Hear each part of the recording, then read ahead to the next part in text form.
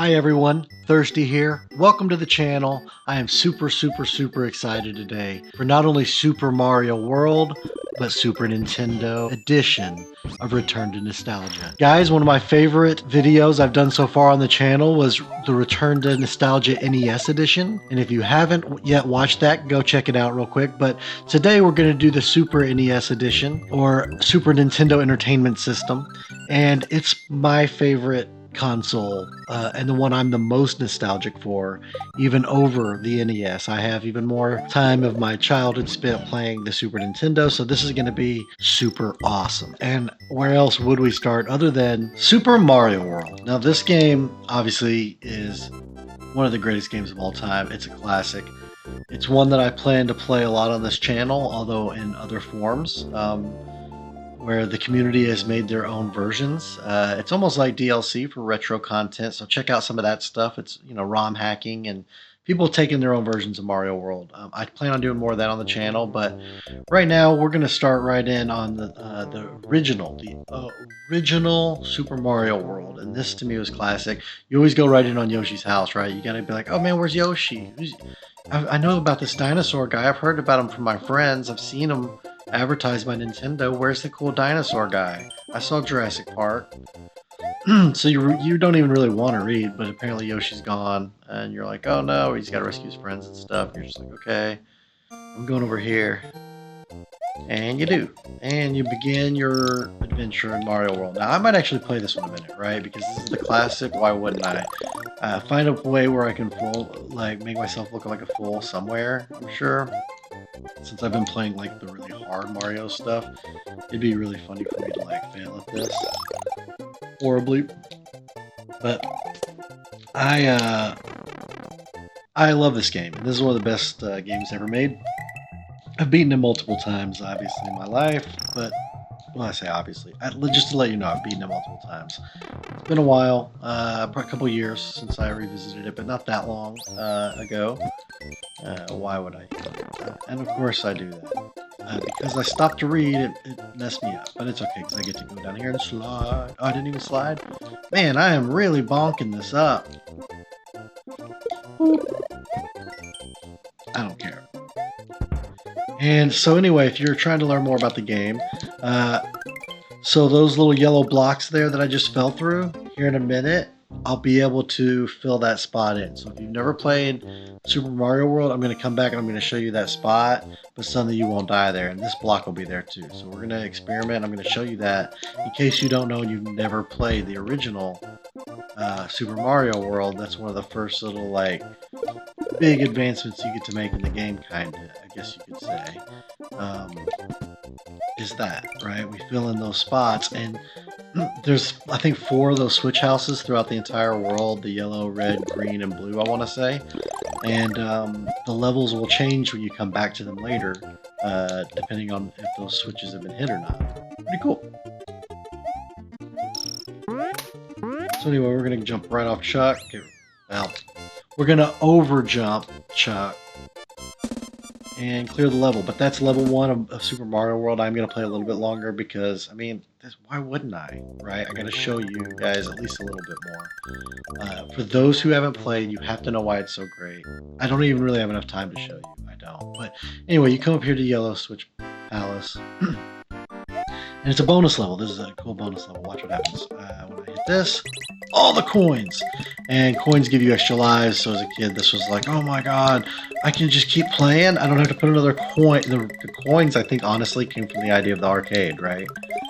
You know, as a kid, what you have to do to play more of the game, you put coins in. So Mario collects coins and he can keep playing. It was a very clever psychological thing, I think, that Nintendo was doing there, but it worked.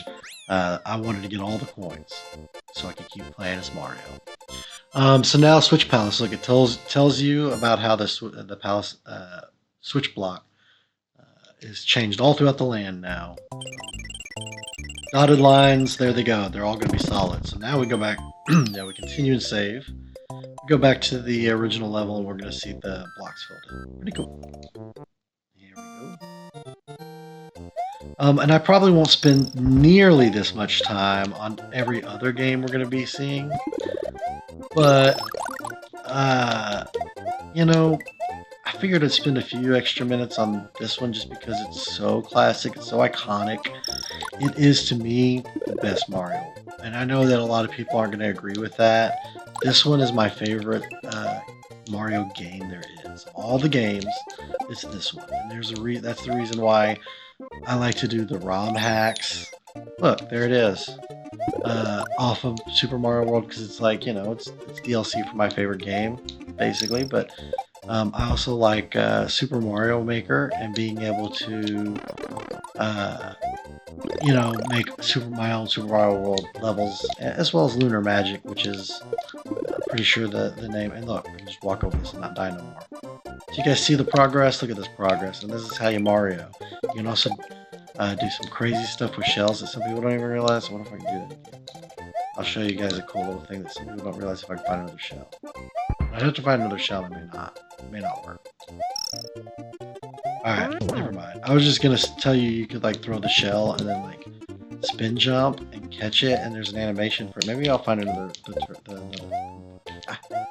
It always looks cool when he's spin jumping while holding something, and that's what I was wanting to see. But oh yeah, okay, here we go. Oh god, I'll never get up there to that. Alright, we need to despawn it and respawn. Oh man, I could have cheesed it. Oh well. So it's like this, right? Oh, why did I throw it? Alright, I need to hold on to it. Well, where you're spin jumping while holding something, I had to do it in a hack recently. A lot of people don't even, I think, realize you can do this. See that animation right there? I figured it out. The fact that you can spin jump while holding a shell, to me when I was a kid, I had no idea you could do that. No, most kids didn't. Most kids didn't know you could spin jump, and most people, I talk to people today, don't know you could spin jump. And the spinning will let you like spin on a lot of enemies that would otherwise kill you, like the piranha plant here, right there. Anyway, my time is up almost for Super Mario World. We're going to be at the second time just because we can. But yeah, if you guys have never played this one, to me, this is the best. In a sea of Mario games at this point in the game, in the stage, like this is 35 years later, right? When I'm making this video, so it's like you may not want to go back that old into the old archives of Mario. But I'm telling you, this is the greatest Mario. The levels are amazing. The playthrough experience is great. That's 2D Mario. If you gotta have 3D Mario, to each their own. But to me, this is it. This is top tier. Play it now, and then we're gonna roll on to the next game. Teenage Mutant Ninja Turtles 4: Turtles in Time. Oh my god! Now I am definitely nostalgic for this game. This and again, this order that I'm showing you guys these games, it's just my own brain's memory of the games I'm nostalgic for, kind of going back to like the first games, right? So obviously Super Mario World's kind of at the top, but this game was one of the first I remember as well, because it came out in '92. As you can see, that's right when I got my Super Nintendo, and my friend and I had played this game, and it made me want the Super Nintendo so bad, because I only had the regular Nintendo, the NES, up until that point. You got a couple options here. We're just going to hop right into single player. But yeah, this was actually an arcade game ported over. There's different versions of it. And I absolutely, positively loved this game. This is probably one of the best Ninja Turtles games ever made. Personal opinion, but yeah. So I actually had the arcade one-up cabinet of this as well until recently. I did sell it, but I love this game a lot. A lot. Okay, so I'm going right in with Donnie. Okay, so Donnie's got some reach, and I like Donnie for that. So the thing is, this was iconic to me because obviously you can play 4-player on the arcade. Now, most of my friends didn't have a way to play 4-player Super Nintendo, let's be honest. Most of us didn't really have a way to play 4-player until N64 came along, and I got flattened. You want to see a flattened turtle? This is the game for you. Alright, so when you go into the arcade, it was like so cool. This was an adventure with your friends, and the fact that it went through time. Suddenly, it wasn't just Shredder. right? Suddenly you're picking up enemies, slamming them back and forth. This is way more fun and way more chaotic and just action-packed. By the way, the pizza gives you a 1-up, or not 1-up, but extra life, so or fills up your life gauge, I should say. So sorry.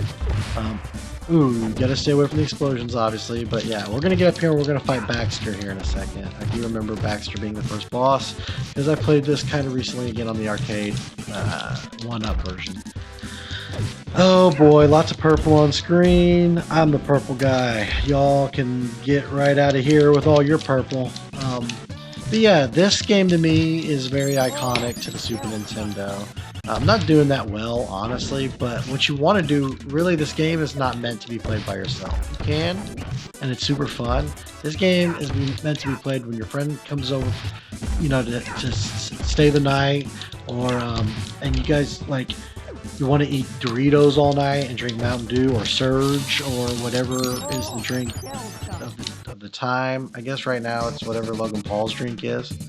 We get the boys together, play this game. I'm telling you, it's one of the greatest Super Nintendo games you can play. Try it now.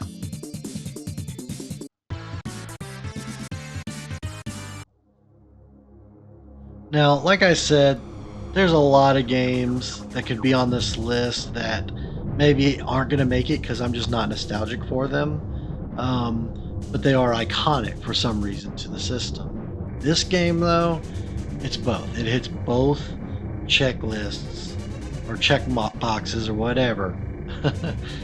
Star Fox for the Super Nintendo. Polygon and graphics, maybe a little outdated now. 1993 though, this was pushing some boundaries. And the next game I'm going to get into is probably going to be a little bit of the polygon as well. Similar era. But to me, at the time, this was top tier. I was like, oh, well, we can't get any better because I'd been playing NES, right? So I got to relearn just for a second. I can change view. I probably won't do that too much. The boost. No, it's been many years, you guys. I beat this many times as a kid. It's pretty much the same kind of on-rails experience. You're just trying to, like, you know, shoot a lot, survive. But the cool thing is there's lots of hidden paths. We're going to go right with it. I'll remember, just don't shoot the bomb. Yeah, that's my blasters. I only got so many bombs. So it's pretty cool because they give you the little, like, the little area. There's actually a really good way for you to learn controls. Instead of throwing you in and being like, oh god, what do I do? And then you get nervous and then your ship crashes and you feel like an idiot in front of your friends. Look at this. This is pretty perfect. Yeah, so the cool thing about the roll is it doesn't tell you this, but just so you know, if you're going to play this for the first time, you can hold L and it does that, but if you double tap it, like hold it and keep tapping it, you're going to actually roll. So it doesn't tell you that, and at first you're like, well, that's not rolling. Well, that's what it is. But yeah, you can boost and all this, break. So I slow way down, see how close I got to the screen. Shoot, and the bomb, you're obviously going to have so many of. I don't want to change any of this. I'm going to keep the original. So anyway, yeah, we're going to push to exit. We're going to go right into the game. I don't want to do training. Yeah, so this was one of my favorite games. I played it a lot. I don't remember my favorite route. We're going to take the original right down the middle route. But yeah, feel free to play this game yourself and check out the other routes if you've never played this game. It's so good. I promise this game's good. There's a classic line everyone likes to quote, do a barrel roll. And I can't remember if that was from this one or that must be from Star Fox 64, which we'll obviously cover, I would say, in the 64, Return to Nintendo 64 version of edition of Return to Nostalgia. But yeah, I think that this one is a classic. Now look at this. These polygon shapes, my goodness. Oh my, this is hitting a certain nerve of nostalgia for me right now, I'm not gonna lie. So obviously you only have so much shield. You got a team, you got Falcon, I think, or Falco, and you got Peppy, I think, and then Slippy or some shit. And yeah, so anyway, yeah, I see these enemies coming in. I don't want to shoot my friends. I want to, there's stuff to do. Okay, we missed that, but that's okay. At least we didn't take damage. Oh, God. I am not doing good. It's been so long. Not gonna lie, to me, the N64 one was better. but it's only a slightly better version of things, right? I mean, I say slightly. It's actually improved in a lot of ways. It's not just polygons anymore. There's actually like a world.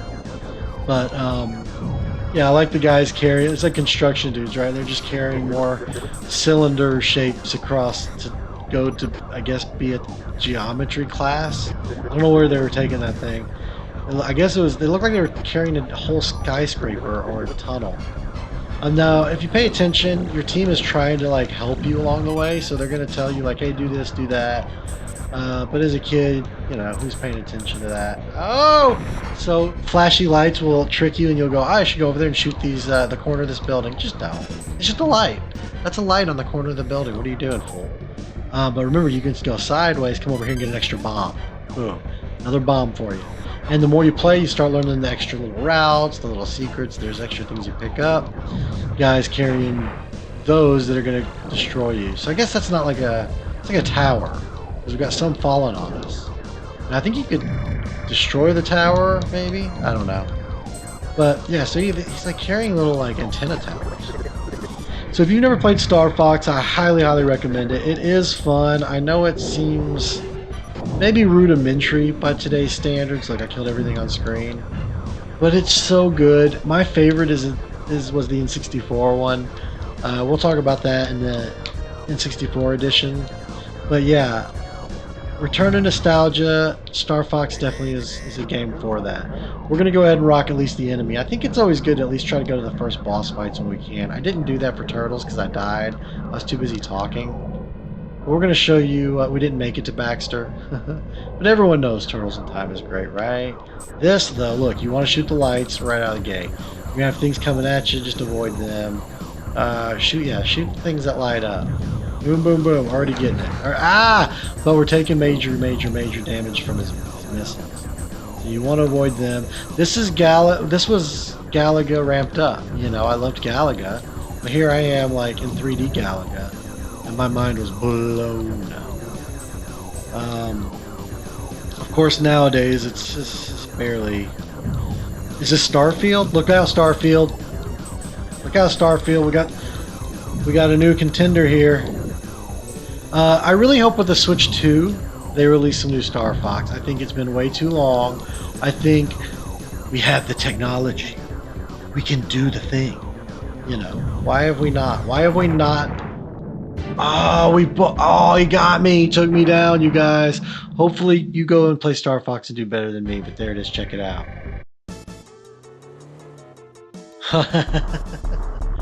Stunt Race FX. All right, hear me out. There's a lot of games on here that people are not going to be nostalgic for that I am. This is one of them. Me, my brother, and my friend Hunter played this game a lot as kids. It was so fun to us. And it's you know, it's polygons. Look at that. This was at the time, hey, we're moving from the NES to this, guys. It was a whole different world. As a kid, I thought it was always best to pick that, right? You go faster, but then you learn, I want to start out with the coup, but you do unlock new stuff as you go along. Ja is up in here. I tried to actually, well, you can imagine, I tried to put my name in, but it didn't go well. Me and my brother, or me and my friend Hunter, we would race each other in this. We try to outdo each other's best times, all that. I haven't played this in 30 years probably, so this is going to be interesting. So, but keep in mind though, and we'll get to it here in a minute, but you had like Super Mario Kart, which was fairly rudimentary, and then here I'm seeing like a 3D world. Like my brain, if I squint enough, was seeing a tree back there. There's a bridge we're going under, because you go under bridges, not over them. But the thing I loved about this was, again, it felt like everything was really changing. At home, I was playing, and honestly, I'm not gonna lie, I'm playing this in the Steam Deck. This plays 50 times better than it does on original hardware. Go play it right now. This is a whole new game. Oh my god. I could actually try to go through and beat this game now. I want to go through and try and beat this game in emulation because This is playing fast. The hardware could not keep up, you guys. Super Nintendo, this thing played at 3 frames per second, maybe 2. This is insane. Yeah, play this on emulation. Don't play Stunt Race FX on original hardware. It can't do it. It can't keep up. Do this. This is awesome. This is like a whole new experience. I'm kind of shocked it can play this well. Anyone who has played this on their original Super Nintendo knows exactly what I mean. This game does not run well on a Super Nintendo, so I'm actually very impressed. This is one of the cool things about this video series, is when returning we discover certain things like how well a game I thought would only ever run bad actually can run. And now it makes me want to play through and subject myself to the weird graphics for longer than just a few minutes. But yeah, we made it to the goal. Third place. It could be better, it could be worse, it could be much better, but you know, hey, I'm not trying to like win all these. I'm just trying to show you guys some of the games that I'm nostalgic for.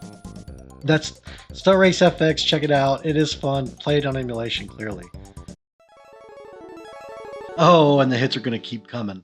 I'm telling you, this one, everyone I think is pretty nostalgic for, or a lot of people are. Look at that. Just that alone should do it. This is Disney's Aladdin.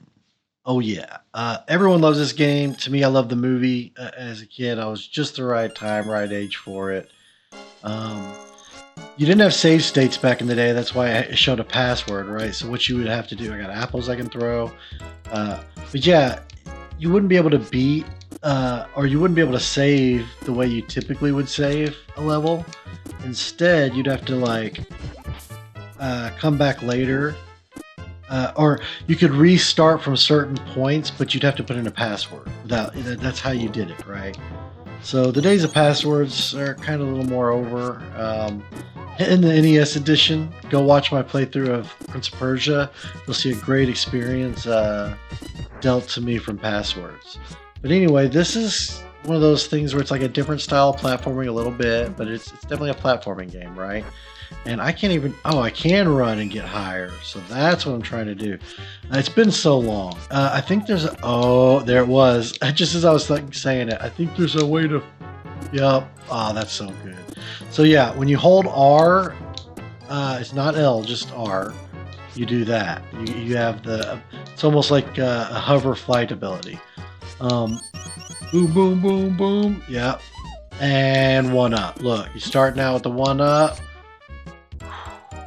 And hovering all the way to the end, or close to it maybe. You still got to avoid all these traps that are set for you. And this part kind of reminds me of another game that we're probably going to get into. But it reminds me of Lion King a little bit, and where you're having to like flip around off the damn monkeys, the puzzle that's so horrible. But yeah, this game's awesome. Some of the level change up is really cool. So at a certain point, we're not going to get to it because I'm only going to play a few minutes of each game. But at a certain point, you get to like the magic carpet ride through the hidden temple or whatever that has all the treasure, and it is like not easy. But there's some fun levels, like bonus levels, and all the stuff with the genie is amazing. Look, they're so kind that you could keep dying over and over because you get extra lives. So kind. Definitely not like the Kaizo Mario I've been playing too much of lately. But yeah, as a kid, this was what everyone wanted to play. To me, I love the movies. Robin Williams and the whole cast did a great job. Gilbert Godfrey as Iago. I'm trying to remember who all else was even in that movie, but yeah. Robin Williams obviously kind of always stole the show a little bit, and some say he stole the jokes as well. I'm not going to get into that. Robin, to me, was iconic. He did things no others could do, and I think sometimes when he did things, it's a stream of consciousness. Sometimes you wouldn't even realize that what he's saying in that exact moment that he's suddenly pulling from that's funny to him in that moment was something he may have heard before. I don't know if that's the case or not. I still love Robin despite those kinds of allegations, because I didn't know the guy, and he definitely, it's sad that he went the way he did. It's sad that he's not in this world at all, right? But man, I'm telling you, he did something special with the genie and with pretty much any character he took on. So, yep, go watch the movie and play the game for this one.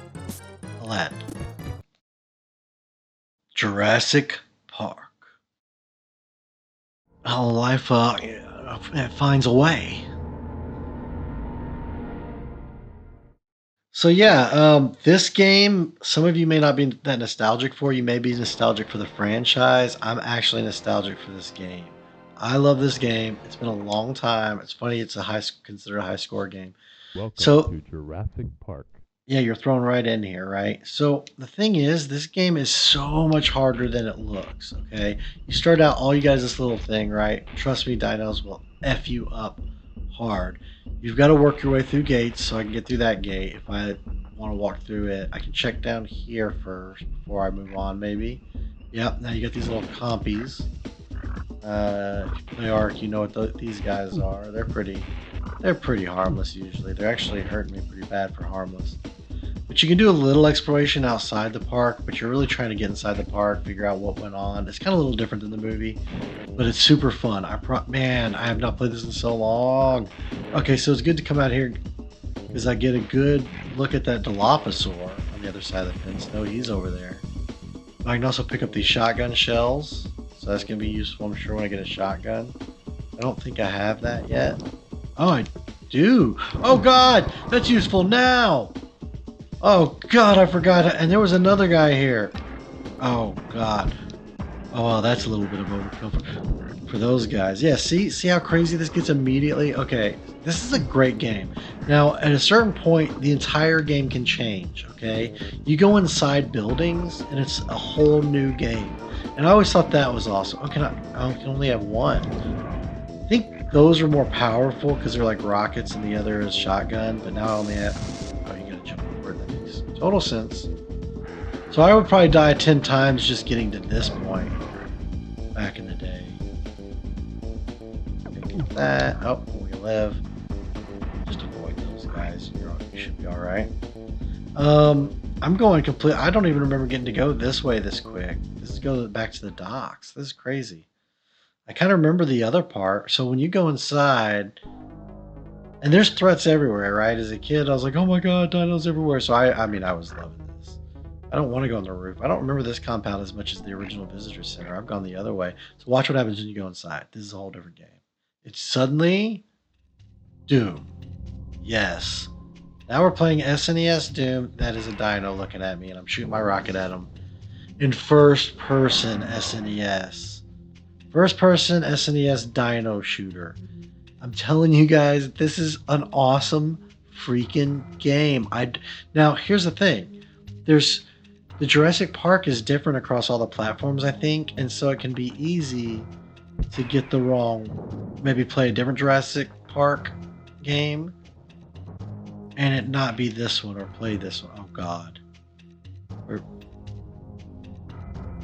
I don't like the way he's looking at me and I don't have a good way to shoot him. This is it though. This is when it all I actually got him. You just have to walk backwards as it happens. Okay, I got a battery. Night vision goggles activated. So, I could get into this. I could actually go through and try to play this on the channel and beat it. I loved this as a kid. This becomes a maze, and it does get difficult. It really does get difficult. I mean, it's no picnic right out of the gate, if I'm being honest. Sound like Freaky Jason. There's just the doors closing. Alright. Alright, we found a terminal. Anyway, you can see this game is like way cooler than I think it looks on the surface. There's a lot more to it. And I would love to play this on the channel. Let me know what you guys think. Would you watch me play more of this game? I would probably play more of this game on the channel if you guys were down for it. But I don't know what I'm doing here, and I'm just going to exit out. Yeah, Jurassic Park. Thirsty, we had a good thing going. You were showing us movie franchises we love and games to go with them. What the hell is this? SimAnt. I actually am super nostalgic for this game. I spent hours playing this game, and I promise you, it's a good game. I know maybe it's a little basic by today's standards. We'll jump into a scenario. Because that's going to be full on a little bit. You can see there's so you start out maybe in a garden or we're at the park, right? And it's basically you're a black ant probably or a red ant, I can't remember. Yeah, you start as, oh, I'm a little yellow worker guy. The colony currently needs more food, so I'm going to go up and try to find some food and hope I don't die, right?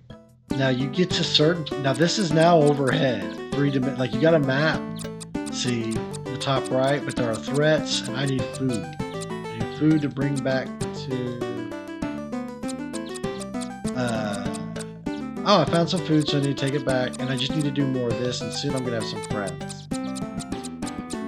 Yeah, the black ones with wings there, they're my friends too. So anyway, this game seems super simple, probably making you guys all click away at this very moment. No, I wasn't trying to recruit 5. Release all. There we go. It's like ARC. Okay. How do I release food? Oh, there we go. Alright. Anyway, so you can actually start. That's what I like about this, right? I got all this room. See the map and how much I'm moving? It's like Dig Dug all of a sudden. I've got all the space, right? I can dig. Hey, who needs Minecraft? Look out, Minecraft! I'm going to do that for all the games that have much more advanced modern counterparts. But yeah, so to me this was super cool. I don't know, man. I mean, SimCity was one thing, but I actually probably spent more time with this. Now here's some good food. This is what you want, this crop, right here. I should just get some just by going over it, or do I, yeah, get that one. Oh, I actually ate that. Oh, so now I'm stronger. I can't remember how it all works. I know it looks really lame, but you get into these wars, like ant wars with the red ant colony, and I'm telling you, it's a fun game. I spent a lot of hours with it. There's some levels that are inside a house, so you're like climbing on carpet and stuff.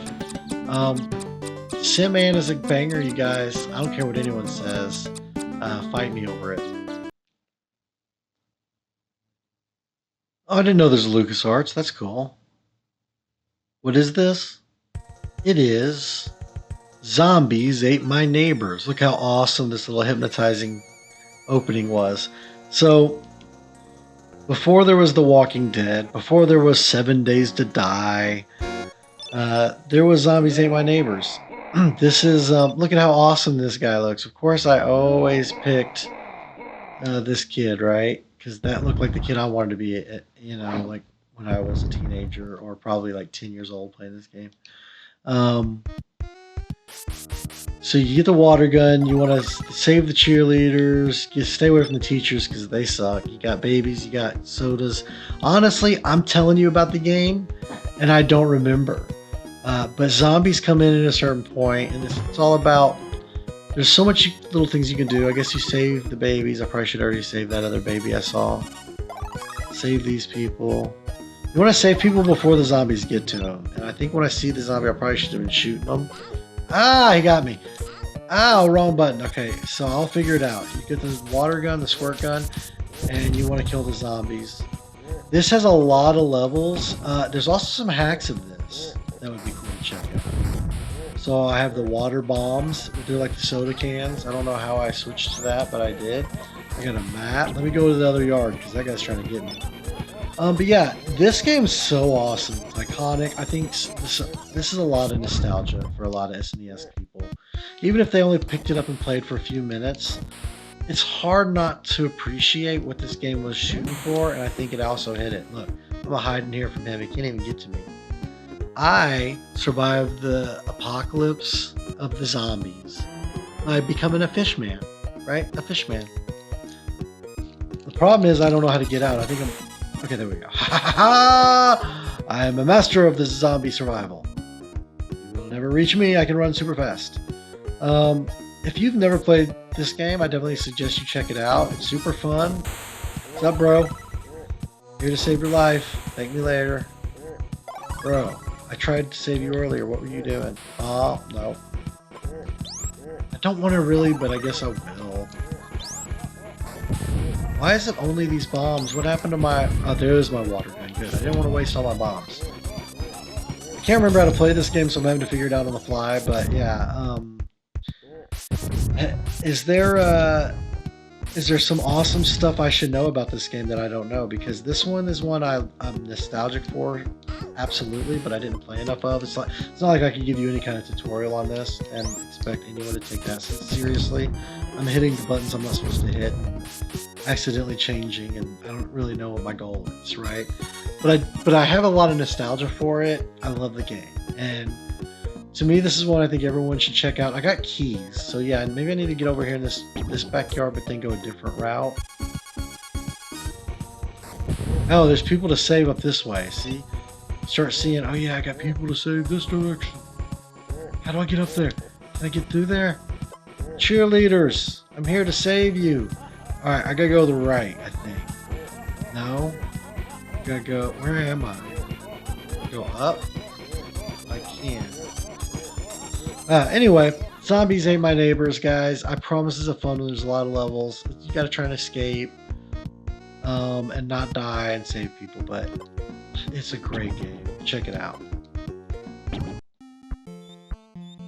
Ha ha ha! Look at how classic this is. Old school, they would say. Donkey Kong Country. Yeah. So if I'm gonna show you some more obscure games that I'm nostalgic for, I'm still going to be showing you some of these bangers that we all know and love and grew up with. At least the ones that are considered the Nintendo classics and stuff, right? So this was taking Donkey Kong from arcade to something more than that. I remember you could always go back. He has no bananas, right? He doesn't have the horde. But the more you play the game, this area builds up. Boom. So anyway, it makes you want to get more bananas. Now those three wouldn't be in there, but we can throw that. I'm trying to remember. Oh yeah, there's Diddy. So you can swap between them, I think. How do I do that? Yep, boom. Diddy's the man. If everyone doesn't know, Diddy Kong, not the other Diddy. We're not gonna go there. But no. But yeah. So the point is to get all the bananas and get to the end. It's kind of like Mario, but there's a lot more secrets than that. You have friends that help you, and you have some really, really, really cool levels and level design. And it's very difficult platforming. The second one's even harder.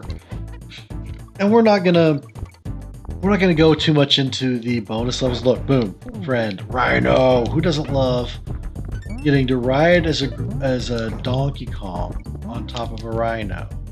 I think yep. That was weird. He unlocked it, but then it like sealed back up. That was so weird.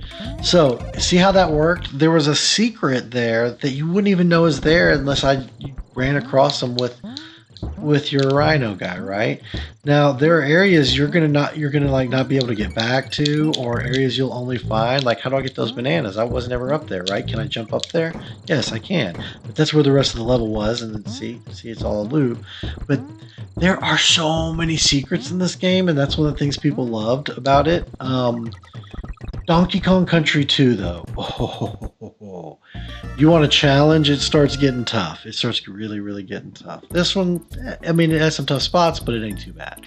I think this one's a good entry into the series, but it was definitely a great way to take Donkey Kong, not only give him a new pal with Diddy Kong, because I don't think Diddy Kong was in anything before this, but also like, you know, to take him out of the arcade and that general classic, almost Wreck-It Ralph or Fix-It Felix kind of game, right? Into this style of a game, the new age, and the graphics. Oh man, these graphics to me still hold up. This is super fun. It looks good. I mean, the Super Nintendo really was a step up in a lot of ways from what the NES could do, and they were showing it off as much as they could with this game, I think. Damn, it's up to you. It's up to you, little dude. Get your buddy back. Yes, see? This is a super, super fun... so, like, here's the thing. Some people talk about co-op and how great co-op games are. But there's a category that is never mentioned, and maybe this would be a fun video series to do. But there's a category that's never mentioned, which is games that are fun to play, that are really single player games more, but are fun to play as pass the controller back and forth style games, you know?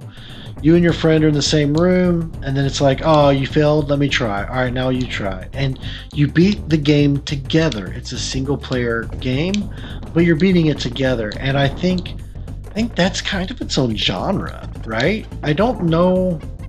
I mean, it's not really a genre, but I mean, it could be a series, and there could be even like games maybe that used that gaming philosophy in the development. That would be cool. Anyone out there developing games want to jump on that. But I just feel like, of course you buzzed me. Donkey Kong, that's all I'm probably going to give you on it. I'm not going to probably jump into any of the sequels. We've got a lot of Super Nintendo games to cover in this, and I feel like I'm just getting started, and I'm already going to run out of voice. But man, this is a great game, and I would love to see. I would love to play some more on the channel and kind of revisit more of the game and actually try to play through and beat it, and not just like do this little return to nostalgia version where I just skim the surface. But I tried to be a cheeky monkey and avoid them. It didn't work. Anyway, Donkey Kong Country, guys, check it out. It's hard to deny. Krusty's Super Fun House. Yeah, I was never great at this game, but my friend had it growing up, my best friend, and so I played at his house a lot, and I always thought it was awesome. Anything Simpsons I thought was awesome. And this one is interesting because it doesn't say Simpsons Krusty's Super Fun House. Like, you know, the name will be Hi Kids.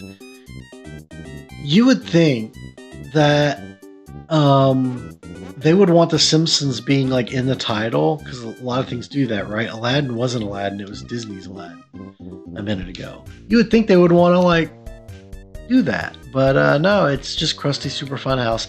This is definitely better than the NES version, because geez, that one was felt really rough. But yeah, oh yeah, you can't get on the sign, of course, but yeah, you can jump a damn mile. This is almost like a Lemmings kind of situation. Bart's over here with this machine, and I got these little like itchies. Is that itchy or is that scratchy? I don't know. And I got to figure out a way to make something happen. And as a kid, you want to talk about a difficult puzzle. I'm changing the music with that button. That's weird. Okay. I couldn't figure it out then, and I can't really figure it out now.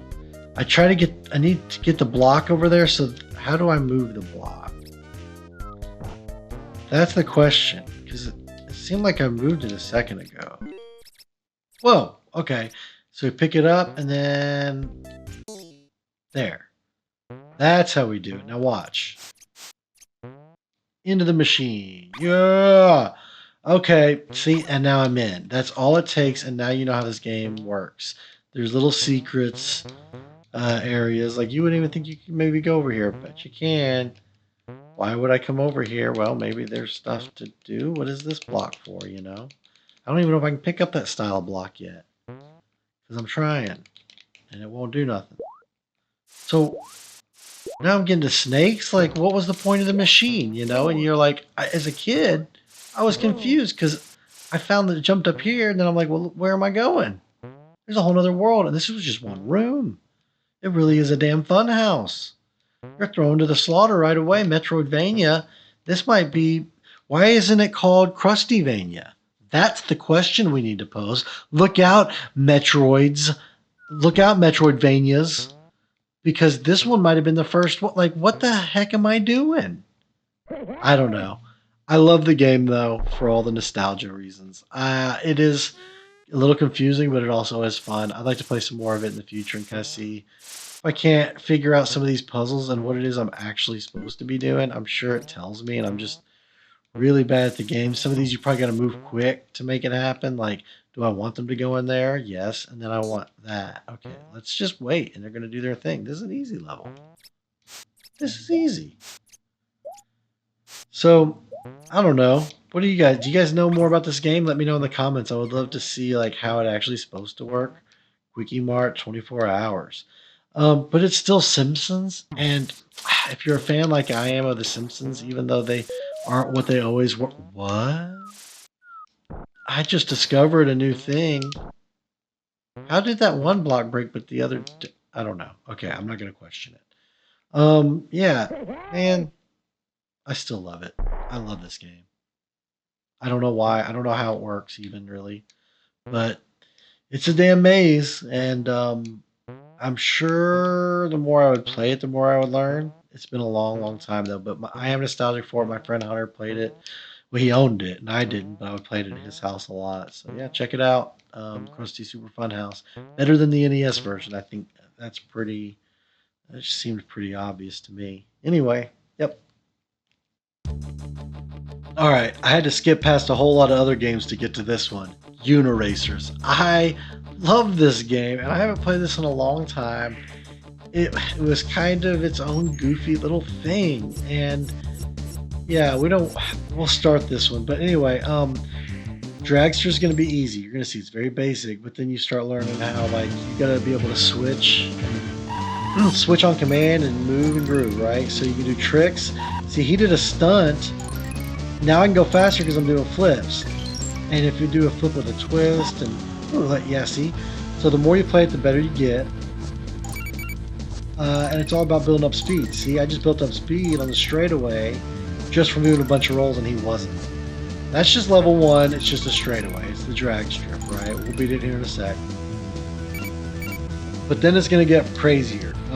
Did anyone else have nostalgia for this game? I love this game. I thought this one was awesome. Now we're gonna skip on to Monster because why wouldn't we, right? We don't mess around here. All right, here we go. Let's beat it. We got the biggest race of our career. So I didn't practice any of these other things. I forgot about the twists. Okay, see how crazy it gets? Jumping right into the monsters. You'll have these levels get so fun. They really do. I haven't played this in a long time. It's so different. I apologize if I say that every video. It's going to be a natural thing for me to say. I haven't played this in a long time. But there are some of these I've revisited more frequently than others, and this one, it's been a minute. I haven't owned this one physically in many years. I didn't used to own it. Oh, that was the wrong way to do that.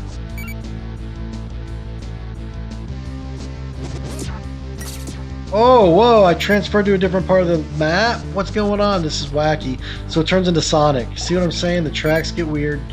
The more tricks you can do, the better you are, but... Oh, I'm on my lap too. Anyway, yeah, this game, I honestly don't remember enough, but I think you unlock more like stuff and you can make your own tracks. Maybe it seems simplistic by today's standards, but this one has a special place in my heart. Uniracers, if you've never played it, check it out. I think it's awesome. And yeah, I mean, unicycles don't get enough love, right? They need more of their own games, maybe. All you unicyclers, hit me up in the comments. I know you're out there.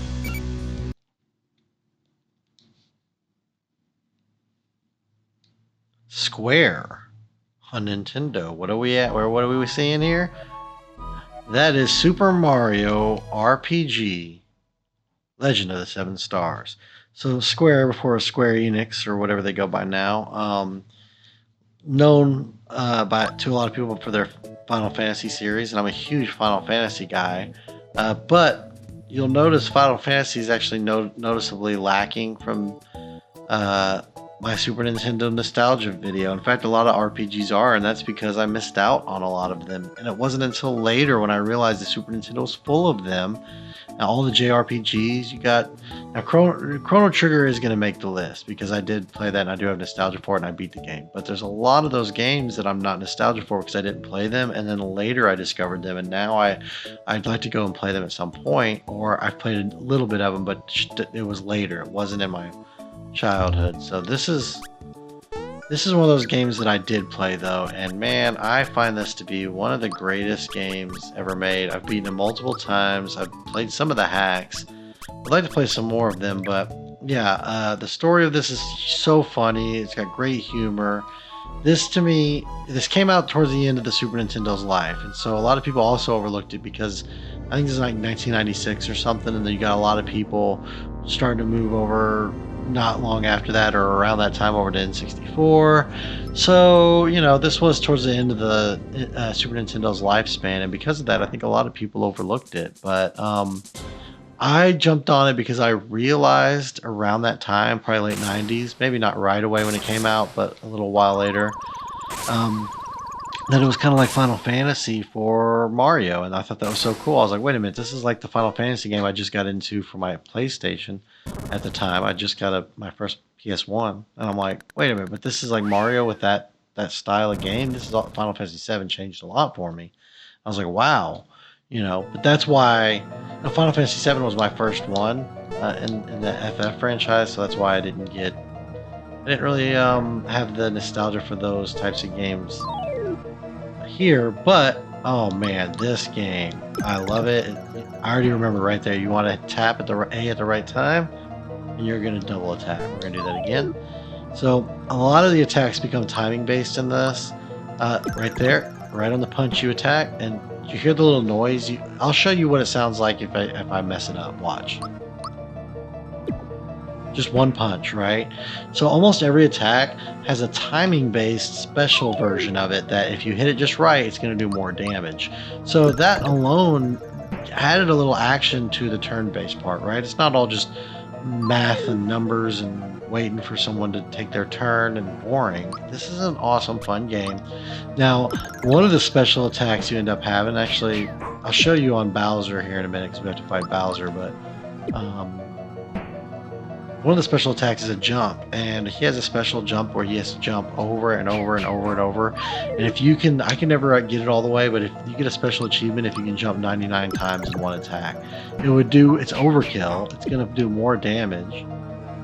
Now also, I have a defend. Well, I defend the same thing. Now look, I can use items, but I don't have any. I could defend right here, like I was saying. I could try to run. You get specials like my jump, but I'm gonna wait. I'm not gonna use up all my jump yet.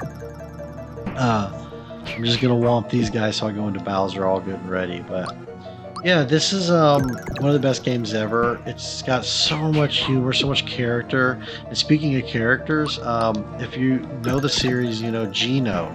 Oh man, Gino is awesome. Gino is one of the best characters ever, and I'm still waiting on Gino to have more. Oh yeah, let's fight a fire guy. They popped up trying to fight. There's one right here. Can I fight him? Can I fight you? I want to fight you, fire guy. Maybe you can't fight the fire guys here. I can't remember. But Gino is an awesome character that's introduced in this series, along with Mallow. People don't even remember, but hey, like everybody's like, hey, bring Gino to Smash Brothers and stuff. It's like, well, what about Mallow, man? So there's some great characters in this that I wish were shown more love in the Mario world. And I get why they're not, because they're not canon to the normal Mario story. This is an odd story. But man, this is one of the best games ever. I promise. You just have to see it through. It seems slow and boring at first, maybe to you, but I'm telling you, the story is great. It's so funny. And obviously I can attack Bowser, but really I should be attacking this chain. I'm gonna go ahead and jump on Bowser though, because it's so fun. I clearly hit that at the right time, but I don't know. Let me jump on this. Yeah, you can hear it do the little doodle, but I don't think I've leveled up enough to a point where I could actually do the like 100 jumps kind of jump. I think right now I can only do regular timing based. Hit it at the right time and it hurts an attack. So you know you can bring Bowser down pretty quick, and then you're on to the story. I could sit here and play through this in whole game, but that would be for another video, right? But I am super nostalgic for this. I love this game. I want to play through some more of the hacks. It seems like that hacking community has grown a lot in recent years. What'd you guys think of the remaster for the Switch of this game? I didn't play through it. It sounds like a lot of things are sped up, which is probably a good thing to allow getting through some things, like little tedious things, a little quicker, the fights or certain choices, certain menus. So I'd like to play it at some point maybe, but This to me is original. I've played it multiple times. It's one of my favorite games of all time, start to finish. There's nostalgia all through this world. There's so many cool levels. I mean, I'm only showing you like this little intro. I guess I gotta get past this intro, right, and show you guys. Funga! Foiled again! So, we get to have our little, oh, you tried to save me, Mario, or you did save me, Mario, but, you know, look, here's all this and this happens, right? So I said tried to.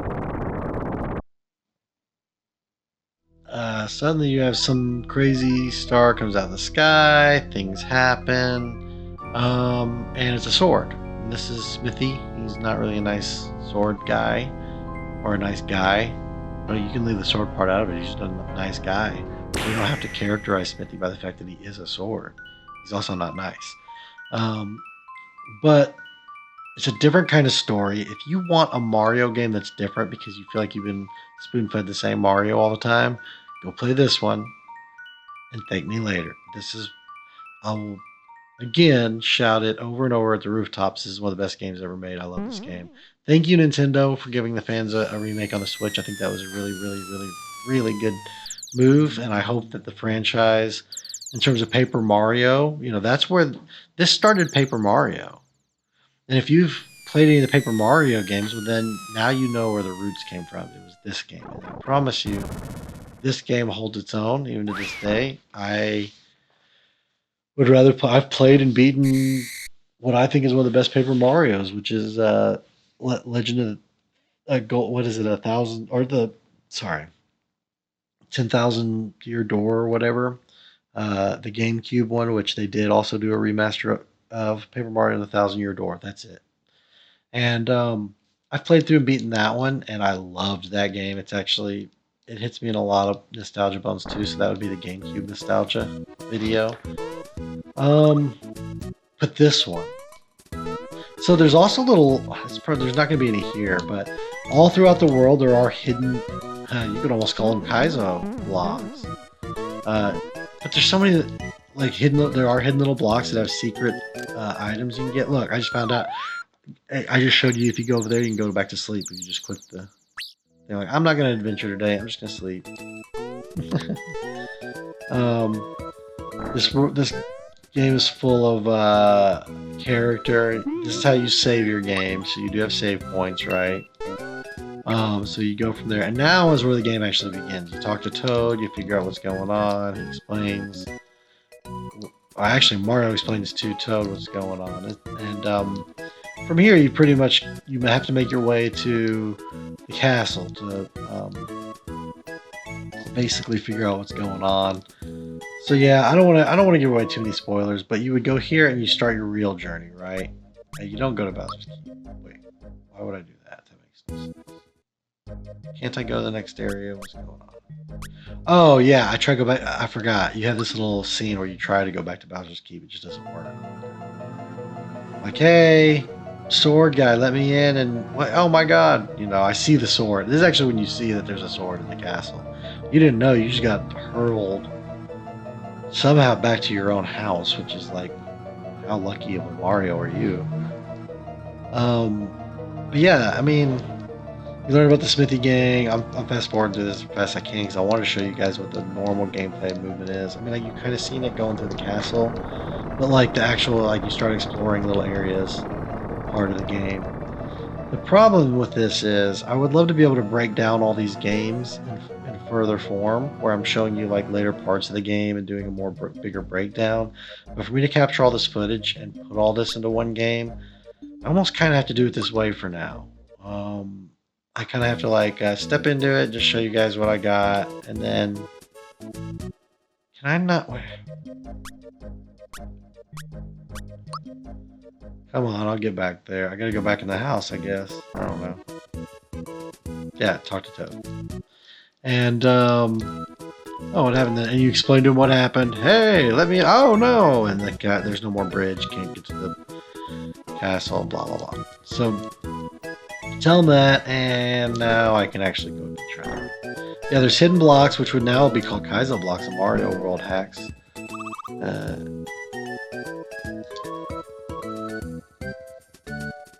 So yeah, it teaches you how, like, you know, mushrooms can... Of course I do. I know how to use items. So it teaches you how to use items if you don't know. I'm really going to probably show you more of some of these games than I probably planned. This might be a really long video, but guys, I really love this game. Alright, but really I was just wanting to show you this next area so you can kind of see, like, past the opening, and we're really still kind of in the opening. Alright, from here you can actually start fighting. So this is how, like, you know, your exploration would go. You'd maybe go fight a Goomba.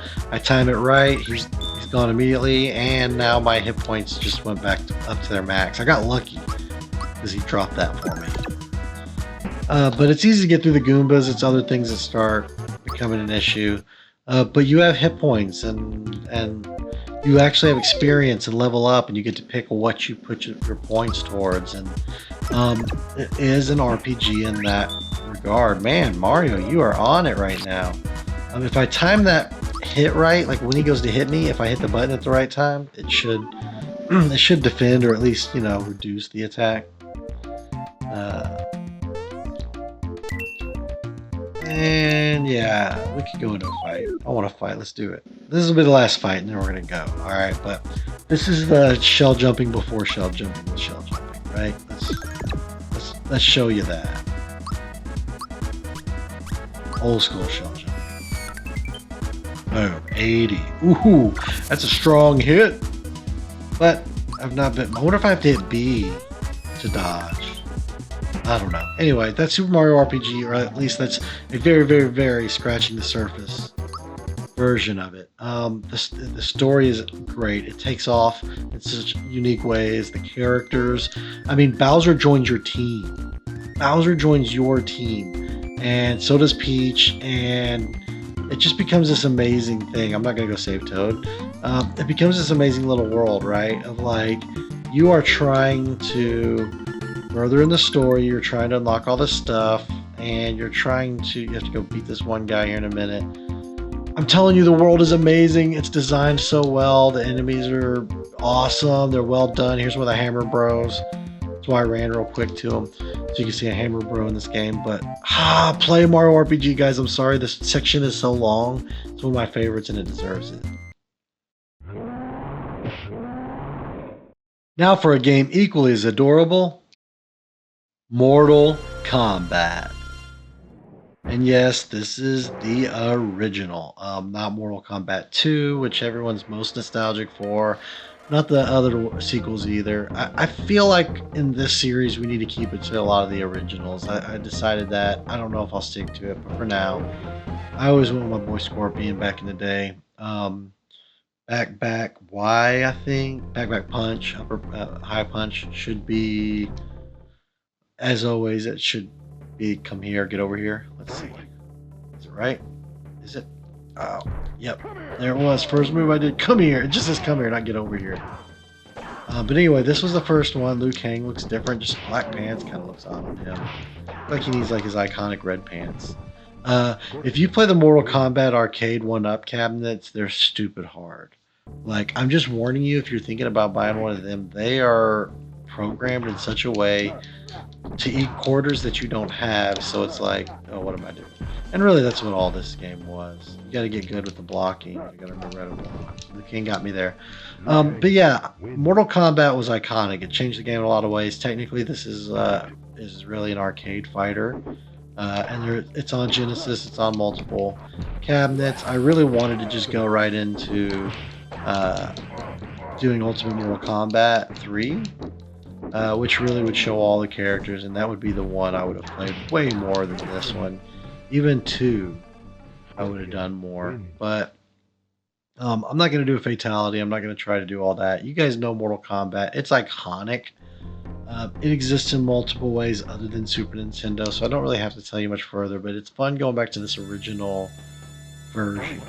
I do think the Super Nintendo, wasn't it nerfed in terms of the blood compared to... Yeah, it's not really blood flying out of them when I punched them, but on Genesis, the blood was ramped up. However, I'm pretty sure the sound is better. I'm thinking every other way. I mean, you got 4 buttons. You got way more buttons than just even the 4 versus the 3 of the Genesis. You just had more buttons, which made... oh yeah, that move. That's right, I remember how to do it too. Boom, let's do it. Yep. That's back, down, back, Y. And then back, Y should pull in the... get over here. Come here. Oh man, it plays way different. I forgot just how basic the original is compared to 2 and 3. It's a little slow. I just played through. I've beaten a lot of the Mortal Kombats in my life. I really liked Mortal Kombat 11. I really liked the newest one, Mortal Kombat 1 even was very fun. So yeah, this one's the original though. So to go back to it, it's definitely nostalgic. Definitely hits all the right nostalgia muscles, right? So what's your favorite Mortal Kombat? Because there's so many of them. They go across every platform, and they've got different styles now. There's been all the movie branched off. Like, I am super Mortal Kombat guy. Down up does it work? Ah crap, I couldn't even go into it. Down up usually teleports for him, I think a little. Teleport. It's been a while since I've really done much Mortal Kombat, so I'd have to get back into this style. And speaking of this style, we definitely have some Mortal Kombat clones and rip-offs coming in on this video later on, but you know, why not? I figured why not at least get my ass beat by Sonya, who holds her own. But also, yeah, this game, first of all, this game introduced fatalities. And the fatalities, they were a whole different thing. No one had ever seen that, right? Where you didn't just fight your enemy, then at the end you disrespected them in a very violent way. And oh, this level's the pit. You can knock a character down into the spikes below if you do it right. If you have the right type of fatality. Let's see if I can get lucky. That would be insane. It won't happen. I've not played enough. It's just like anything. You ride the bike, you kind of get used to it. But right now, I don't even remember how to do any of what I'm doing. So I am doing a little more button mashing than normal. But Mortal Kombat is just this iconic series. It kind of started... it started there, like I said, a lot of clones. You got ClayFighter. Well, I'm not going to give them all away. If I can, I'll show what I can in this video. But yeah, I'm not going to show any of the sequels. Let's see. No, son. Dang. It's just. Oh my gosh, it just seems so slow. Why is it so slow feeling compared to all Mortal Kombats? I think. Oh. Alright, I got completely disrespected. That's my Mortal Kombat skills, but it is a great game, especially with friends. The point of this is to play with friends, because one of you is going to win. You know, it's not always a computer. Or you can try and both take on the computer as a team and pass the controller back and forth. So yeah, Mortal Kombat, guys. You gotta love it. It was an originator in a lot of ways. Boom shakalaka! He's on fire! That's right. NBA Jam. I'm telling you, this was the basketball game in the 90s. If you don't know what NBA Jam is, do I even know you? Actually, the odds of me knowing you are pretty slim. I probably don't know you. But if you don't know what NBA Jam is, then I'm going to show you. It is awesome, alright? Like, you don't even have to really be into basketball, I think, to appreciate this game, I feel like. Head to head. Alright, this should just be 2-on-2. And that was cool also. You could basically, instead of saving your game, because there wasn't really a way to save games, but you could like do this where you put in your initials, right? And then it would keep up with what you've done, like your accomplishments, your like career stats, I guess, if you will. That's pretty cool. And I don't know any passwords, so we're just gonna do that. Yeah, it says I have no record, because, you know, I don't have any record on this game save, but yeah, so now let's be honest. If you don't, back in the day, if you weren't picking Chicago Bulls, what were you doing? Now, in this one, I don't think Jordan's even in it, and yet it's still... how do I? Yeah, see, you can swap. That just swaps them two. Wasn't there other? I can't remember. I'm gonna go Bulls, but I feel like maybe either you have to unlock Jordan or he's in the other version. Like maybe he's in NBA Jam Tournament Edition. I can't remember. If you know, maybe leave a comment in the chat. But yeah, we're gonna go Chicago because back in the day, that's pretty much what I would have picked. That or Detroit, but I mean, let's be honest, I'd have picked Chicago. So we're gonna go with Pippen and Grant, Horace Grant. Is that who that is? And yeah. So if you don't even have to be into that basketball. To be honest, I'm not really a big sports guy, but this was such a fun game with you and your friends. And let's see if I can. Okay, I gotta remember how to do everything. Okay, that's gonna. Dude, so this was a really good arcade game. See, they've already got a jump on me. So you do have a turbo. Oh, now I'm gonna get on fire. Let's see if I can get on fire. Probably not. It's been so long since I played this game. But you can get right up in their shit. You can really mess with them.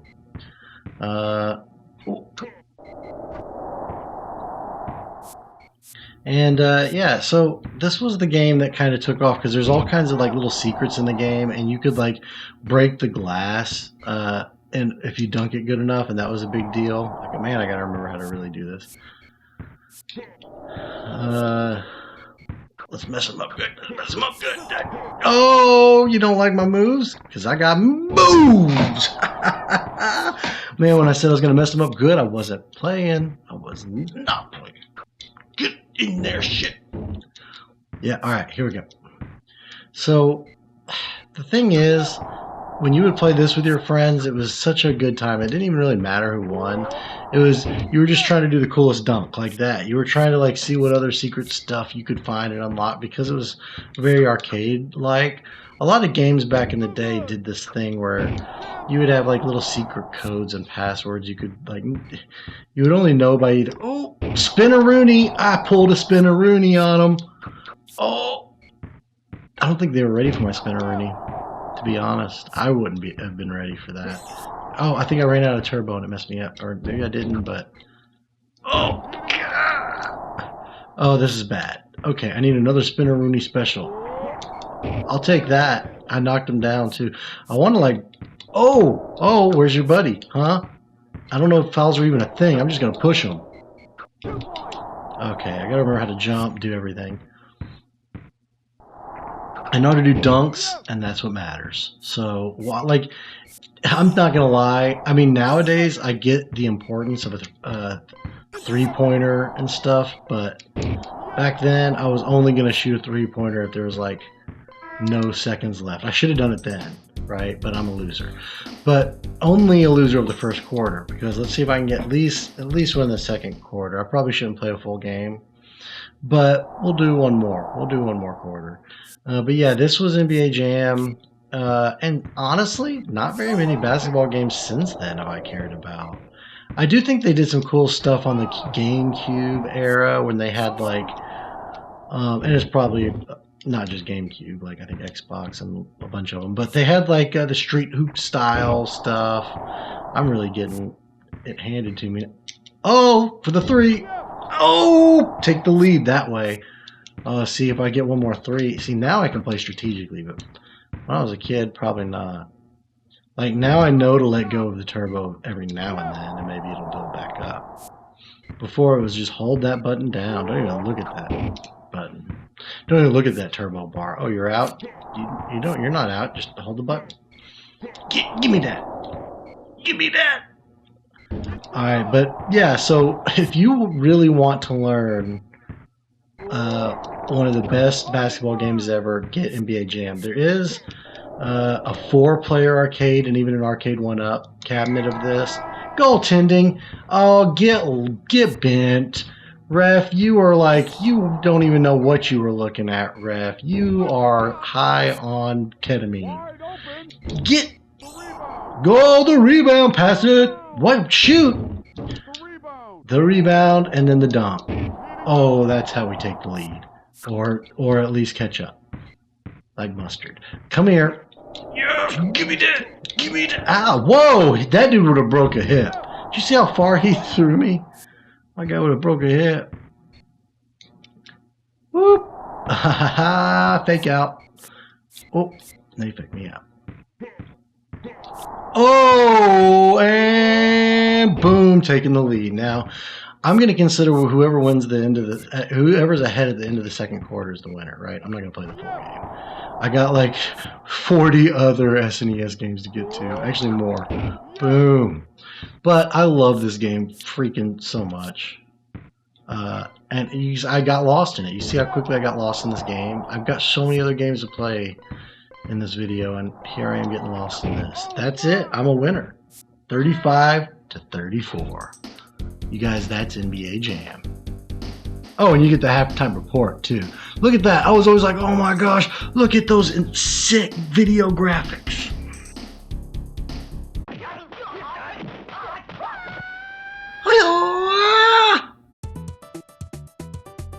Well, they can't all be NBA Jam, or Killer Instinct, or Primal Rage, or ClayFighters for that matter, but what they lack in being a great lesser-known fighting game, they make up for in Shaq, this game. I don't know what that means, but this is Shaq Fu. Shaq Fu is, well, there's, I guess, a story, which of course we're going to do the story. Why would you do the duel? This game was literally a way, look, even Pepsi got involved, was a way to throw Shaq into a video game and maybe see if he was a big enough star to break out of the just a basketball game mold and maybe into an even it's his own thing, right? This game's not good, I'm not gonna lie. It's just really not good. I think there was a remake or something for the Switch and it wasn't very good either. This is honestly a bad fighting game. It's the best way I can put it, from what I can remember. I probably should have read through some of that, but I'm gonna skip through this. I'm doing the story but skipping it. You get to see it. And I remember, I think I used to get my ass beat pretty much anywhere I went, but I remember not being very good at it. What's up? Oh yeah, this was the Michael Jackson character pretty much, I think. What's up, Catwoman? It looks like it's a Catwoman Michael Jackson character or something, if I remember correctly. I could be wrong on that. But yeah, this is the weird Tasmanian Devil, and the controls are terrible, by the way. I mean, this controls so bad. What? It's clunky, it's slow, it's unresponsive. Shaq is not throwing any basketballs in her face, and that's the first thing he should have done. Like, you want to knock a cat off of its paws, throw a basketball right in its face. Every time. If it doesn't see it coming, it'll probably help Shaq. I don't know what that means. But yeah, I'm getting my ass completely handed to me, and Shaq would have probably been able to beat this Michael Jackson cat, but not me. Yeah, so this game was really, I think, a big, huge flop. I think no one really, like, you know, we laughingly would play it, right? Oh, let's go play Shaq Fu. But honestly, I mean, it's more like Schmuck Fu, honestly. And I can't take credit for that name. That is a hack of this game. That someone made years ago, a ROM hack called Schmuck Fu, where they just kind of changed the lyrics or not lyrics, sorry. They changed the text in the game. I don't think they changed much else, but it was like a parody. But honestly, why would you parody this game? This game parodies itself, right? The fact that Pepsi wanted involved in this is funny, because you know they didn't just put, that's my cat. Yeah, you see the cat, lady? Mac, you see that? Yeah. Well, yeah, he wants to see the cat lady. Oh, so it tells me how to do moves, at least. The down forward, then plus A or B would do Inferno Kick. We'll try one more enemy, and then we'll move along. I don't want to just end it there. We'll go right into a duel. We'll not do story even. We'll just do a duel. Alright, so we're going to try, I don't know, Beast, maybe? Or, ooh. Damn, see, some of these characters are way cooler than Shaq. Sorry, Shaq, but like Memphis and Beast over here look sick. I gotta go with Memphis. He looks awesome. Yeah, Green Skull Man. Yeah, so I don't really remember too much of this game. It's not like I'm super nostalgic for it. I'm nostalgic for it in the sense that it's a parody. It's a spoof of itself. It doesn't... It's funny that there was a remake of any type, and I already like this character better than Shaq. Shaq moves so slow like you would expect him to, which is so funny that he's in a fighting game. And, I mean, I guess slow fighters can still be good fighters, but man, this game is just... there was so many other better games out at the time already. I think that's part of what made it not work. You know, you had games like Street Fighter and Mortal Kombat on the scene. You know, oh, I actually won. See, just don't pick Shaq, you'll do all right. Pick Memphis. Memphis is a little goblin brother. But I feel like there were so many other good fighting games at the time, and this one just was trying to cash in on that same like trend at the time that was like taking off. Like I said, Mortal Kombat and Street Fighter was like everywhere. So, you know, it was trying to be that, but it didn't quite hit the mark.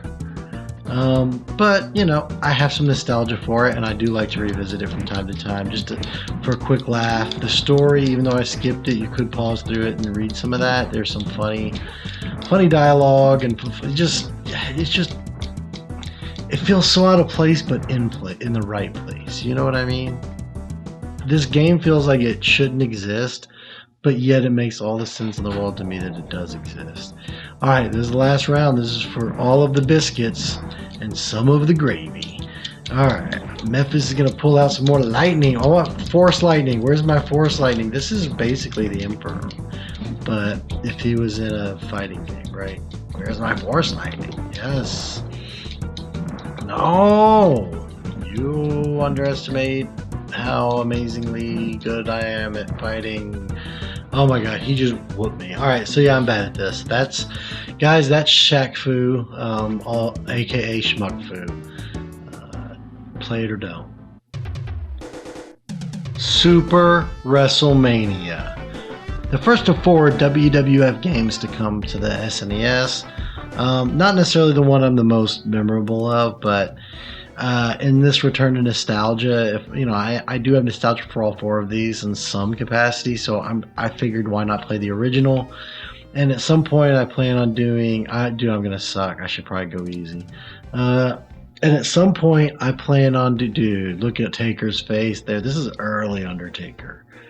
And if you push to the right, you can see more Quake. Dude, Earthquake. I kind of forgot about Earthquake. Holy crap. Hawk.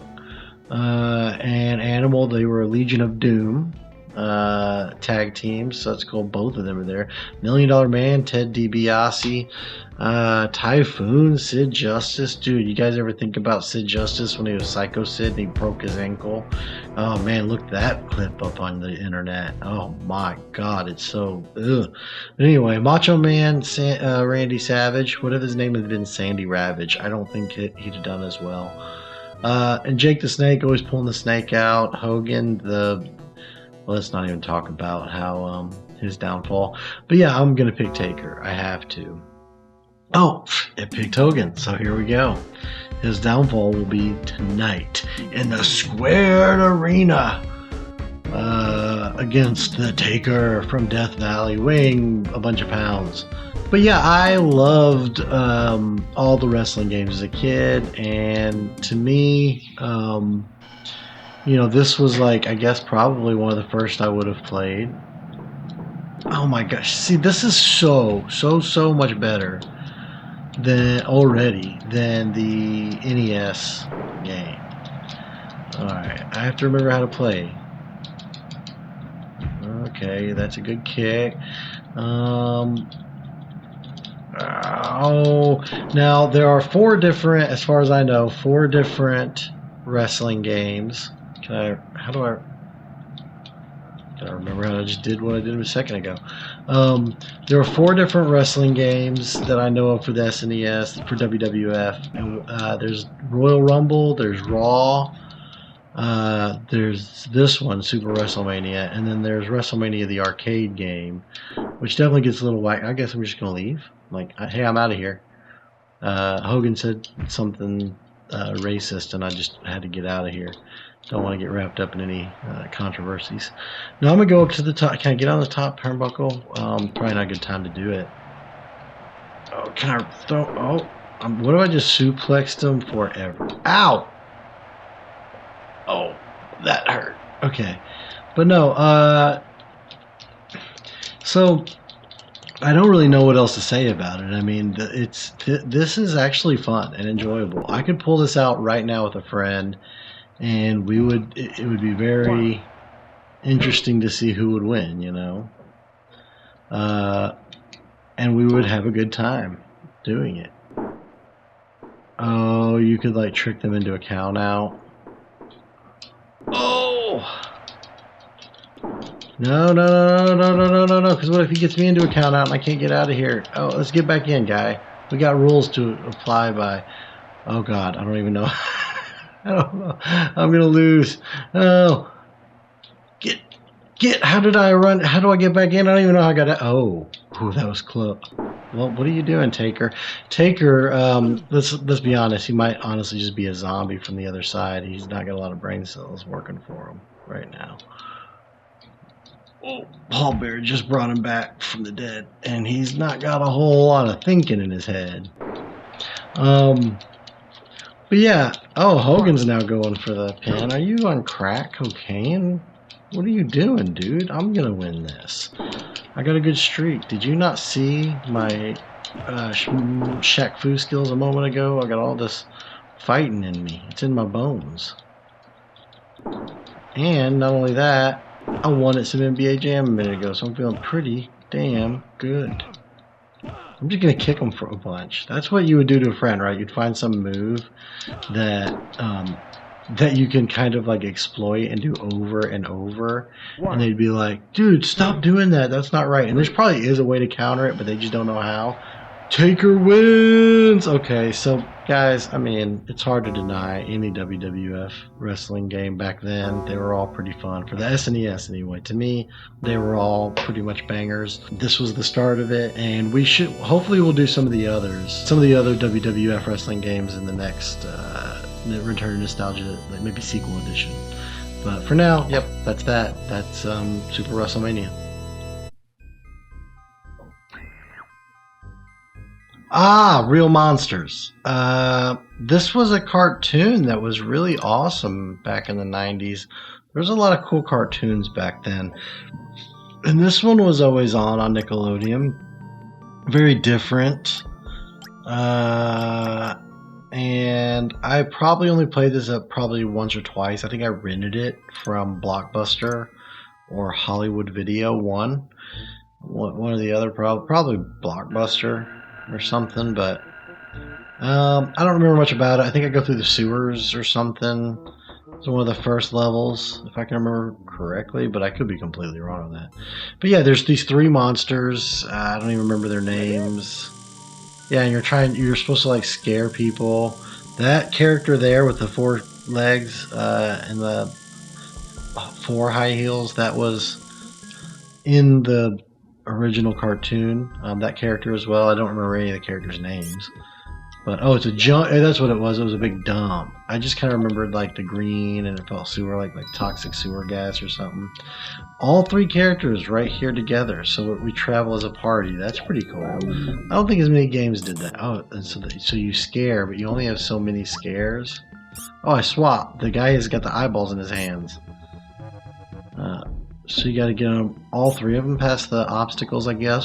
I really, just seriously have no memory of it. Oh, there's a cat down there you want to be... Oh, he can't even jump out of there?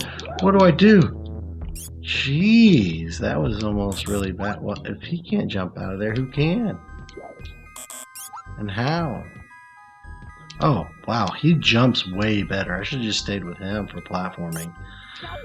Oh god, so just don't fall in the blind spots. Okay, I'm assuming one of them's better with like projectile weapons.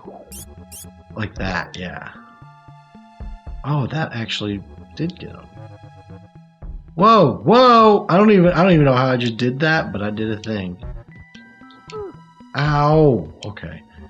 Anyway, we're kind of figuring a lot of this one out together because you know, I had nostalgia for the cartoon, and I have nostalgia for playing this like once. But what it is, and how, oh wait, how do I do the totem pole? Whoa, that's super scare. That was not totem pole. Super scare, or whatever that was cool. But yeah, does anyone, damn, I used it again. Okay. There we go. Yes. Yes, yes, yes. Cool, cool. Alright, so does anyone have nostalgia for this one? You know, why do the cats have problems with me? I actually love cats. Can the other guy... Oh, I threw a shoe. Oh, I probably could have scared the cat with my scaring ability. It's hard to remember how you switch and do things.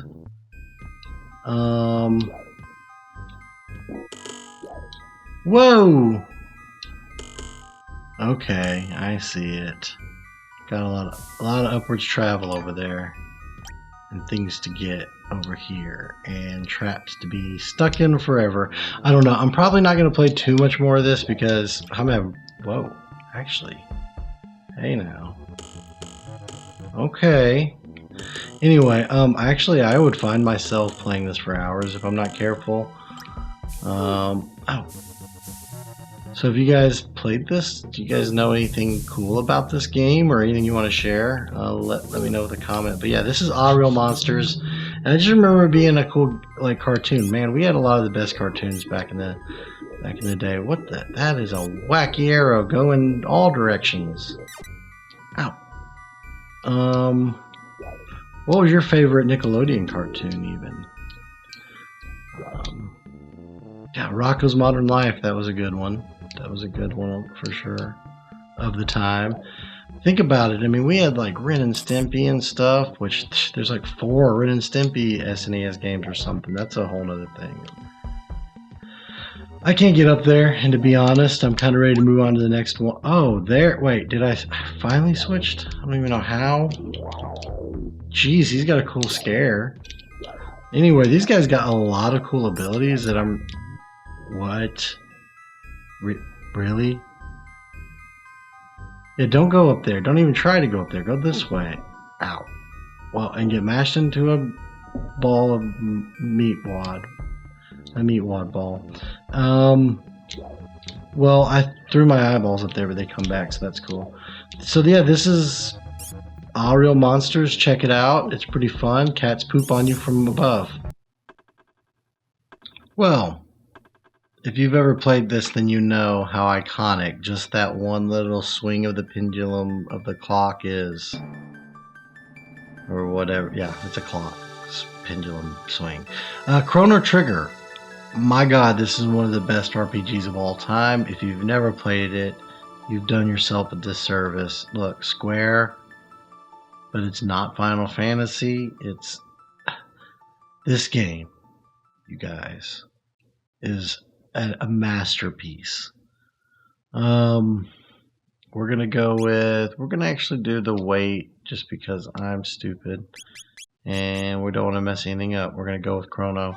This game is one of the greatest RPGs ever. I know I already said that, but it's a turn-based, but man, the story that this game tells, the characters, you're gonna recruit party members from all walks of life and all periods of time. You're gonna go into the past and into the future. But yeah, there's a little festival going on here. This game is just so well written. I mean, it pulls you in. The story, the things you can do.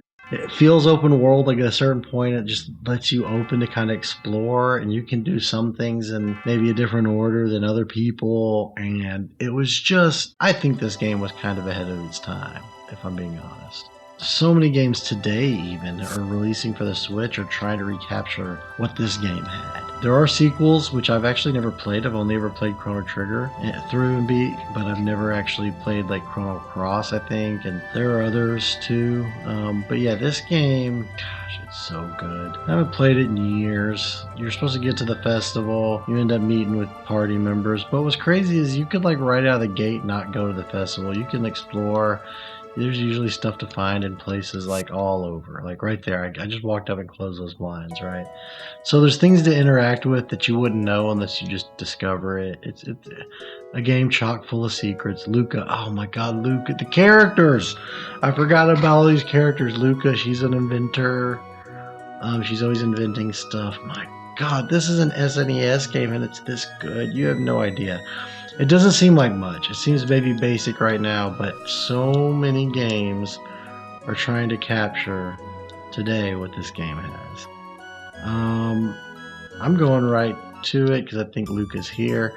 Now, you can spend forever here at just this fair area. There's like a lot of mini games, and you can unlock some pretty good gear like early on and stuff, I think, if I remember correctly, just by trying to like maximize all the stuff you do. All the mini game winnings and stuff. But I don't really have time for all that. I think, if I remember correctly, we would maybe come up here and go this way. Hey, yeah, we're supposed to run into her. Ouch, that hurt. So, guys, this is not only like one of the best RPGs, this is one of the best games on the Super Nintendo. I mean, now, arguably, there are some others that are right up there with it. On the Super Nintendo, of course, some of the Final Fantasies. You've got not only Mario RPG, you got Secret of Mana. Oh, I thought it was doing something, but I can move now. Okay, I gotta help her get her pendant and take it back to her. But yeah, there are like a lot of games on the Super Nintendo that are great. Yeah, like I said, Secret of Mana. What was another one I was about to say? Shoot. Oh, Earthbound, obviously, which a lot of people looked over until later years, but now is a cult classic and goes for way too much money, physical. But yeah, this is... I'm skipping through the story because honestly, like, if you're gonna... I'm trying to, like, entice you to play it, but at the same time, like, you need to play this yourself. Like, I don't want you... And you need to, like, learn how the game goes without me. So like I don't want to spoil too much. You know what I mean? A lot of this return to nostalgia thing for me is just to like dip my toes back into a game that maybe I'm nostalgic for, or a story, or a characters that I'm nostalgic for. And that's really it. And talk about it for a minute, but I don't want to ruin any games for anybody. That tastes just like chicken. I'm a pig because I ate one thing, and I'm a pig. I just met you. You don't know me that well to call me a pig. Maybe in the future or in the past, you'll know me that well. I promise you guys, if you're into even slightly into RPGs, turn-based RPGs, I'm gonna show you some combat here. That's why I try to rush to this area, because I remember this being, I think, a fight I can do. Yes. Now, I'm probably gonna lose. I might not, but I haven't played in so long. So I'm trying to remember how the combat even goes. Oh yeah, he punched me good. Now, I can't remember if there's any time-based dodges. Like, oh yeah, I think even then it feels like I can at least hit like on the attacks to like maybe do a stronger attack, but I could be completely wrong. I don't have any tech I can use yet. But yeah, this game, the story is incredible. Just for the story alone, this game is amazing. It's a 10 out of 10. But the gameplay is also great. There's some really impressive ROM hacks on this game too. What was some of them called? I think Crimson something maybe. I don't know. There's a couple that are really impressive, and there's some like different translations and stuff that you can find. But yeah, if you really like the game, you play through it and want more, there's some pretty cool ROM hacks too for it.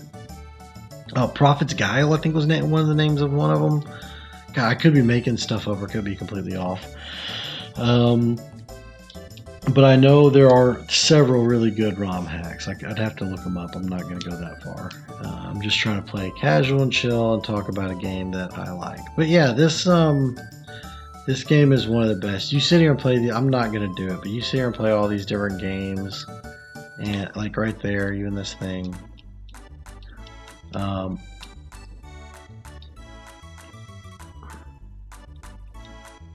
Here we go. Oh, I was way off.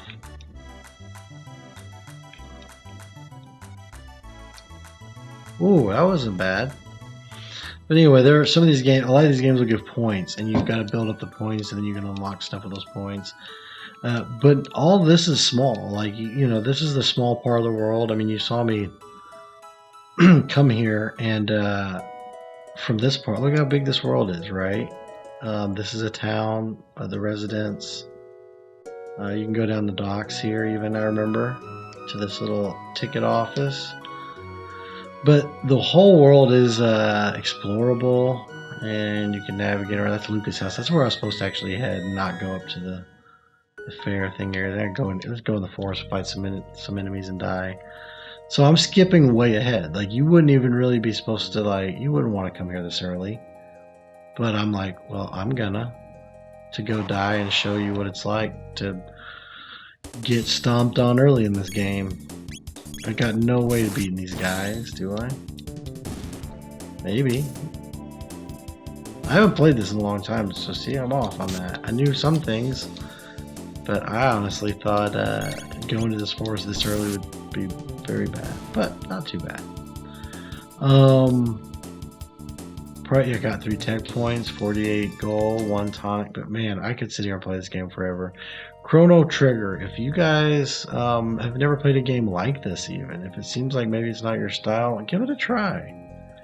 Give it a try. See, it's kind of like Legend of Zelda in exploration, and there's secrets, and there's equipment, and items, and things you find, and stories and stuff, but it's just that the combat's a little different, where you take turns fighting. And if you noticed at the beginning of this game section, at the beginning of the game, it gives you the option of how you want the fights to go. If you want them full turn-based like this, where you really are taking turns and you get to sit there and think, like I can sit here and think forever.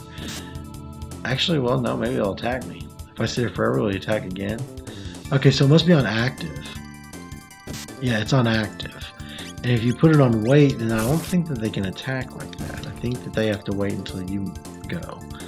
Anyway, regardless, it's fun. It's a fun game, I promise, and the story is absolutely incredible. You should definitely check out Chrono Trigger if you never have, and play it all the way to the end if you really want an amazing experience for the Super Nintendo. Also, I learned a cyclone attack. That's pretty cool. Now I feel like I need to use it. Should I use it real quick? God, this video is going to be insanely long because I'm playing. I'm not gonna show you guys any of that stuff yet. No. Let's just find something to fight and call it. Let's fight one more mushroom. I don't want to show anything else. Fight one more mushroom. Just to show a cyclone attack, and then we'll wrap it up. I want to show a technique. Yeah. Put it on him.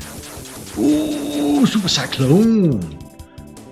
Oh man, messed that shroom up real bad. Okay, that was it. That was really all the extra thing I was going to show you. But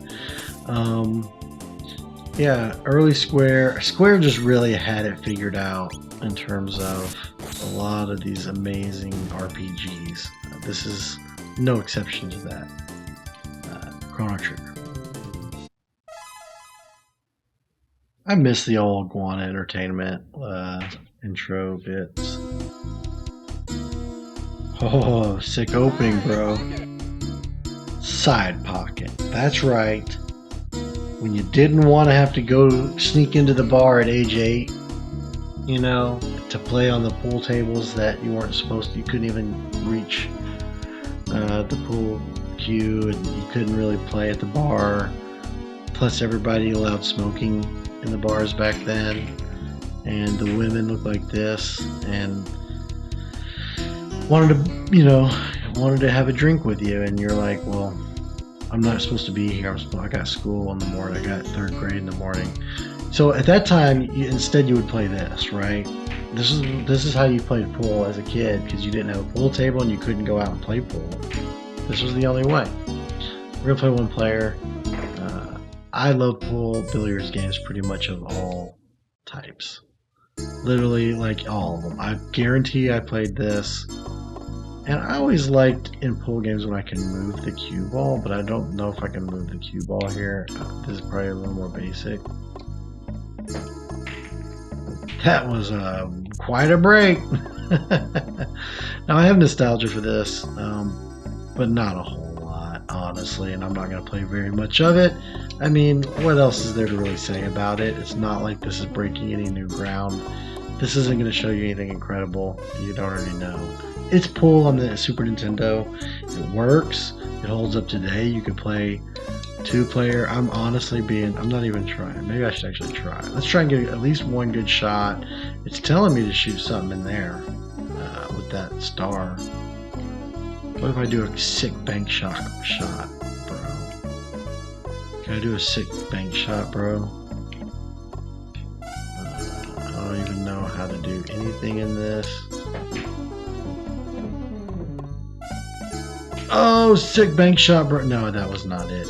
But yeah, I just like all pool games. It's kind of like, there we go. A double. There we go. I'm going to retire right now as a pool champion with a double. Oh, God. Yes, I have some nostalgia for this game. Look at how weird Mario moves. It's like you came out of the gate with Mario moving with great animation, and then this happens. This game is interesting. I think it's kind of like I don't know if it's this one. There's one where Mario's lost in time, and there's this one. And I honestly don't remember. Like, I've got nostalgia for it. I rented it. But I don't remember being a great game. So we're going to step into this together. We're going to see what this is like. Mario is missing, guys. Where's Mario? We try to ask people, hey, Doc. He doesn't know. Can I jump on him? That's what you would think. But I can't get hurt. Like, I can jump on them. But it's like, as a kid, I remember running around going, wait, what's the point? Because I can't go back in the pipe. And I don't get hurt. Do I go indoors? No, it doesn't let you go in a door. What is this thing? I picked up a bone. This game confused me as a kid, man. I was immediately like, at first, so if I try to press up there, it honks at me. Apparently Luigi has a built-in horn. So far, you know, it's not really a very impressive game. The music's Mario. And there's a Luigi. We know Mario's missing. I can go left. That looks like the weirdest Princess Peach or something. Like, why is the Sistine Chapel closed today? I want to return the gladiator spear. Never mind. So you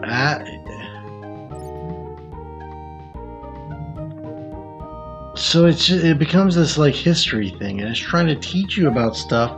And I remember the more I realized this, the more I got really irritated. I do remember that now, because I think I rented the game, and I was like so bummed out because, you know, I thought I was renting a Mario game, like the next Mario game,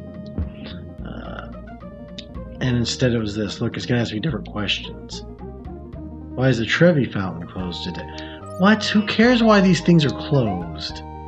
Like, can you understand how, as a kid, you would already be like, wait, what? This is the game you made? Mario is missing, and so is my patience. Because I don't know how much more I can do. Hey, kid, I like your stride you got. Yeah, I guess maybe I can make my way back to that one door and just see what was in that other door from the beginning area. God, I can't even get in the pipe. Even the pipes don't work like a Mario game's pipe should. That right there should be an indicator that this is not a Mario game, really. Did anyone else get tricked by this game? Oh, can I not go back? Oh, that's why he's there. You can't even go backwards. So then you gotta solve whatever dumb history story puzzle is going on here. You immediately feel like you're locked in an area you don't want to be. You can't go back and try the other door. You're stuck here. And you're like, you know what? This is why they don't give Luigi a lot of games. Now for something a little more exciting. F-Zero. Oh man, I love this game. I absolutely love this game. I haven't played it in a minute, although I did play F-Zero 99 on the Switch. I thought that was great. I think all these are supposed to, yeah, they all have a little bit different stats. That's what I was about to say.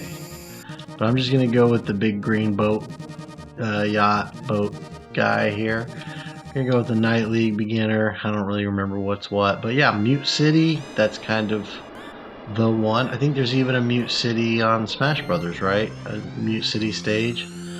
So as you need to fill up on power, you go there, obviously. But yeah, I loved, first of all, oh crap, why would I go over there? It's slow. I loved the F-Zero 99 game. Like, that was so fun. Playing this, basically, but a modern, like, twist where you had 99 players all at once racing. I mean, it was chaos. It was absolute chaos. But it was really cool. Then you had the above area you would go to as you're like healing, like that was faster if you had gotten enough stuff. Like I got some of my power back. But yeah, this game is amazing, and I've not even used, I don't think, turbos. Like, I think there is a turbo, but I don't know. I loved F-Zero back in the day, and I'm loving this right now. I could just keep doing this for many, many hours probably. Actually, I did as a kid. Now, I was never great at this game. There are people who are actually really good at these games. But this was like kind of this, you know, you had Mario Kart and not a whole lot of other racing games really kind of going. And this was one of them that definitely stood out among the crowd because it did its own thing, you know. That's what was cool about it. It did its own thing. Like, this is very, very similar to how Mario Kart, if you really look at it, if you look at the visuals, like the engine and the way it's like displaying the graphics, the way the track is shown to you, it feels, or it doesn't feel, it looks kind of like Mario Kart, or Super Mario Kart, I should say. But it definitely feels way different. It's faster. Controls are way different, way, I don't know, looser, tighter, however you'd say it. And this is the easy level, so it's not that bad for me, but this gets really difficult. Like, this does have a bit of a difficulty curve at a certain point, these games. Like, and as a kid, I probably didn't even do this good. At least not my first race. I would have to play it a bunch to get this good. But, well, I don't know. This game was just iconic. It was something that you could always pick up and play with your friends and have a good time. And I liked the fact that each car could be a little different. But it was really about time trials and trying to get the fastest times, you know. Trying to do better than your friends, outrace your friends.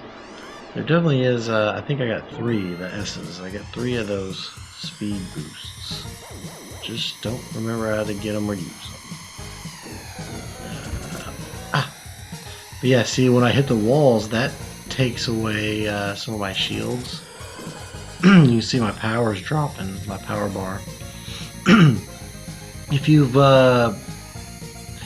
never played F-Zero, though, I definitely recommend it. I think it's one of the stronger games on the Super Nintendo.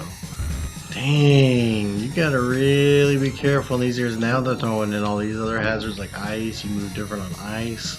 I think that's what that was. Oh yes, I do need to heal now. I didn't really before. 4 laps left. That could get rough by the end of it if I'm not careful. So you want to be careful with them. Like, you don't want to hit them too hard, I don't think.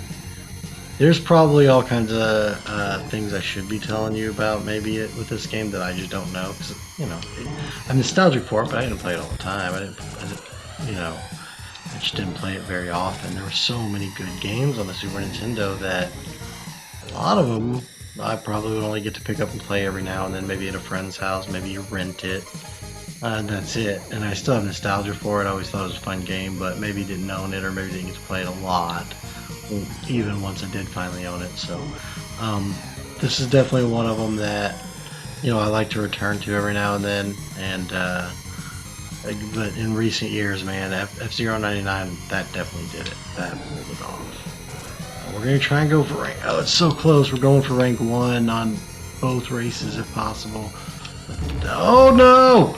You. Okay. I had to use a boost. I had to use a boost for that, but I got back in the first rank. Alright, first boost I'd use, too. We're going to make it. We're going to go straight up. We're going for first place, baby. Let's go. Ah! Nope, nope, nope, nope. Nope, nope, nope, nope. And you get in the groove. Look how fast we're going. We were going 400 kilometers an hour. I mean, if this isn't the future, I don't know what is, guys. I mean, that is fast. 405 kilometers an hour. We are masters of our own destiny. Ah! Ah! Oh, God, no! And that's what happens. Oh, no, I'm trying to catch back up. Oh, oh, wow. The boost helped me catch back up, but it can get squirrely really quick, as you see, if I'm not careful. And then you bounce around like a damn pinball, a damn bumper car. It goes from fast, super fast future car racing to bumper cars in an instant. And first place, baby. That's how we do it. That's how we do it. F-Zero, check it out if you've never played it. It's a banger.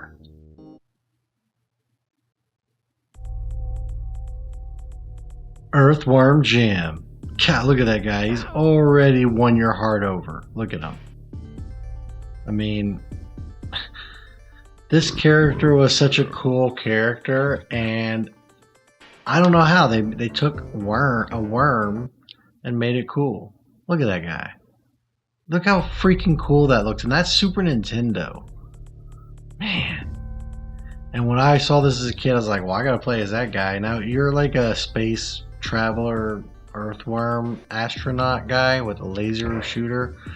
I only have so much ammo and all that. Oh crap! I don't remember how this plays though. I'm not gonna be great at it. But I definitely have nostalgia for this one. I mean, it's so well drawn. It's so cool. Ah, the spikes. Okay, so you're supposed to go across. Oh gosh. Okay. Everyone watching me fail at this, they're gonna, because it may as well be like I'm playing this for the first time right now. I think there was definitely multiple versions of this game. Some probably had it going a little better than others, right? Oh, you wanna? Oh, I see what we gotta do.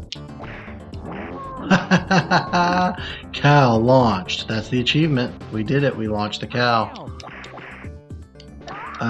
And that right there teaches you immediately why this game is amazing. You start bouncing on tires. You start realizing, oh, this is a world I can explore. And I got a crazy ray machine gun. Oh, and a helicopter head. Alright, now let's see. Where do we go? Over here. Ah! Can I hit him through that? That's hard to do if you can. Oh, I fell! No, I was trying to do the zip line. The zip line looked cool. Let's go. Ooh! And you just hang from your head. Ah! I messed it up. Because I think we can go behind these tires if we do it this way. Maybe? Yeah, let's go. Yeah, look at that. Oh, and there was something I could have gotten, but I didn't.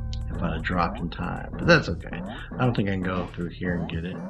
Oh, you can go back, though, and try again? Can I? Oh, that's what that was for, that whole thing. Because I think I could have done... Let's see, can I drop? Yeah. Ah, ha, ha, whatever that was, I got it.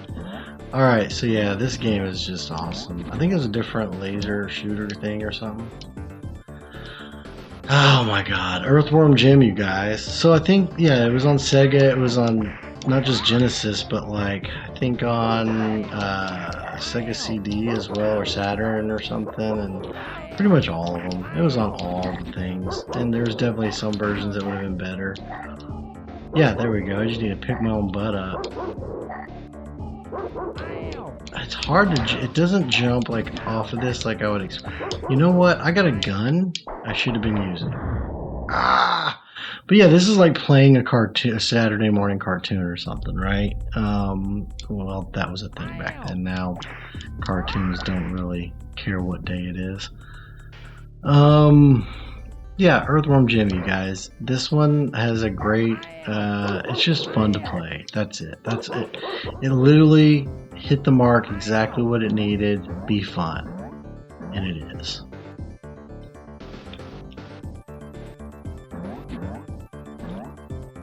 I don't know how far I would have ever gotten in this game, really. Like, I barely played this game, honestly, past the first level, maybe. You know, like, as a kid, it would have been one I didn't actually probably own, but always enjoyed playing when I got to. And I probably only got to play it in little spurts because of that. This is like, I feel like I'm playing Ark Survival Evolved. I got these birds are the worst. Why is in every game the bird's the worst? You know, the Ramones said the bird is the worst. There's a hook up there I really want to cling to. It's hard to throw it straight up while you're jumping. I don't know if that's possible. Oh wait, there's a hook right above me there. I bet I'll go up above and have to do something and fall. I don't know. Oh yeah, that's the gun. But yeah, why are birds the damn worst in all the games? I don't even want to go down there and get it. I bet it's a trap. Ah! Jeez! Ah! Ow! Ow! Ow! Let go! Let go! Let go! Oh! Jeez, these birds are really pecking at my soul today. Ow! Alright, that's enough of my Earthworm Jimming today, but hey, if you want to, kick back on the couch with a Slim Jim and play some Earthworm Jim, and you'll have a good time. You could actually don't even have to eat the Slim Jim or have one to play this game. Earthworm Jim. King Griffey Jr. presents Major League Baseball for the Super Nintendo. Man, at the time, I probably really was down for this game, man. I'm not gonna lie. I remember my friend, my best friend growing up, and neighbor, next door neighbor, I would go over to his house and play this with him. But yeah, I mean, I'm not big on sports games these days, but back in the day, I think they were all pretty solid. I mean, not all of them, but I mean, like, for the most part, you could get into them without really being a sports fan. I feel like, and I don't know if that's always the case with a lot of the games these days, right? Like, they just became very copy and pasted or whatever. Play ball. But yeah, I'm not going to play this for very long. I'm just going to show you kind of how it plays. There we go. Did I already hit that? I think I did. Now I can choose to keep running or not. Oh, they hit that on me. That sounds about right.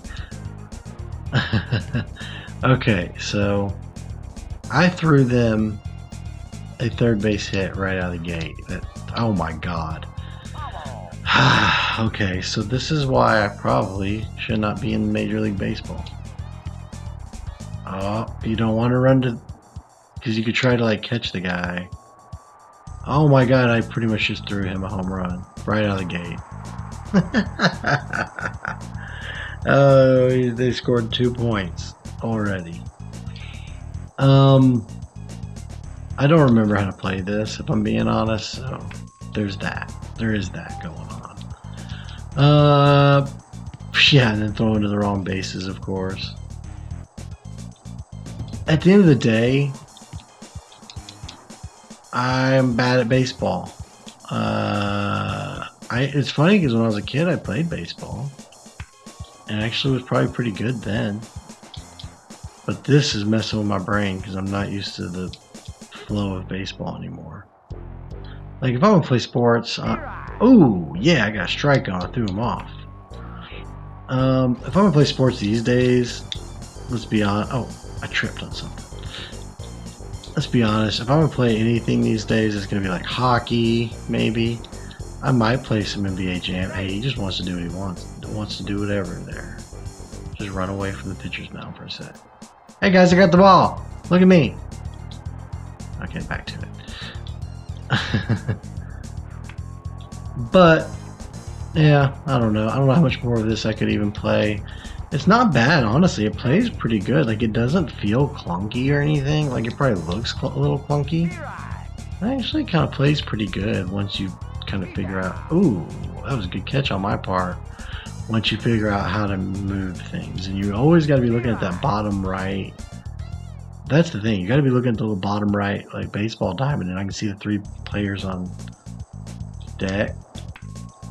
You know, he's out. Oh, I should have. If I'd have thrown there quick enough, I could have got a double out. Oh wow, that just went real bad. And I'm gonna throw it for no reason. All right, guys, I can't play any more of this. I'm not really too big on it. I am nostalgic for it though.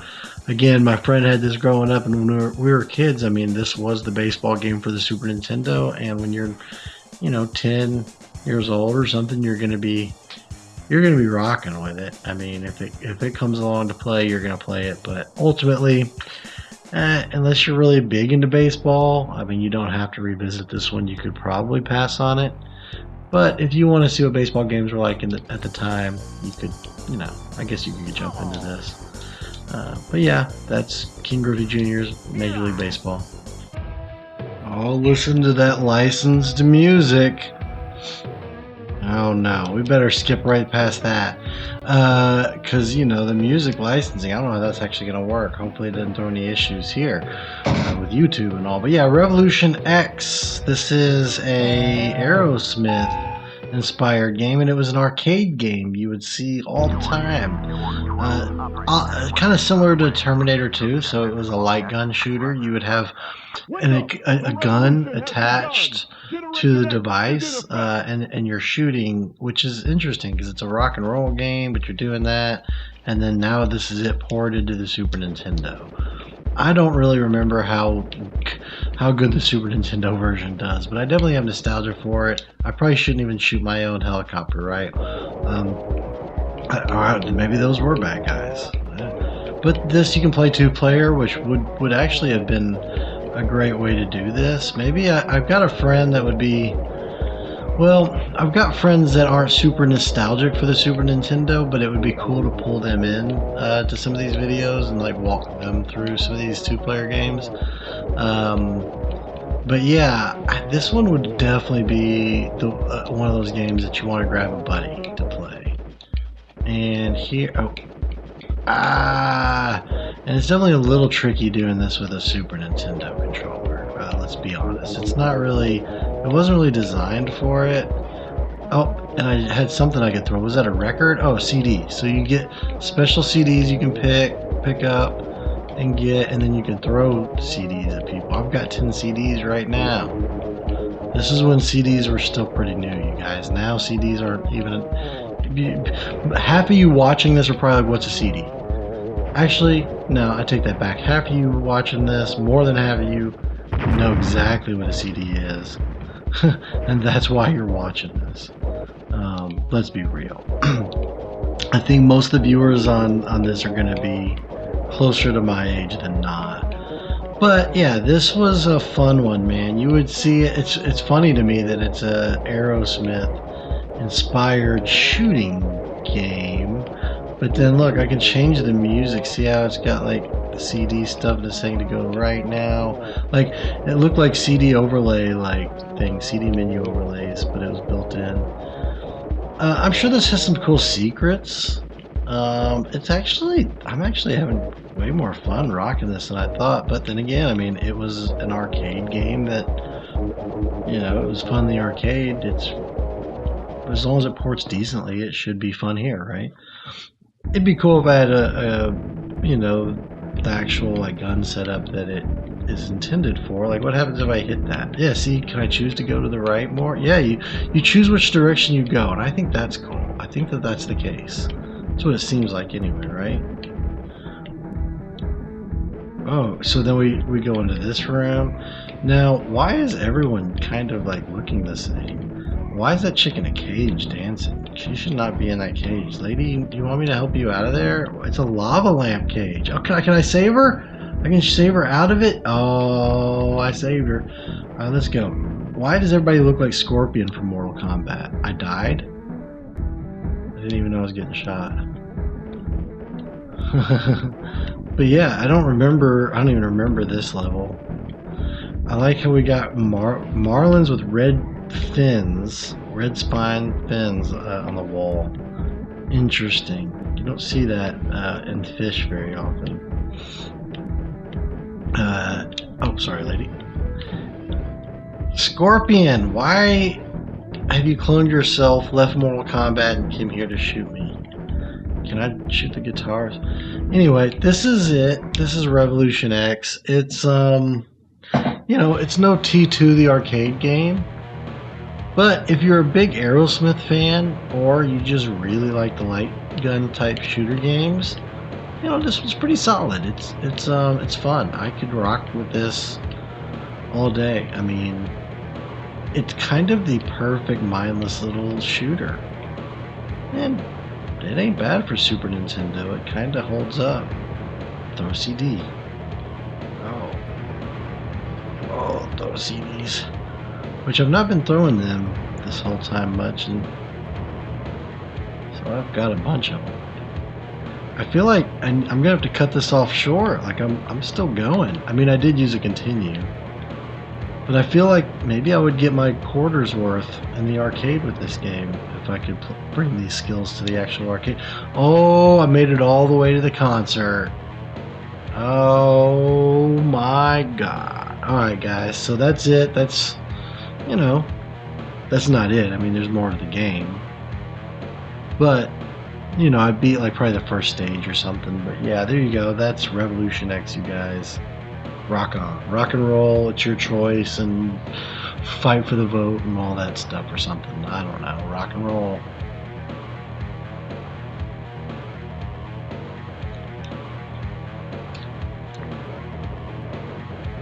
I don't want to stop playing. I feel like I got invited to the VIP room backstage. I should keep playing. What's in the VIP room? Oh wow. Yeah, we've got to rack up a bill. We've got to destroy this place, or else we're not rock stars. What was I thinking? Can't leave yet. Give me that. Give me that. Give me that. I mean, these people are shooting, and they shouldn't be. They know how good of a rock star I am. I set these speakers on fire. I'm gonna break that. Give me that. Oh, they finally got me. Okay. Oh, that can hit multiple people. Oh, the CDs are real good then. Does it look like they say WCW hats? Looks like they have WCW hats. Scorpion or WCW hats. Yeah, we came in here. Oh, there was 3 more lights on the wall I could have got, I think. Other than that, we messed the room up pretty good. Then they've taken over. It's up to you now. Find our car and stop the new order. And stop the new... Oh, and then he throws you the keys. Music is a weapon. Remember, music is a weapon. All right, well that's it, guys. Yeah, now for real, Revolution X. I gotta be done. All right, this list would absolutely not be complete without one of my favorite games that I hold a lot of nostalgia for, Sunset Riders. I love this game. There is a video on the channel of me and a buddy playing through this. He had never played it before. I had, so it was a pretty fun experience just kind of playing through a few levels with him. But yeah, I love this game like so much. It's a run and gun, shoot 'em up kind of thing. You're going through, you're getting bounties, you're kind of progressing level to level, right? But yeah, look at this. It's so good. You gotta dodge the bullets. I probably could have even went in that door if I'd have went up. Maybe not. I think I go in this one. Yep. Boom. I can show you a few little tricks in this game. Maybe not everything. If you press, I think it's jump up or jump. I can't remember how to do it. There's a way to get up there, but you gotta double jump or something. I got double gun. Oh, frick. Okay, how do I get up? Oh, that was it. And then I can go in here and get even more power-ups.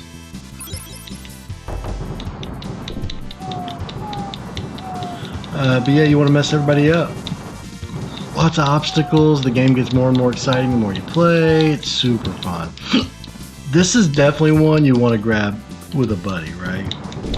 You want to avoid the dynamite, which is what I was trying to do. But why can I not? Okay, there we go. Damn it, I gotta do it again. Oh, I'm really bad right now about jumping up there, and it shouldn't be hard for me. There it is. No! Almost just took a hit.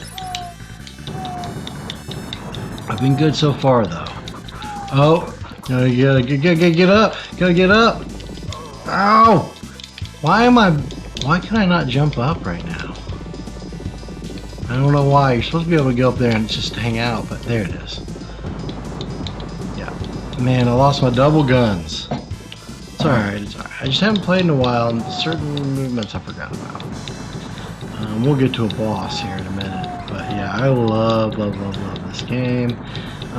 There's another game that's kind of in the same vein. I think it's called Wild Guns, but it's a little closer to the last game we played, Revolution X, where you're aiming on screen. Where this is a run and gun like thing. Man, this is so fun co-op. It really is. Grab a buddy, and there's a little bit of competition because you're trying to see who has the higher score.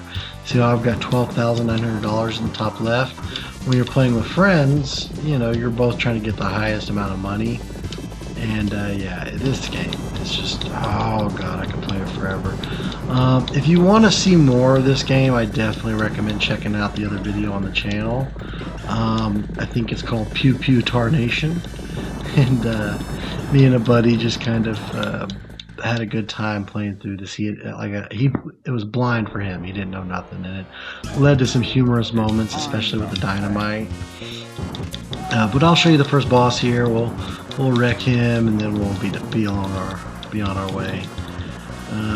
You see, you just want to say, oh, I forgot a barrel. The barrels can fall on you. Why would I try and jump up there then? Jeez, I really bit the bullet on that one. I really messed up there. Hermano, you can do better. Oh, I don't have to go all the way to the end again, do I? I think I start at the end, right? I don't have to go through the level again, do I? I forgot. Oh, you do! What? I forgot about that. Okay, I'm not going to do it again. If you want to see more of this game, check it out on the channel, Pew Pew Tarnation. But yeah, this is one of the best games for the Super Nintendo. I love it so much I could play it endlessly. More games should be like this. Yeah, Sunset Rider for life. The Adventures of Dr. Franken. Now this is one I'm sure very few of you have nostalgia for, but I do. This is one of the first games my parents bought me for the Super Nintendo, and you know, you play with what you had. This game, it's kind of cool, I guess, but it also got frustrating to me. I guess, the best way to describe it, honestly, this is kind of a Metroidvania. You know, now this is a genre, I guess. But at the time, it was a little, I guess this was kind of a confusing game for me. I mean, you come right out of the gate, you don't know where to go. There's multiple, you've got a damn timer. That was the thing I hated about this game, because I felt like I could never figure things out, because I was like, why is there a timer? And if I didn't figure things out quick enough, I had to start all over again. You got batteries for some reason. God, this is bringing back a lot of memories, and not all of them good. More memories of me being upset that, I had to play Dr. Franken instead of some other game. Look at that. I mean, that's it. I've already died. I think I got to start over. Already got to start over, right? Like, what experience that was. And you go and you're like, well, why did I need batteries? Why does Frankenstein, he's trying to go on vacation, like he's going to the beach, he's got flip-flops and sunglasses on. Oh, I can throw some fireballs, but I don't think I have much of them. That probably just freezes them, but doesn't actually kill them. Yeah, why? Okay, I'm going further up. No, I did that. Okay. I had said I had nostalgia for it. I didn't say I was good at it or remembered anything. This is definitely bringing back memories, but man, this is just a prime example of sometimes your parents buy you a game and they mean well,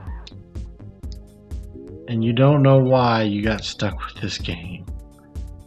That was me, for sure. Oh, I can do a backflip to get rid of those guys? I forgot about the backflip move. I bet I can't get rid of that guy with the backflip, though, can I? No? Oh, what? And he drops battery. I think that's health. I think the batteries are health. Oh my god. The fighting isn't easy. Oh, I can jump down. That's not even easy to realize. What's up with this? Ah! See, I thought maybe he was a friend. He wasn't. Jeez. The Adventures of Dr. Franken. I don't know what else to tell you. Does anyone have any nostalgia for this game? Does anyone know anything about it? Has anyone ever beaten it? Has anyone ever played past the first level or two? I probably did at some point, but I don't remember. At least I know how to go down now. Let me just keep going down to get out of this house.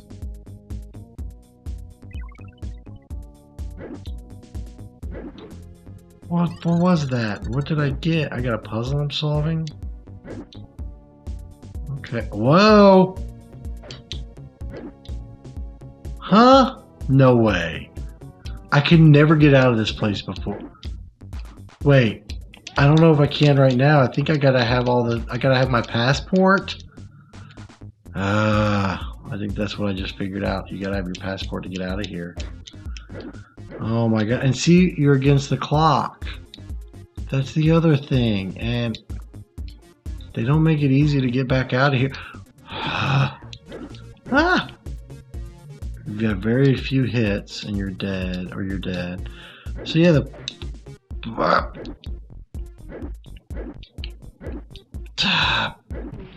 got him.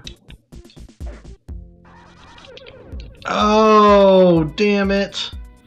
Alright, I guess, yeah, if you get the passport, all the passport pieces, then you can leave the level, and I guess that's the point. You find all the pieces, then you can leave the level, and then you beat all the levels, and suddenly you're the Dr. Franken master. I don't really know. It was an odd game. I don't understand. I just don't understand the concept, and I never have. But I'm nostalgic for it, and I wonder if anyone else has played this game. Does anyone else know about Dr. Franken other than me? Was anyone else, was this one of the few games you had to play at times, like it was for me? Because I'm definitely nostalgic for this weird little game from the 90s. Yeah, The Adventures of Dr. Franken. They have but one goal, to be the king of the circus. Yep. What are we about to play here? It's actually a fighting game. Didn't look like it at first, did it? ClayFighter. This is a comical take on a Mortal Kombat style fighting game. Why do we have a hot dog and a crown? I have no idea. Start game versus mode options. We're going to go right into start game. This is the original. They have a tournament edition of this game, which I think fixes a lot of little stuff, but we're playing the original. Oh god, Blob, yeah, Blue Suede Got. Was that what they called him? Blue Suede Goo instead of Blue Suede Shoe. Ichabod Clay, Helga, and Bonker, and Bad Mr. Frost, Taffy, Tiny. They had some good stuff. I forgot about some of this. Who should I go with? Bad Mr. Frosty was kind of one of the main characters, I guess. Yeah, ClayFighter was pretty cool. I have nostalgia for it, but I also thought it was a cool game. There was a couple sequels. And, hold on, I need to turn my volume up here. Versus Helga. Alright, Helga. I'm Bad Mr. Frosty. Oh, and I'm basically Sub-Zero. Oh, no. So, this was a cool concept for a game. Like, volume's going up. I gotta turn the volume up. Helga wins. That doesn't count. I was turning up my volume. Turned me into melted snow. Alright, Helga. We need a round 2, because I don't count that.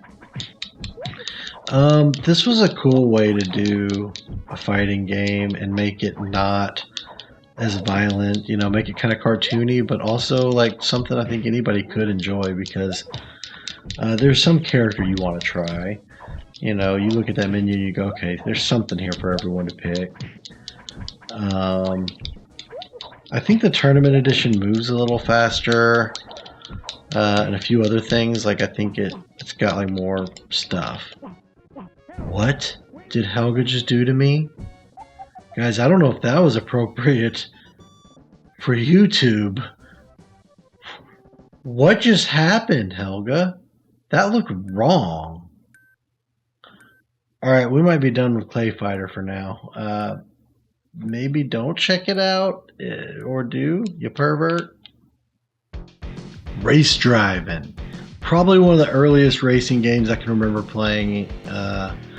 This game is cool. I don't know how it holds up, but I remember it being pretty cool. You know, I've never tried the Roadster. I think I always went with the other ones. The autocross, super stunt track, or regular stunt track. We're going to do the stunt track. I think I remember... Oh my god, this is not easy. But because it's in like polygonal 3D space, and you've got to do the loop-de-loops and stuff, and I remember thinking that was so cool. Like, look how basic the cars. Oh god. Okay, here we go. I haven't played this in so long. Oh, I actually got a shift too. I don't think I knew how to shift when I was a kid either, so I'm not turning. I'm going straight. I don't know. I definitely knew how to shift when I was playing this, actually. What am I thinking? My dad taught me how to shift, actually, at a pretty young age. But, it's just... Wow, this is crazy playing this now. At some point, I'm going to hit a loop-de-loop or something. This game... Oh, God. At the time was like, oh, look, I got to ramp. Like, that. This seems so crazy. Like, these are barely even considered graphics. Like, you can't even call these graphics. But at the time, I remember thinking, this is incredible. Look, guys, I'm like, my car is 3D space flying in the air, and yeah, see, that just happened. Oh, yep, that's what I thought happened. That's what happened. The fact that this game has instant replay is amazing, right? Is that not awesome? So it's pretty much showing you, like, next time maybe do it different. But yeah, there's loop-de-loops. There's all kinds of stuff. That's pretty sick. I know it seems basic, not even just to today's standards, but it's basic compared to 20 years ago standards, probably. But it's still so cool to me. I love race driving. This game is just where it all started for me. One of the first ones I would have played. Oh God, this looks really difficult. We'll try it. We'll see what happens here, and then we'll move along to the next game. Oh, oh, oh God, I'm already was looking at other things and didn't realize. Okay. Oh boy. Oh boy, off-road. Yep, off-road. Okay, where's the loop? Where's the loop? Oh God, got the side bank. Oh, yes. See why this game is incredible. Oh wow. Oh whoa. With a SNES controller, this is definitely something. I want a loop-de-loop. Oh, big ramp. Ooh. We're on a mountaintop. Oh, don't go off the edge here. Oh, well, too worried about going off the edge, so I just smashed into the cliffside. I love that this game has an instant replay. You should. Is that not awesome? Oh, they let me retry from that point. Oh, whoa, really? I get to keep going from there? So I can go up here. If I can make it. Will I make it in time? Yes. Extra time. Let's go. We still got time in this. It ain't over yet. Down off the cliffs. We made it. Now, we got a lot of speed. Let's really fly off this fucking thing. Oh, yeah, we're gonna flip. Nope, we're gonna do exactly what we did the first time. Different cars, same thing. You gotta slow down for that, I guess, when you see those. Alright, well, yeah, that's race driving. Play it for yourself to get to the loop-de-loop, I guess. I don't think I'm gonna make it to the loop-de-loop. Oh, wait, hold on, unless it's like right after this. Maybe I'll make this jump. Yeah, see, that was perfect speed. But now I'm gonna run out of time. Damn. Oh, loop! At least you get to see the loop-de-loop. Oh, of course. Play it for yourself, I guess. Find race driving and play it for the Super Nintendo and do a loop-de-loop because I was unable. But yeah, that's race driving, guys. Oh, I just can't wait to be remade in realistic looking CGI. The Lion King. This game is classic. It stopped. Hakuna Matata, am I right? You know, Shaq had Shaq Fu. JTT had this. And the movie. Cool. So Lion King is great. This game is great. I haven't played this in a very long time. I should be able to roar, I think. Can I roar? Can't remember. Maybe I just jump and pounce for now, but don't jump on that. So at a certain point, there's like, you eat bugs and you have to, at a certain point you have to be flipped around by a bunch of monkeys, and it is a crazy puzzle that most people never figure out, where you basically roar at the monkey, I think. Yeah, there it is. There's the roar. Okay. Oh, God. Can I? Oh, I can roll too. Hell yeah. All right. I want to eat that bug. What happened? Oh, that actually killed me. So this game was made purposely incredibly hard. They wanted this game to be hard because they wanted kids to have to run back to the Blockbuster and spend another couple dollars to rent it again and again and again. They wanted to make a game that would not be beatable in the first or second or maybe even third session. They wanted you to have to keep coming back and renting it over and over. That was literally, from what I understand, like what they were thinking when they made this game. And other games too, but this one, oh, it's like a bomb. It's a bomb bug. Okay, I gotta remember that. So that being said, they made this game super hard, like way harder than they ever should have. And this part's not too bad, but it gets stupid.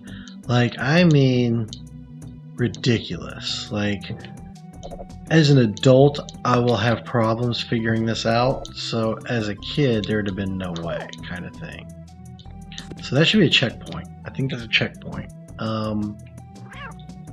Yes.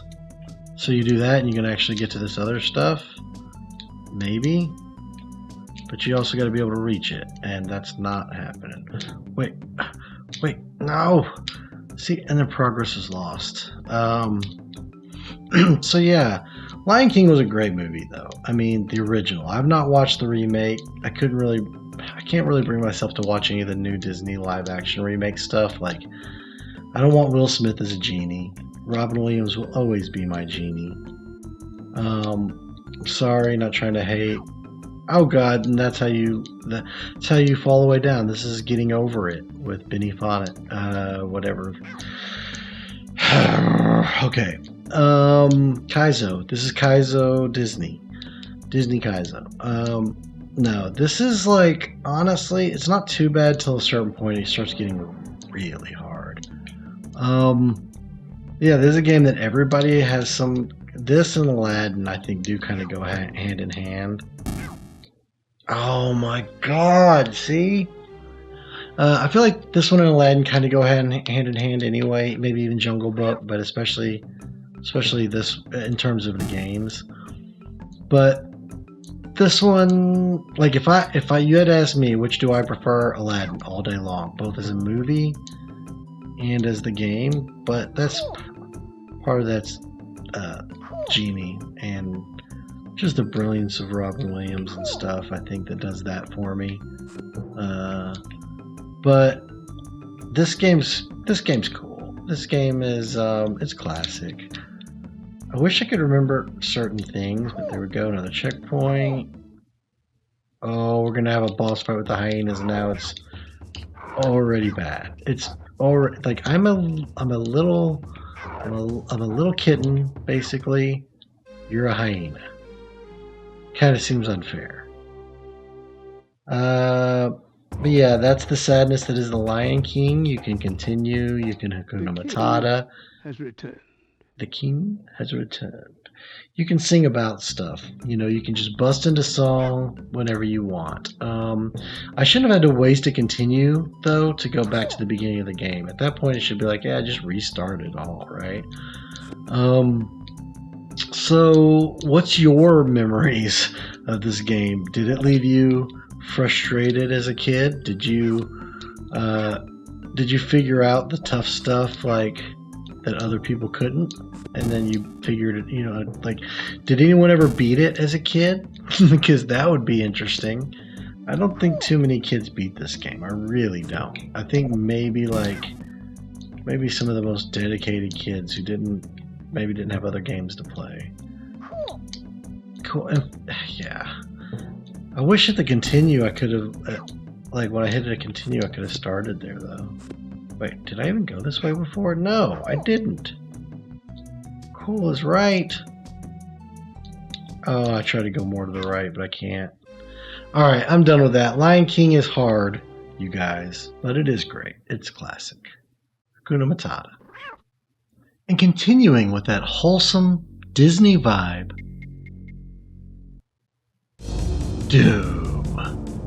Ah, who am I kidding? This game is just straight up badass demon slaying.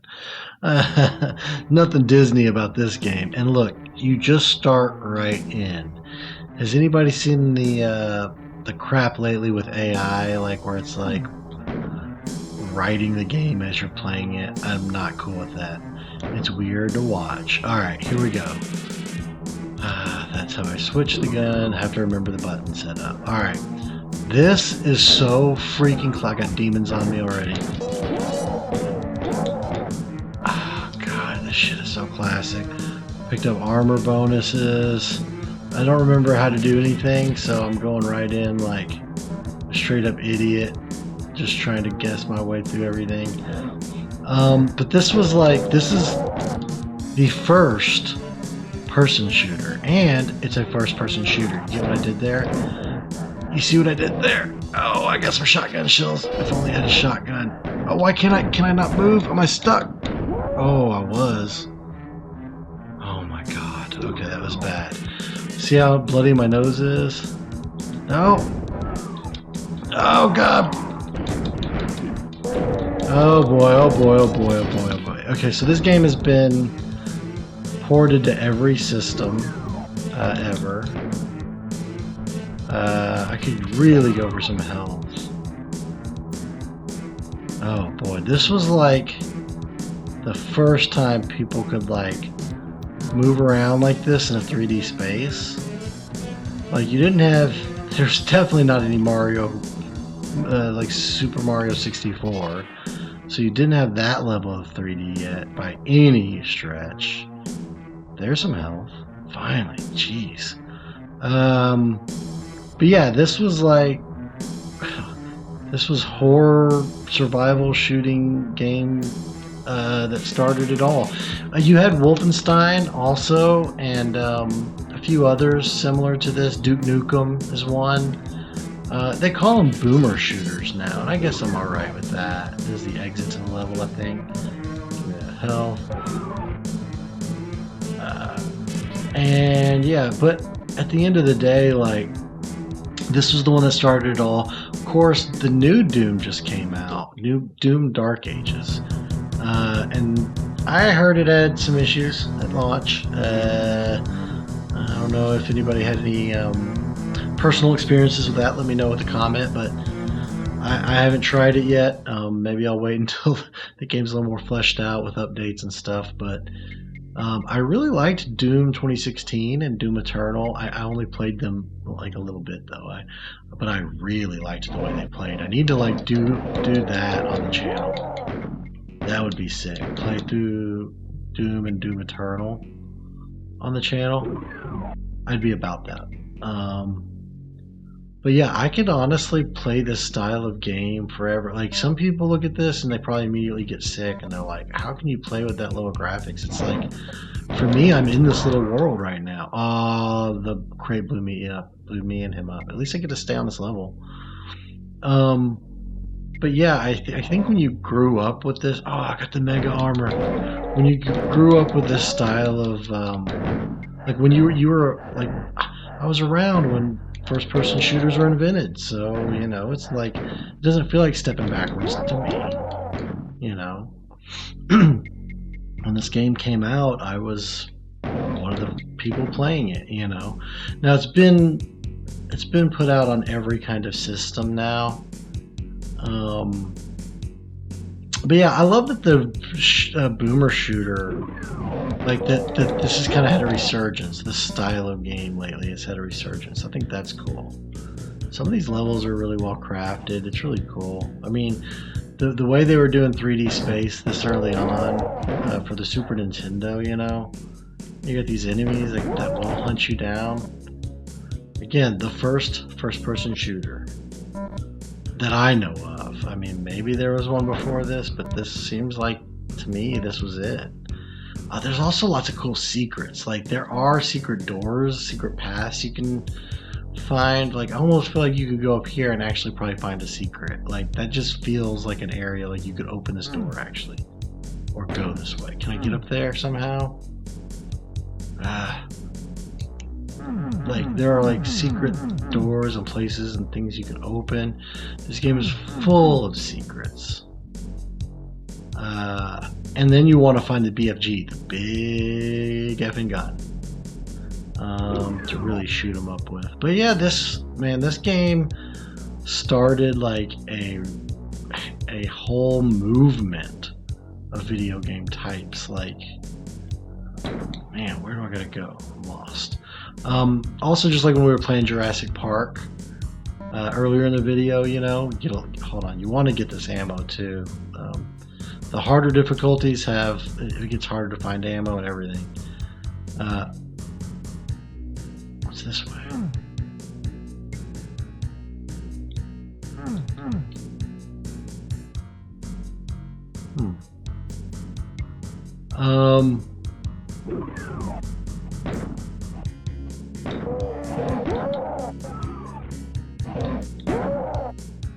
Yeah, E-Led. Oh.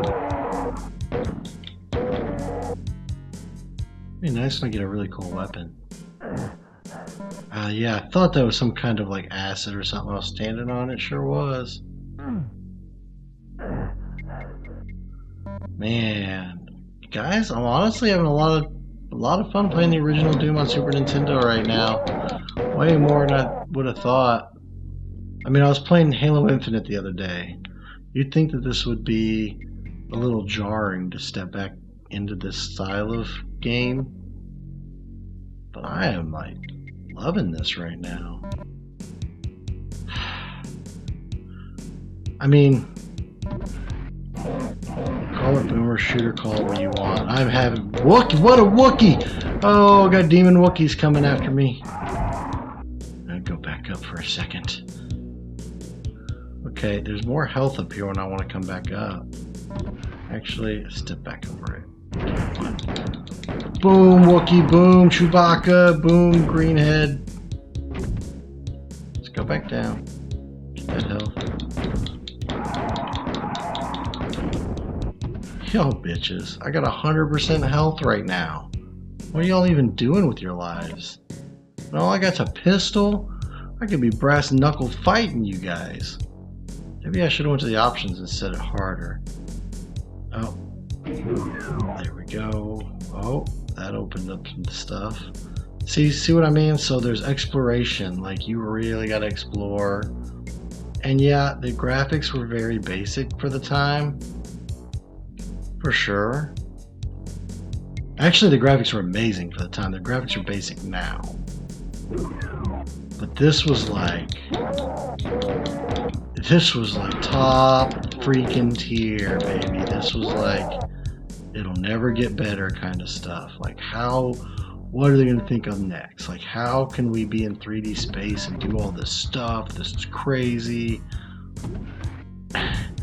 I mean, yeah, guys, I didn't expect to, but I'm having a lot of fun to do. Look it, I got no secrets. Only 13% of the items. I mean, I rushed through the level, but that just shows you like what all there might be in that level to find, what all you could do. There's secret doors and paths. It's just so cool. And at the end of the day, who cares if it's Windows 95 desktop screensaver? It's still a really kick-ass game. Keep the change, you filthy animal. Home Alone. Come on, who doesn't have some nostalgia for Home Alone if you were born or lived around the time that this movie was big? This movie was everywhere, and even on Super Nintendo. So, you know, starts out with the Wet Bandits, Harry and Marv talking about breaking in. We're going to skip past everything, but basically this is almost like a ramped up version of Spy vs. Spy, I think, to some degree. Like, if you saw me play the Return to Nostalgia NES edition, you would have seen me... See, I don't remember that guy from the movie. Who is this guy? He looks like he's a Bond villain. Like, I don't know. Otterball. Oh, you got the squirt gun, so you just want to shoot him with water.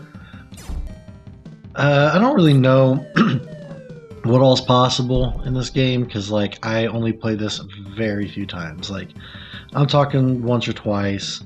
That's it. Now, how did he get on this side? Give me that. So I don't know. I don't really remember much. I know you can set traps and stuff like that. It looks more like I'm a wet bandit going in here and robbing the place blind. What?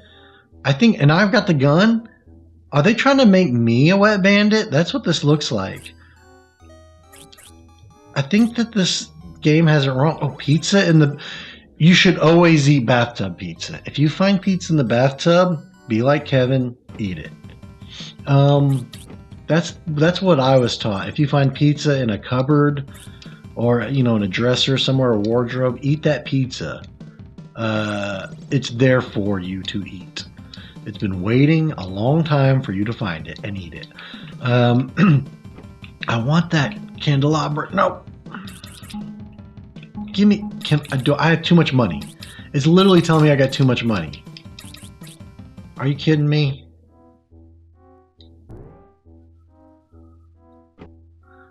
So much pizza too. Dun dun dun dun dun dun dun dun dun dun dun dun dun. I love that they got that song in this. That's pretty cool. So the pizza, I guess, gives you more lives when you find it. But yeah, I'm limited on my money I can pick up. The movie is great. So many great moments from Home Alone, both the original and the sequel. Not the third one. Never really watched that one or got into that one, but the original two. With Macaulay Culkin. I mean, talk about growing up with like some of the best movies. Me and those my age, like we really had it made. This movie, I watched it recently. This last Christmas, I watched it. And it still holds up. I'm sorry, you don't have to. It doesn't have to be a family time movie where you're hanging out with your family and watching it. Like you can just throw this on any age. Anybody should be able to throw this movie on and enjoy it because the cast did that good of a job. I feel like with it. Oh no! Oh, I don't even remember that being a thing. Oh, that's how you get that down. You just. Oh, and then he's supposed to fall in the banana peel, I guess? Hey, guy, come over here. Hey. It sure would be a shame if someone walked over here at that banana peel. I guess the trap doesn't work. So I don't even remember how this... Oh, is this my brother's room? Yeah, give me all his pizza. My brother's a real jerk. I don't remember how this game works past whatever I'm doing. Like, I probably would have got bored with this, and not because I couldn't figure it out when I was younger. Like, oh, that's right, I can put the stuff I found down there. That's right. And then it goes in the vault, and I protect the stuff. That's right. Okay. Oh no, okay, so I think that's the point. You're supposed to save all the valuables in the house. And there was some I still had not gotten. Wow, that one's gonna be hard to get to. Wait, can I get stuff in here now? No, I got everything in here. I don't know how much more of this I'm gonna play. But yeah, this is I'm not too nostalgic for the game itself, so I can't really speak in terms of... I mean, I'm kind of enjoying it, actually. But I can't speak how good the game is. Past what you're seeing here, I have no idea if the game's really that good or not. I mean, but you can find pizza in the bathtub, so... how bad could it be? Any game that works pizza in that well. Oh, I can't get that candelabra now. The platforming is a little funky. That jump especially seems weird. Why do I keep hearing... Is that me hitting my head on the ceiling? I shake the whole house? Holy crap, Kevin. You thick-headed bastard. How are you doing that? Give me that. So now now we can get the stuff we couldn't get before, I guess. Yes, give me that.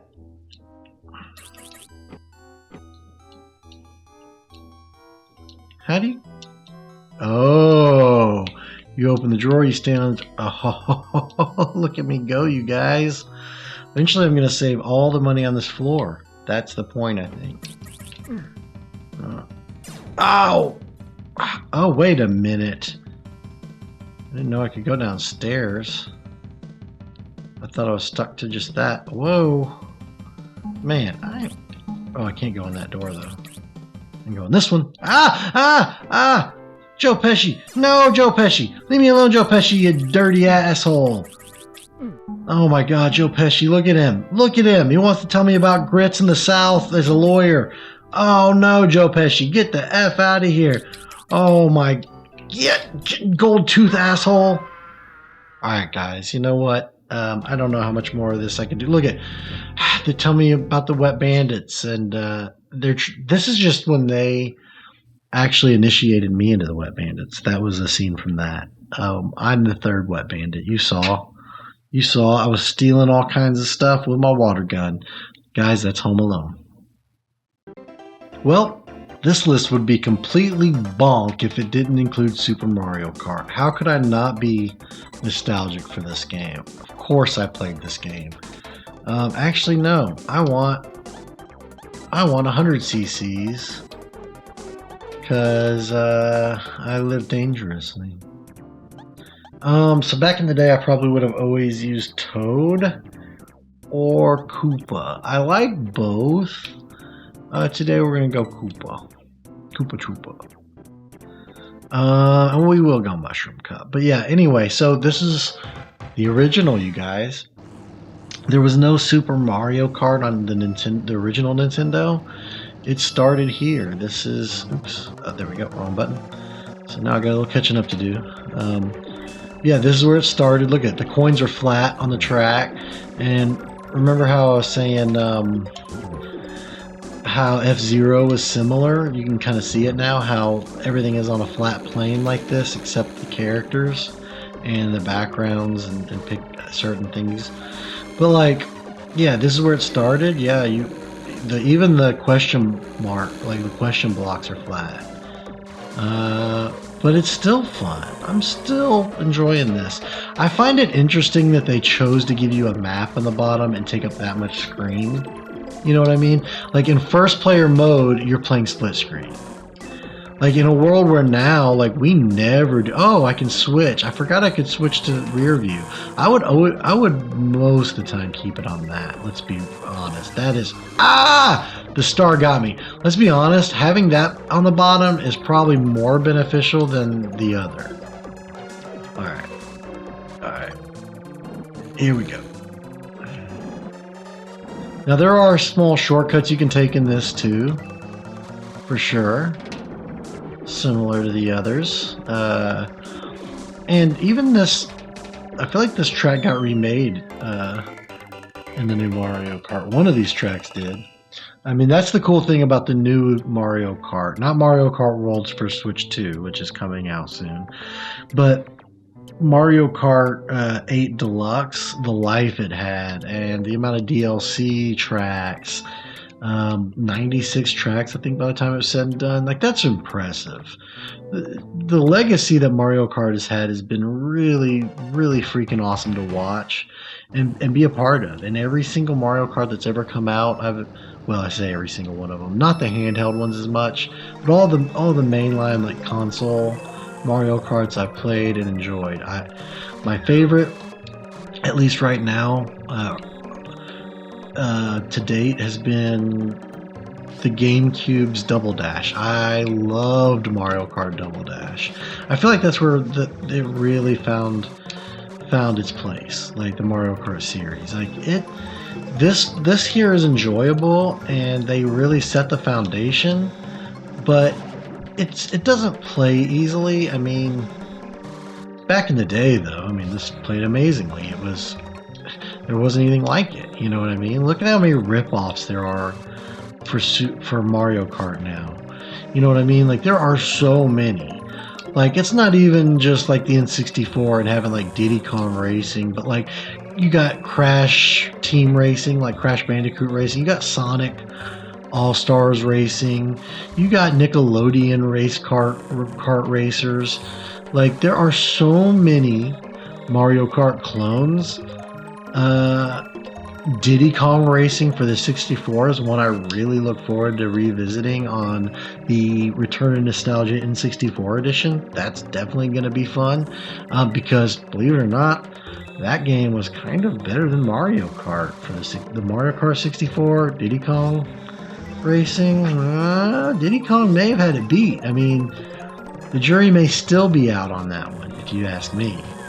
Now in this one you couldn't. Oh, you guys seen it? Of course that would happen to me. I was in first when it happened too, so on the last lap. So of course, but not only was Double Dash amazing, which is one thing I was still gonna say, but there was something else too.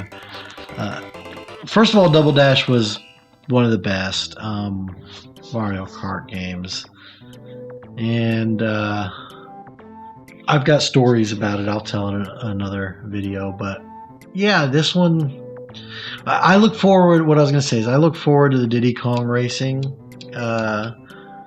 for N64, Return to Nostalgia, because honestly, that game's got a lot of cool elements to it.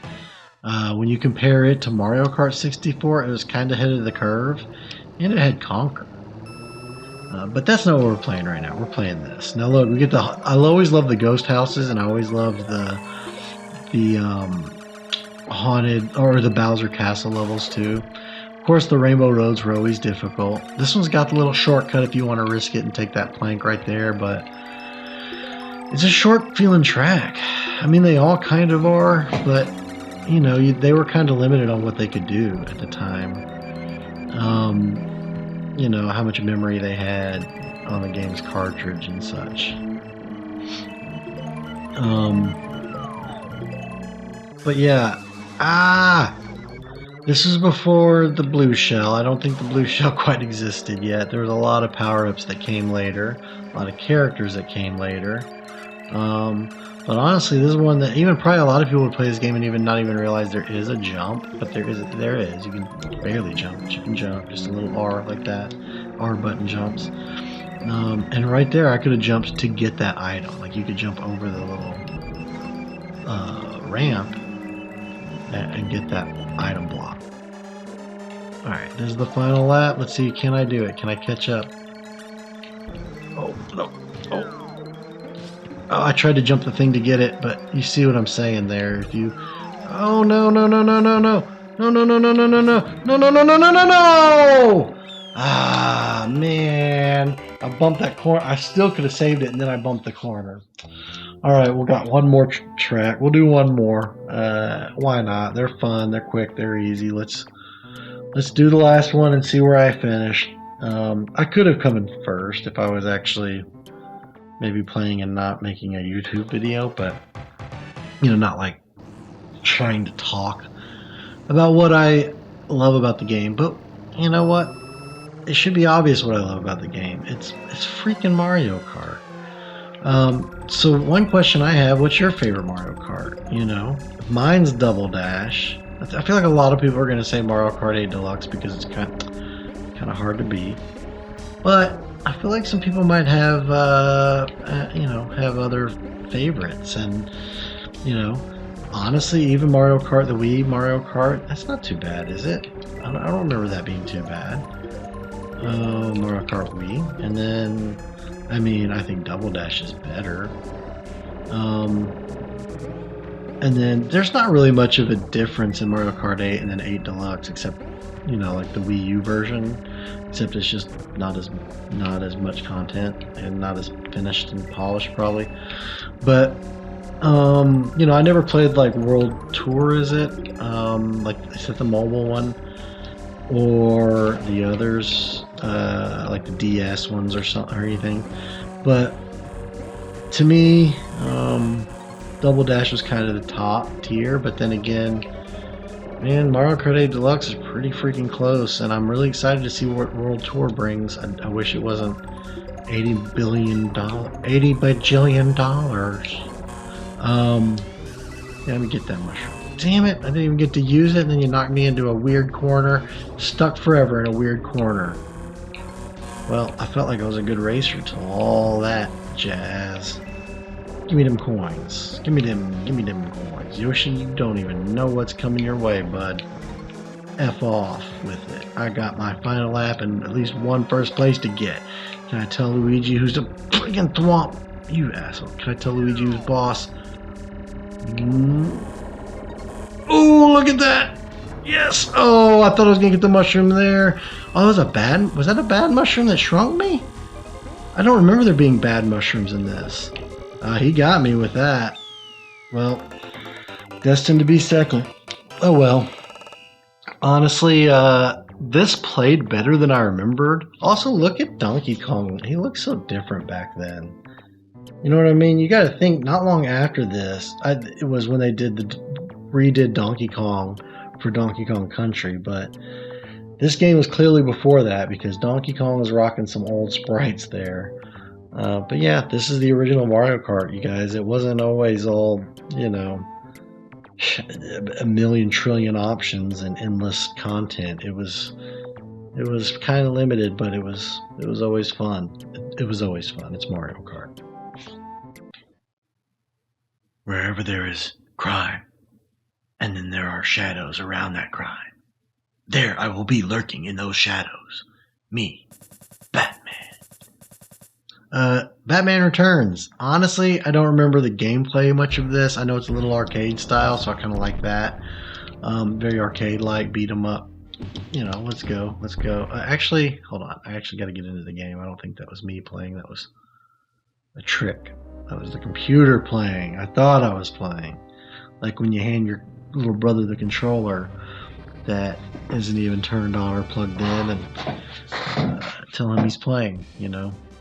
I don't remember this part of the game, but I don't even really remember the... Okay, that's why. It's just a little scene.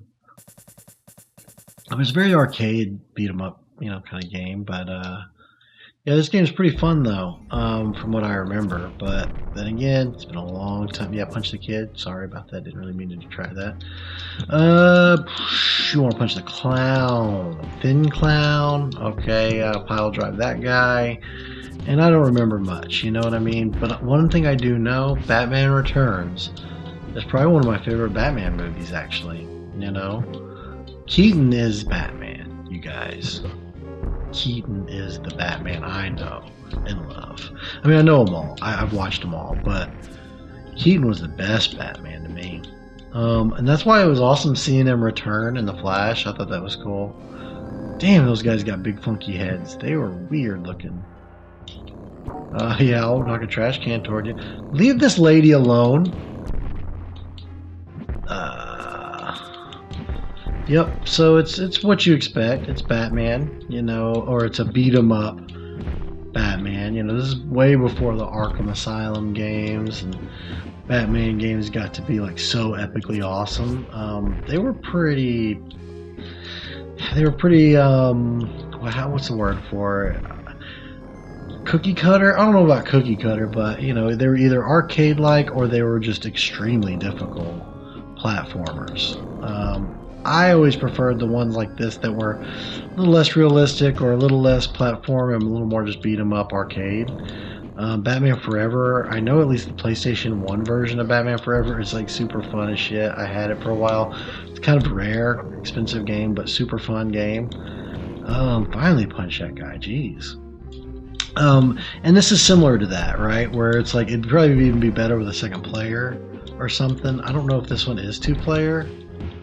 I wasn't really paying attention at the start screen. Seems like a single-player game. Which is fine, but the Batman Forever, I think, is 2-player because you can play as Robin also. Get out of here with a rocket launcher.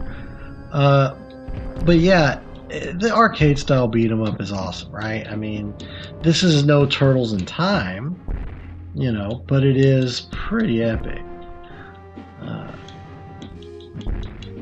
And again, it's the best Batman movie to me. I think having Danny DeVito be the Penguin, it works. It's weird seeing it all, but it's weird. There's a lot going on in that movie. You know, Michelle Pfeiffer's Catwoman, and I don't remember. I'm assuming all of that stuff's in this game. But the best Batmobile, the best Batmobile to me. You know, with the way it split off, the sides just could split off of it, and then it would go in like an alleyway between two buildings. Like, I don't know. I like the look of it. I thought it was one of the cooler Batmobiles. Pretty much every Batmobile since the Batman Returns Batmobile has been a slight disappointment to me, if I'm being honest. That section had a lot to fight.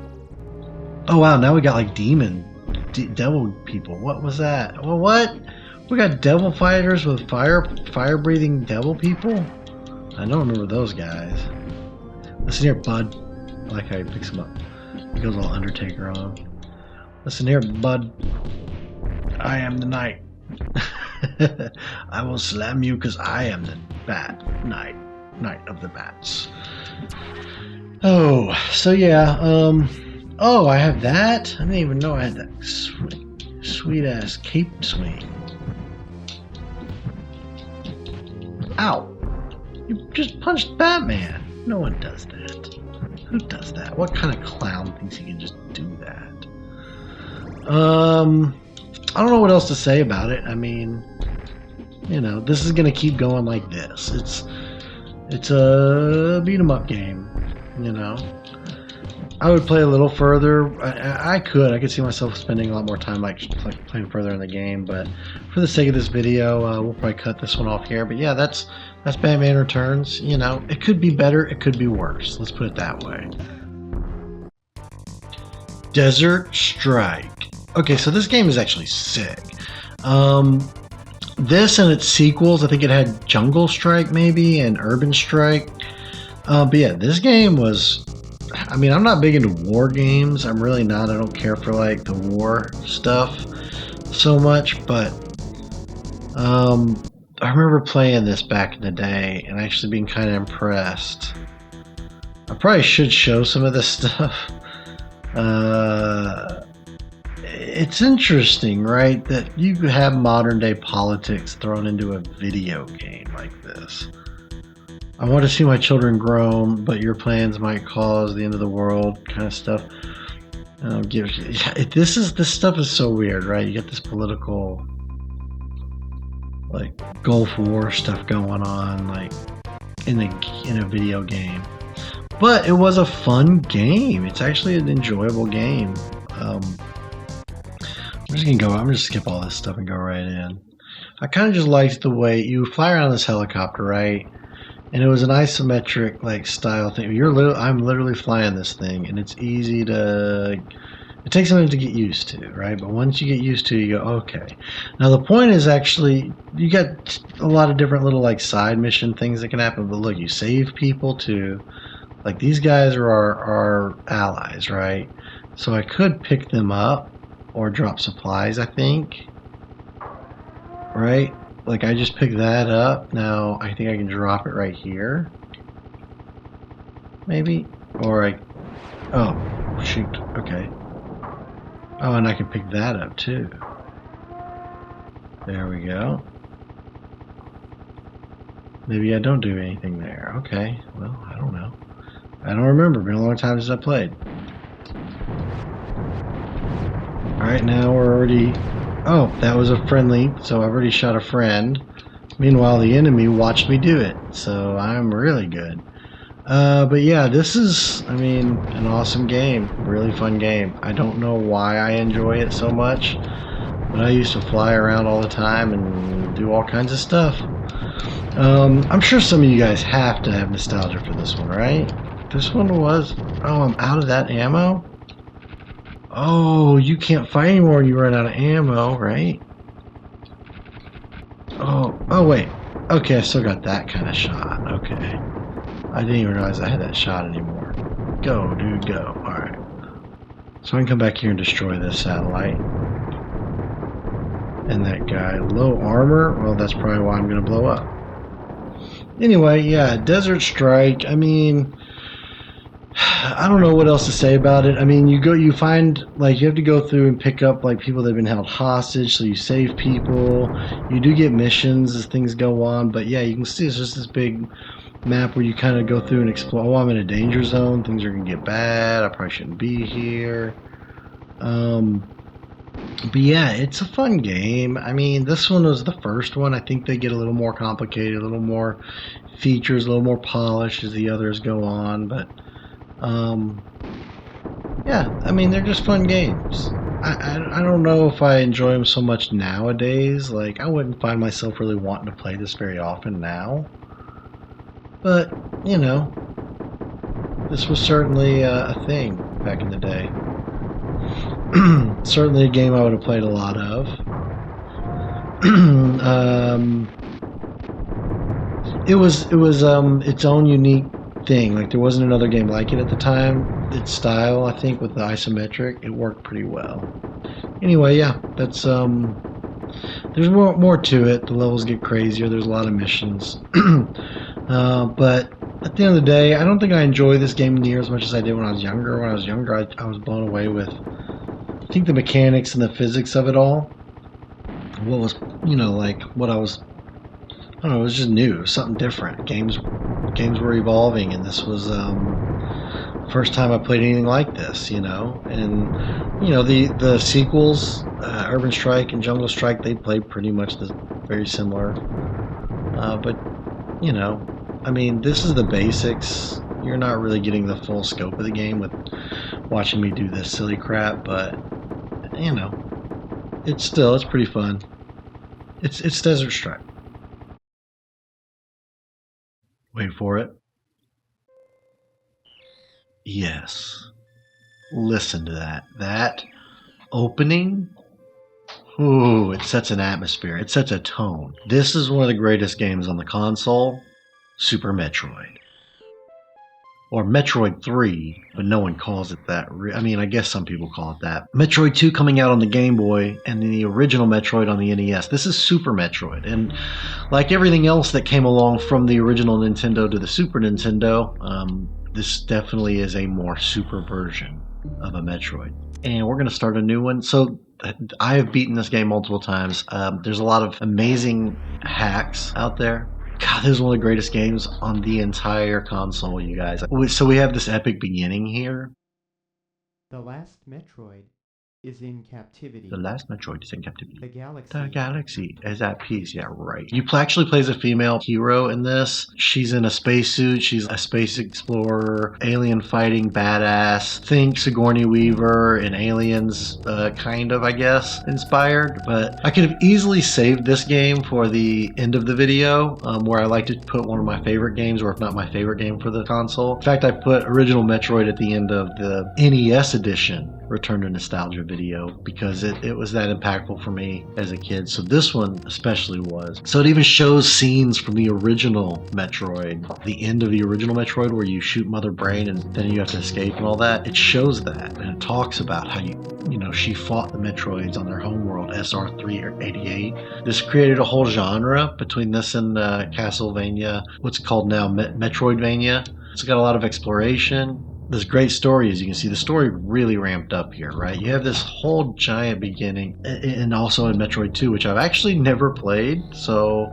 I should go back and play that. There's definitely been quality of life improvements to remastered versions of that game now, but I should definitely play Metroid 2 now. That would be great. I should play that on the channel. 1 and 3 are some of my favorite games ever, and I've technically never played Metroid 2. I wasn't a big Game Boy guy, so that's why I'm not jumping right to the Game Boy edition of Return to Nostalgia. I liked Game Boy, but I didn't really have a chance to play it a whole lot. Like, I didn't own one until kind of late in its popularity, and then it was on to other things. But I was more of a home console player, so you're going to see a lot more of that stuff from me. But it would be really cool to go back and play Metroid 2 in some form, maybe one of the you know, remastered versions. But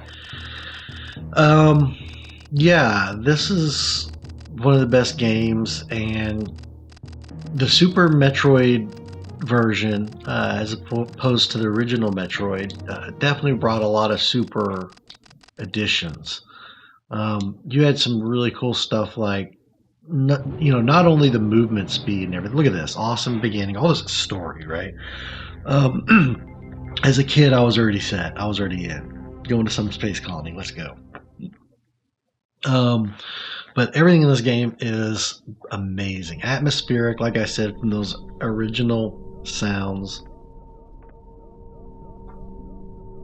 Take it all in.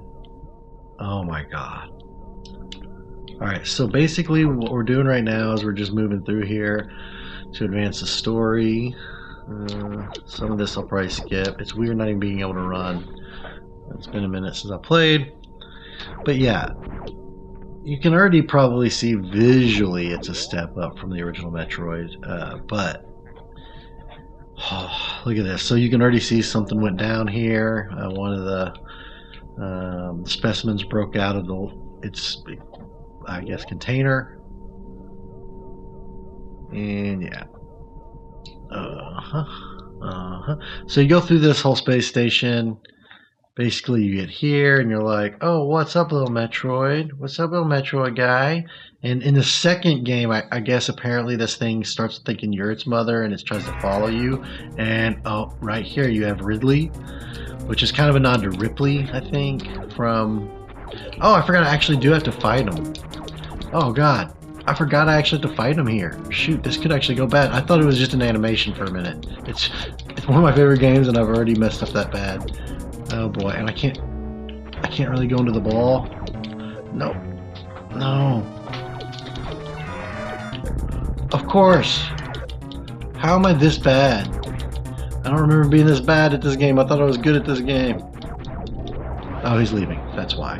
I think that's pretty much how that always goes down. I don't. You have to escape now. I think that's usually how that goes down. You can't really. It's not really much of a fight, if I'm being honest. And obviously, this is where you're like, man, I wish I could run, which makes it all the better later in the game when you actually get the ability to run through things. Or maybe and then the steam can hurt you, yeah. Like maybe I could run, I don't know. Maybe I'm doing something wrong. It does seem like I'm running there when I'm holding B. But yeah, this game seriously is amazing. Start to finish, if you've never played it, and it's difficult now. I'm going to tell you right now, it's got difficult platforming, like very difficult platforming. You will get lost. You know, this game has, and I'll show you at a certain point, a massive map that you explore, and there are going to be areas you're locked out of. There are some epic, awesome boss fights, really cool boss fights. This game, you won't beat it in one sitting unless you know what you're doing. But luckily it has a great save feature. Really just a well done game. In fact, the way they do the saves, the checkpoint saves in the game, are very similar to how they still do it on the newer Metroid games. Look at here, so my ship is landing on the planet, and from here is where the game really starts. The beginning was all still cinematic story, right? Now we're actually let loose on planet Zebes, or Zebs, or however you pronounce that. And yeah, I can run right at the beginning. I just wasn't doing good or something. I think I can't do the full dash. You get like a fast dash later. So anyway, so you pretty much are right out of the gate, only given a few options. You can see in the top right a bit of a map, right? And as you explore areas, they'll fill up with the pink. And when you have a map like this, you can see it only shows the pink right now, but later you'll go to you'll find little stations and you can upload a map, and then it'll give you a map and you can see what you've explored and what you haven't. So like even down below there, right, it makes you wonder what's down there. Well, you can get down there, but you have to get the morph ball first. You know, in the first Metroid, if you remember, we get the morph ball pretty much right out of the gate. You move, you know, out of the intro area, and then you move to the left, and there it is. And this, you gotta actually find it. Pink doors are for missiles. We're not gonna do any missiles. We're gonna, yep. See, no, we can't go that way either. So we have to keep moving. Right now we're locked out of all these paths, but immediately you're hit with all this intrigue, right? What's this way? What's that way? They show you these paths that you want to explore, but you can't. And you're forced to move past them, which just does wonders, I think, for the game. Right out of the gate, giving you paths that are locked off, I think gives amazing sense of wonder to a game. Because you know, oh, I'm in for lots of... I need to pay attention. I'm in for a lot. It's not going to be just on the rails linear, right? I think even Elden Ring does that amazingly. Right out of the gate, before you leave the beginning, like castle, dungeon, or whatever it is, and the doors open up and you see the world of Limgrave or whatever. Right before that, to the right there's a locked off wall and with the stone imp, and you would need a stone sword key to get in it. If you don't know what I'm talking about, if you don't play Elden Ring, then this will make no sense. But if you play Elden Ring, they do a similar level design thing. Now see that drop right there? Now you're supposed to be hit with nostalgia if you had ever played the original Metroid. Because here we are. What did I say? You move to the left, you get the morph ball. It's the same here. It's the same here. So they recreate the opening section of the original Metroid. In fact, I think maybe this is supposed to be the same planet and you're returning. I can't really remember that, honestly, the story there. And you're hit with this thing looking at you and you're like, what are you scanning me for, bro? What are you? But yeah, you could do that to get out. And yeah, and then you're on your way. Now, obviously I got the morph ball, so I could go immediately, if I wanted, immediately go back up the elevator and then go through those sections that needed a morph ball. Or I could do this. Now, the other thing you're going to learn when playing this game is to always be shooting and doing stuff, because I could like shoot a block and there'd be something hidden in it. And I'll show you what I mean. Maybe I'll find one. I think I know where some are.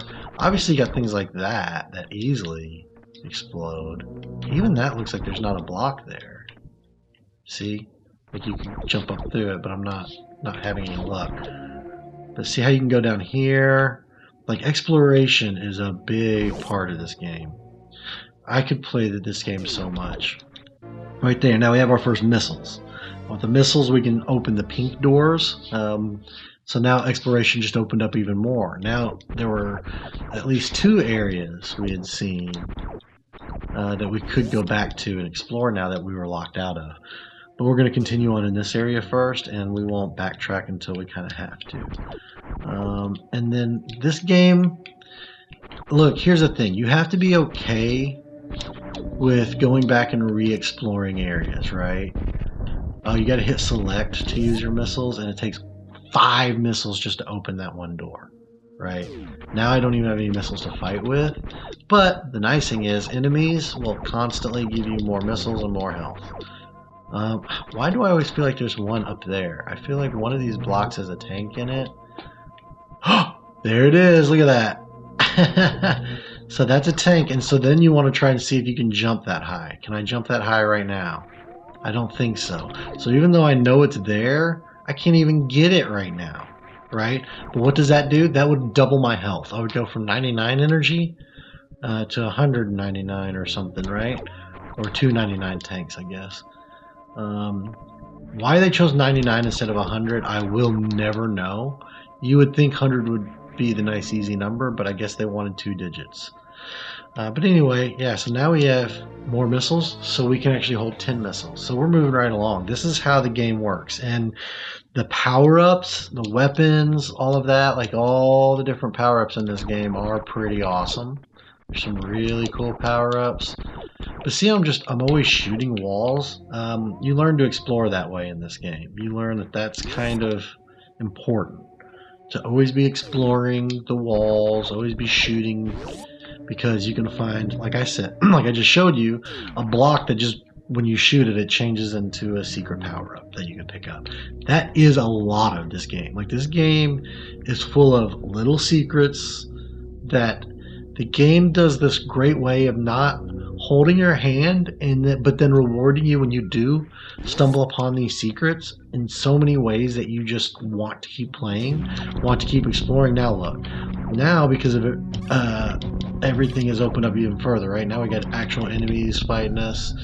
The missiles and everything are going to be important now. But yeah, now we start to head back and do a bunch of other stuff. Now, if I'm not careful, this will turn into just a full Super Metroid long play. Like, that's how much I love this game. Again, it could have been the end of this video, but, you know, I feel like there's I put Metroid at the end of the NES edition, and I've got another game in mind for the end of this video, so that's also equally as awesome. But this game, gosh, I mean, it's its own world, it's its own feel, and so many games these days are trying to capture the feeling that this game had. Did anyone play Animal Well? That looked like a fun one, and I want to play that soon. I've got it. I want to play it on the channel at some point, because it seemed like a modern take on a Metroid style game that was like really, that kind of like came out of nowhere and everybody really loved. So I want to try that one at some point. So, you know, let me know what you guys think of Metroidvanias, of Metroid the franchise, or about Animal Well with a comment. That would be great. I need some engagement, guys. I put in a lot of work on these videos. but I also have a lot of fun. So I get to come back and play my favorite games. So who wouldn't love that? These guys are real jerks. All right, let's just run through this room as best we can. These guys can chase me. I don't care. There are sometimes you might be in a room where you can't leave and you don't know. Oh, look, now here is a map. So now watch what's going to happen. It's going to open up a whole bunch more for us. Now look. Oh, look at that. Right? Now you can see all these different areas. You can see where I went down into what was called Brinstar, and you can see 3 different ways to get to Brinstar. There's my wrecked ship over here. Now there's some kind of area called Meridia if I went the other way, but we couldn't go that way. It's locked off. I think you need bombs. I can't remember, or some kind of power-ups. Regardless, look, see the S? That's a save. So if I go, just like at the ship has a save state, if I go back up there to the left, I'd be at the save. Anyway, oh, hold on, let's look at that menu real quick. If I go over here, you can also see I've got the morphing ball, but that's it. But this is where the power-ups would be, and you can see you add to your suit, you add to your different weapon beam on your hand cannon, different boots, different energy tanks. The game really takes off. You get different suits, suits that are rated for like volcanic areas, high temperature areas. You get all kinds of weapons like the wave beam, ice beam. Oh man, you get a grappling hook at one point. You grapple all over the place. Like, man, they freaking figured it out with Super Metroid. I'm not kidding. You guys, you see it, right? You see what I'm doing? I'm gushing over a 30-year-old game that I've played hundreds of hours of. And honestly, at this point, you'd think I'd be over it. I mean, I went down the rabbit hole of I call it DLC. I went down the rabbit hole of ROM hacks for this game like 10, 12 years ago or more. That's where that's how long I've been into this. I mean, I played this game when it came out. Now I'll show you what it's like to save. Boom. Yes. So yeah, this would have been one that was definitely in my collection, and I cherished it. If you heard me gush over the original Metroid in my Return to Nostalgia NES Edition video, you would understand why I would love this one so much, because I was already a Metroid fan before this game came out. So this was epic, and then to see how good it actually is. It's not even just that like I'm happy to play a sequel of my favorite game. This is like, oh, they really stepped it up. You can sink so much time into this game. You'll get lost. You'll want to give up at times. You will get frustrated. It's not the easiest game, but it is a rewarding game for those who stick it out. I don't feel like this game gets boring at any point. Like, I've never played Metroid and been bored because there's always too much awesome stuff going on. There's too much to explore, too many enemy types. Everywhere you go, there's something new to see.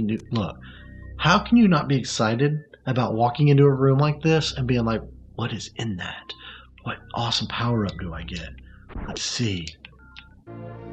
Oh, now we have the bombs. Now this is where it opens up even more.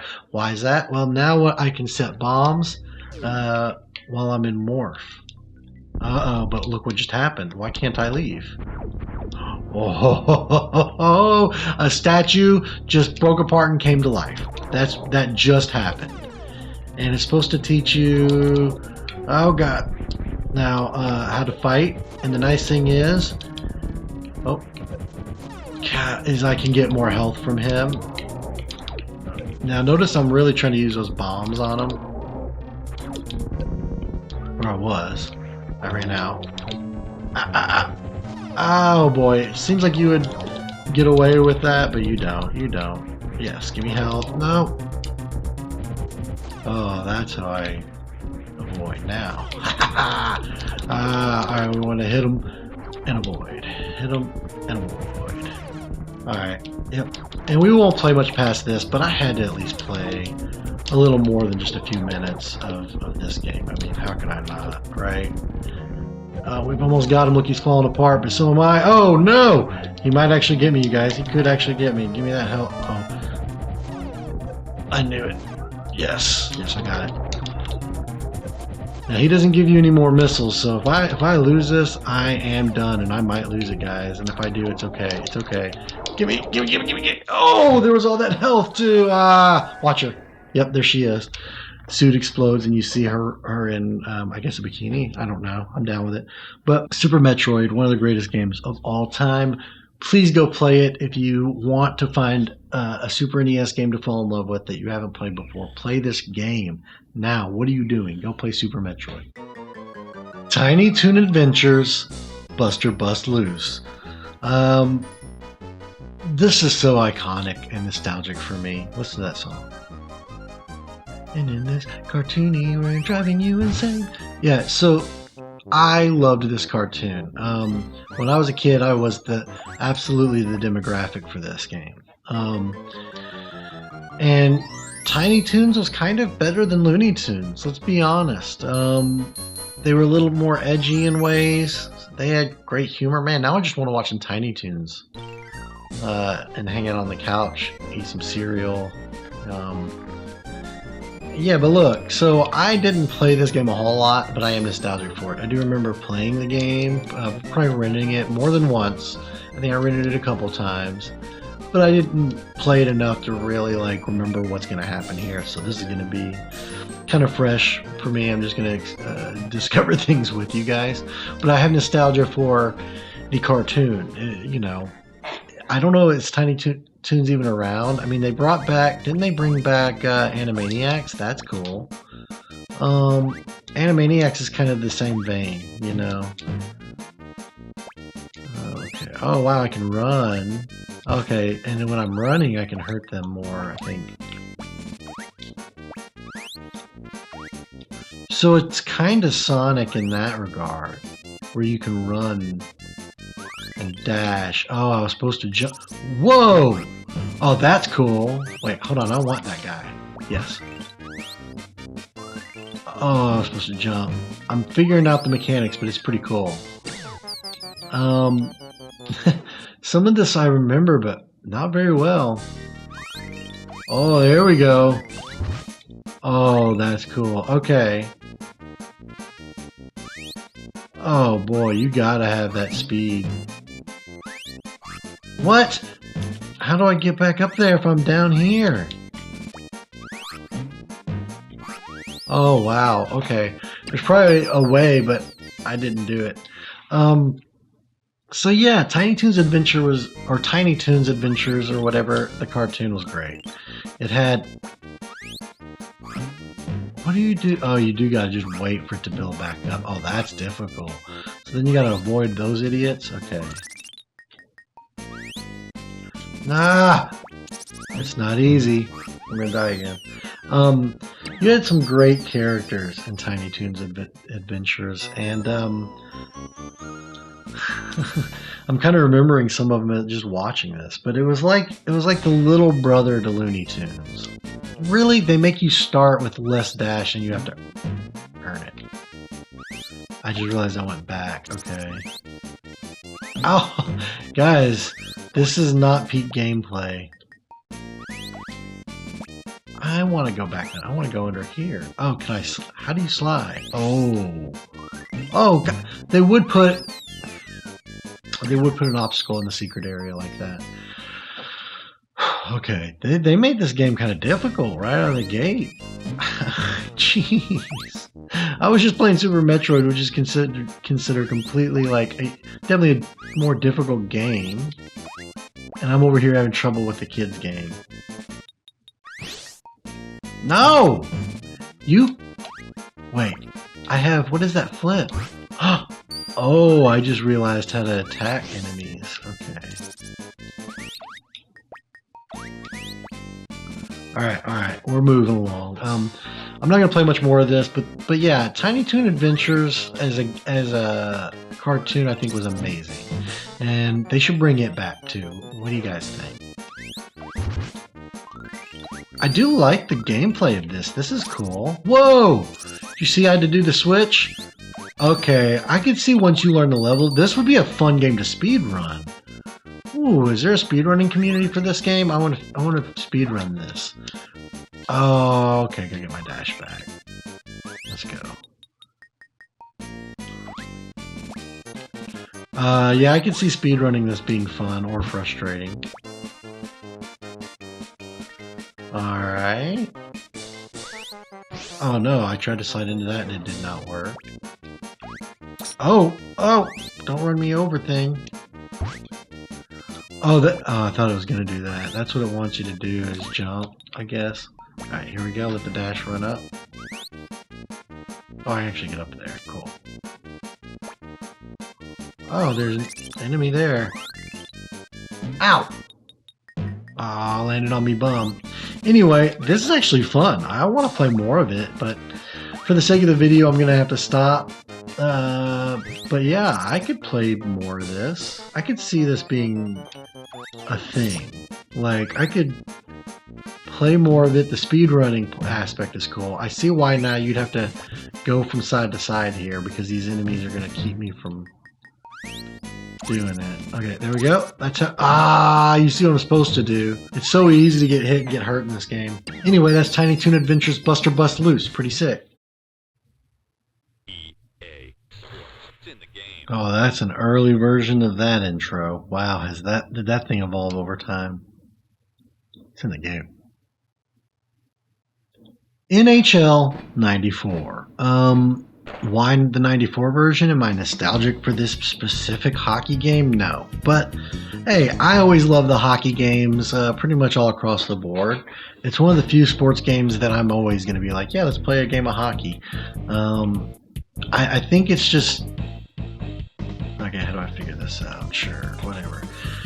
I don't even know who I'm. Montreal, I guess. I'm just jumping right in. I should have. Man, I wanted to be the Red Wings. I didn't even really pick. Hold on. I gotta back out of this. I gotta pick a team I want to play. Although this is 94, so I don't know if the Red Wings had really had their big rise yet. I don't know my hockey or sports that well. I don't really keep up with sports. And at this point, I would have been 8 or 9 years old, you know. But NHL 94, I just picked it because it was one of the first ones, and I wanted to see how the first one of the early Super Nintendo games would have. I wanted to see how one of the early Super Nintendo hockey games were. I don't necessarily remember, but I definitely played some of these games. Now, Gretzky is on the Los Angeles, and I'm going to be playing Detroit, so we'll see how it goes. I don't even know if I recognize these players, but I halfway grew up in Detroit, so I have to pick the Red Wings. I actually restarted this game just now because I didn't have the Red Wings, and it wouldn't have been right. I had to restart. Oh, wow, so they are rated they got Gretzky. See that? But I got Yzerman. Okay, you guys don't understand. Unless you are into hockey, if you're just the average Joe, you probably think, oh well, Gretzky, that's the team that's going to win. But I've got the Detroit Red Wings. I've got Steve Yzerman on my team, you guys. It ain't happening, right? Okay, so here we go. All right, let's go. And it already plays great. Actually, I think it responds well. Hell yeah, let's go. I love the hockey games. I almost just scored. Oh yeah, you want to fight about it, bud? You want to go? Huh? I'll fucking rip you one, bud. All right, let's go. Ow! Hey, now them's fighting words. Oh, I got the 3D, and then I passed to 91, but I passed back. No, it didn't work. I could play this for hours, and this being one of the early SNES hockey games. I can imagine they just get, well, I know they just get better and better. But yeah, I can play pretty much any hockey game you get a friend and just pick up and play, try to see who wins, you know, like you don't have to know all the controls, but you figure them out as you play. You might get scored on a lot. You might get wrecked a time or two. But I can enjoy even like soccer only because I enjoy hockey. That's how much I enjoy hockey, right? I couldn't really ever get into soccer, but it's pretty much, I mean, because let's be real. I mean, I can run around on a field like in shorts and high socks, like bring my socks all the way up to my knees like a dork, or I could get out on the ice with blades as sharp as a sword, a samurai sword, and then go out there and beat the shit out of everybody with maple syrup in my blood. You know, it's just a different sport, right? The fact that they are totally okay with fighting, like, that shouldn't even be allowed, but in hockey, they're just like, hey, you guys fight it out. You're men. We would rather you do it here with all of us watching than in a parking lot, and it leads really bad. Are you kidding? Gretzky just scored on us? Oh, I can't be having that. Okay, guys, now I got to come back. But yeah, NHL 94, pretty fun, honestly. I am really digging this. And to think I just came from like, you know, like Super Metroid, and then like I guess I did do Tiny Toon Adventures, but I'm getting wrecked and I'm still over here having way too much fun. I don't know, I'm trying to pass to the wall, that's how bad I am, and yet I'm still having fun, guys. So I think that if you ask me, this holds up even to NBA Jam. I know that probably most people would not agree with that. Can I do a back around the back sweep? Nope, that didn't work. He just took the puck. I thought maybe I could go around the back of the goal. Oh, you want to fight about it? But are you kidding? Out for the game? Steve Yzerman's out for the game? All right, I'm out of here. Guys, that's NHL 94. I can't play any further. I can't watch this. The game's cheating. AI cheats now. The AI cheated back then, and that's just a vision of the future in Skynet. It cheated and took out Yzerman. Can't have it. So before Photoshop, before even probably Paint, before Microsoft Paint, was Mario Paint. Okay, now it looks like I don't have the mouse or an ability to control this right now. It's not letting me, and so I think that I'm not going to be able to play it, which is okay. It is what it is. But Mario Paint was awesome, right? I'm just gonna sit here and talk while the game is playing in demo mode. But yeah, so you can see what it was about, right? You literally, like, this encouraged artists to draw and do cool art. I wish I could sit here and draw something for you guys. That would have been fun. Maybe I'll figure out how to do Mario Paint in another video. It doesn't work with the regular Super Nintendo controller. At least not through emulation. I've got to figure out how to make it work. I'm playing on the Steam Deck, so, you know, it's not the best way to play Mario Paint. You would have had an official Super Nintendo mouse, right? How crazy is that? You'd have had a little mouse, and you would have been playing, like, basically doing Microsoft Paint, but a Mario version of it. And look, who doesn't need that paint palette, right? Like, who doesn't need Mario in paintbrush form? And then when you wanted to clear it, look, you launched the rocket. That's awesome. That's sick. And then you could undo. That was the undo. Hey, I didn't want to get rid of that. You could save. And it also had a cool mini game. And you can make music with this thing, I think, too. Like, all those little icons at the top all made different music. Look, you could flip things.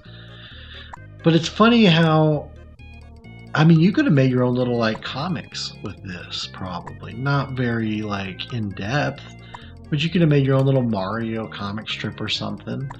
It's interesting, some of the choices of items they give you, just random animals, and it's almost like they're trying to give you the basic emojis. You know what I mean? Here's an airplane, here's an elephant, here's a Yoshi.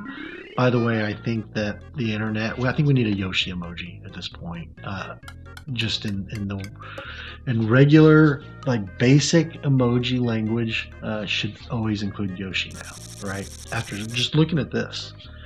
But I would love it if this demo mode just went into the fly swatter, because there's a game where you basically are swatting flies with a fly swatter, and it gets pretty fun.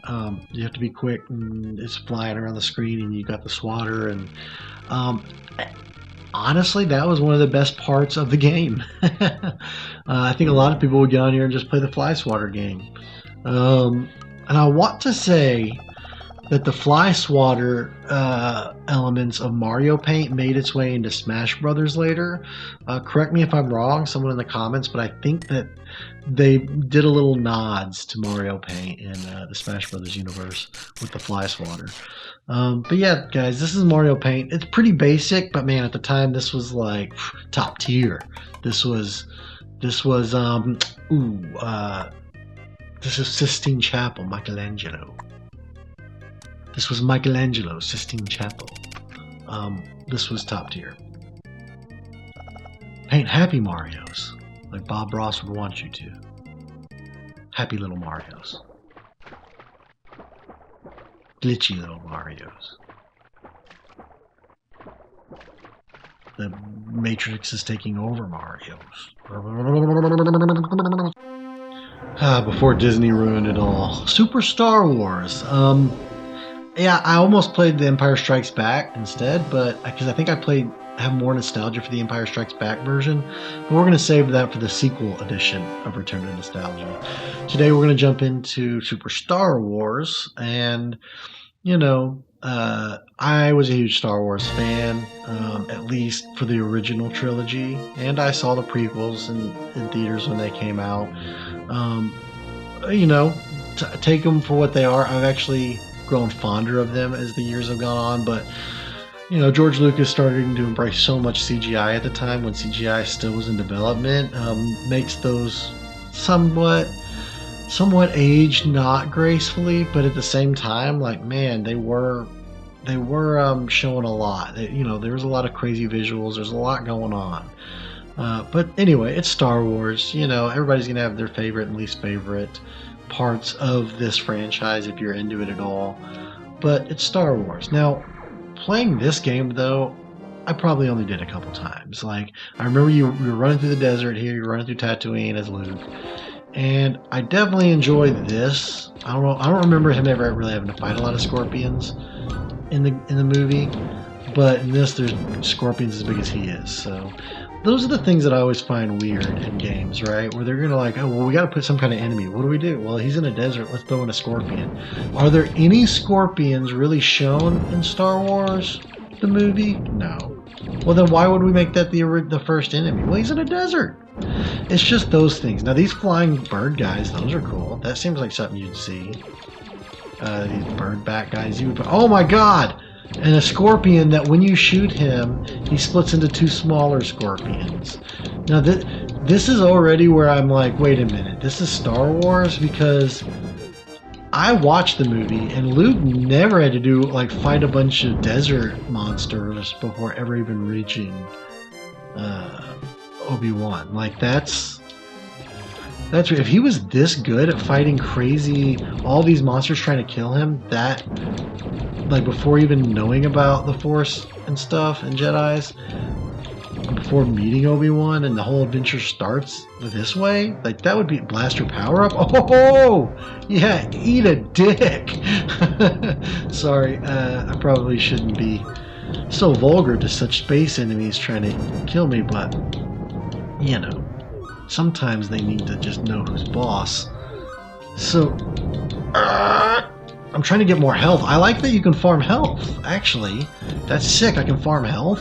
Whoa, that's good. I see, that's not something I would have realized playing this game in the past, like when I was younger. I would have never realized, hey, I can just stand here and farm health. I would have in Super Metroid, not when I got these stupid little like gizmo, whatever they are, gremlins trying to eat me.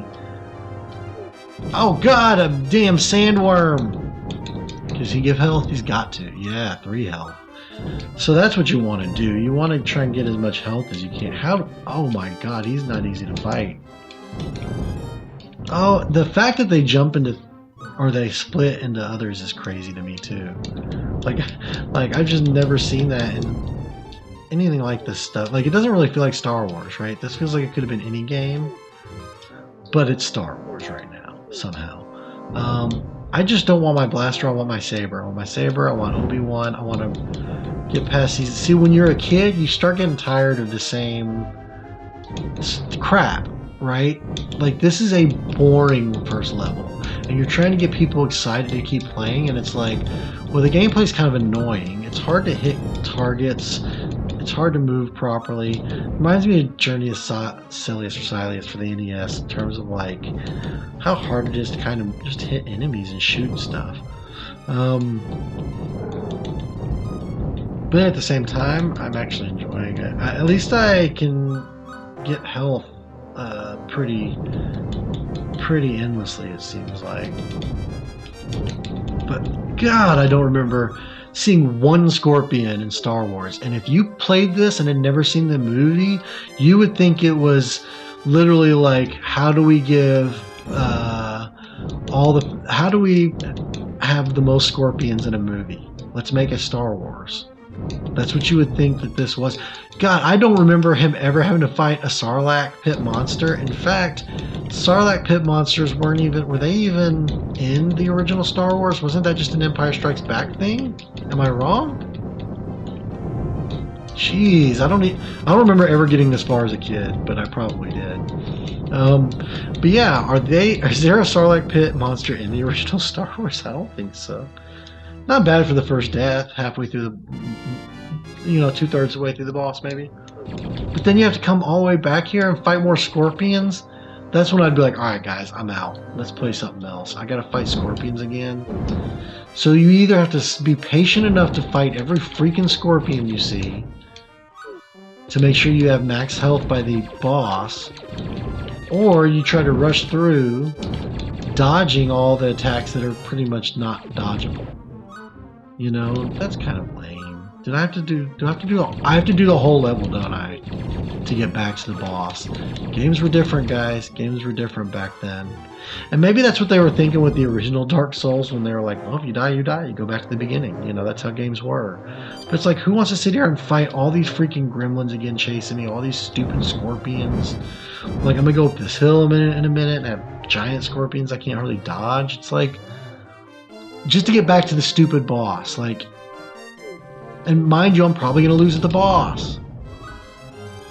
I guess you would run through all this and then find the one enemy right before the boss that you could farm the health from that keeps regenerating. That would probably be the move if you're going to try to like pro game it. But yeah, I don't know. This doesn't feel special at all to me. In fact, even though the graphics are better, very few other things feel better on this game, or feel like an improvement from the Star Wars on the NES. I mean, as unbeatable as that game was, at least it felt, I don't know, it felt a little more like Star Wars to me with all the other characters. I'm sure this does. I'm sure the more you play it, it's like, oh yeah, we're definitely playing Star Wars. Right now, I just feel like I'm Luke generic hero, Scorpion fighter of space. No, not even of space. Luke Scorpion fighter of the desert man. The desert aliens. So, I don't know. I'm going to try and beat the Sarlacc pit monster, but I don't think I got much more in me after that. And this does not look like it's going to be beatable in any way for me with the amount of health I have. How do you beat this guy without power-up, like good power-ups? And lots of health. It ain't gonna happen, guys. I'm going the way of Boba Fett. And that's Super Star Wars. Killer Instinct. This was a Mortal Kombat clone that was probably the most known at the time, mid-90s. And, it's limited, it is, but it's also pretty cool. It's a pretty cool game. You had a dinosaur you could play as. You had a boxing guy. You had a skeleton dude. This is before Soul Calibur. This is before a lot of things, to be honest. I don't remember this guy, so I'm gonna go with him. I probably would have picked more like the skeleton, or I don't know if the dinosaur. Probably would have picked him. I would have picked a lot of the characters, but I don't remember picking this guy ever. So I'm gonna go with Cinder. See what he's about. I'm someone who likes variety, so, I like to try all the different characters usually in a game, and I'm already getting stomped. I don't know what does what, but I'm learning. Oh, here we go. I got him now. But yeah, this is, at the end of the day, if you had Mortal Kombat, you would probably prefer to play it because the fighting on this always felt a little more dumbed down. A little. I mean, look how quick the battles are over. So the health bars and honestly just the mechanics don't quite feel right. Like it's no Street Fighter and it's no Mortal Kombat. You know, I am saving the Street Fighter for the Return to Nostalgia Sega Genesis edition. So you know, if you were hoping I would play that in this video, sorry to say Street Fighter is going to be reserved for Sega Genesis. And I do have a lot of games that will be on the Sega Genesis version of Return to Nostalgia that I would have played the Super Nintendo version. Maybe I have more nostalgia for the Super Nintendo version even. But because I didn't play as much Genesis as a kid and I'm going to have less games I'm nostalgic for, I figured those games that exist on both platforms, I'm just going to play the Genesis version for that video. So right now I'm playing Thunderhawk over here, Thunder Mohawk Axeman. This is like a Nighthawk guy from Mortal Kombat, kinda. I don't know. Fighting dinosaurs. I'm Turok. I'm Turok over here fighting dinosaurs. That's a whole nother game I can't wait to get into for the N64. I love Turok. But anyway, that's a whole different topic.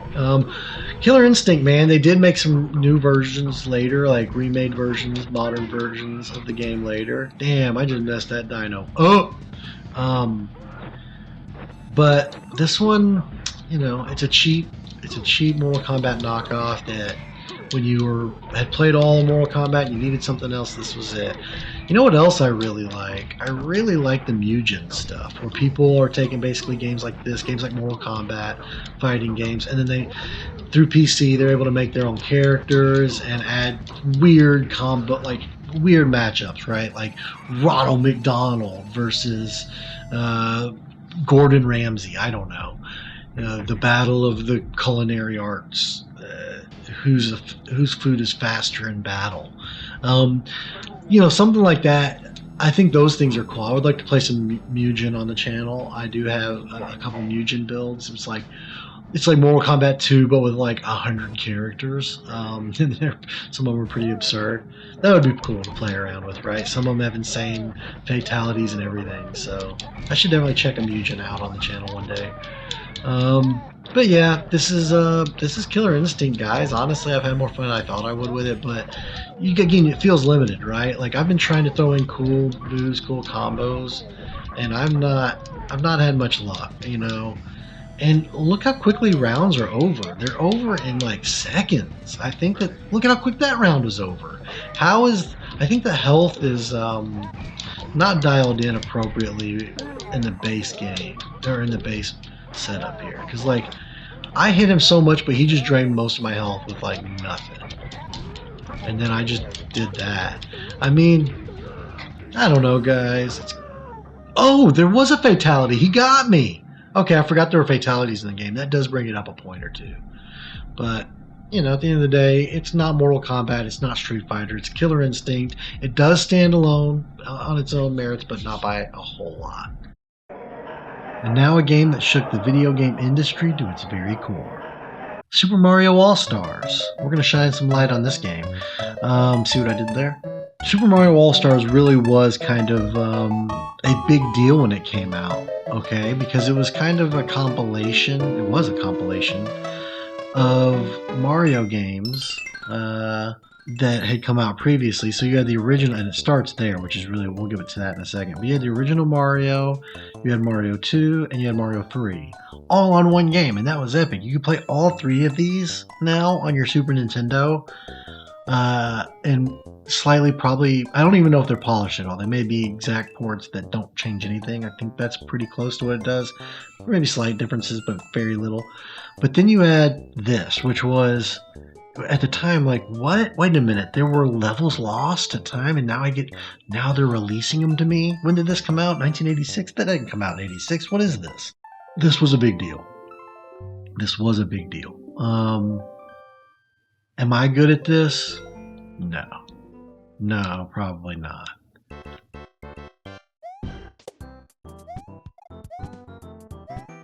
So Mario, the Lost Levels. No, it looks really good. You're got Super Nintendo graphics, but you're playing like, original Mario levels, kind of. God, I have not played this in so long, so this is gonna take me a minute. Oh yeah, they introduced the stupid right away. You're like, wait a minute, this is not the Mario I remember. That mushroom will try and kill you. It will kill you if you touch it. This was like Kaizo Mario before there was Kaizo. You had to be good at Mario in these, because these are hard levels. Like, you can see right out of the gate, this is not the easy. What is that? Right? This is the first level, and it's throwing jumps like that at you.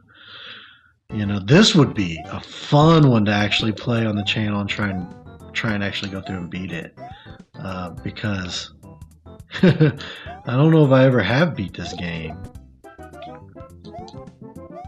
Maybe I did back in the day, but it would have been so long ago I don't remember.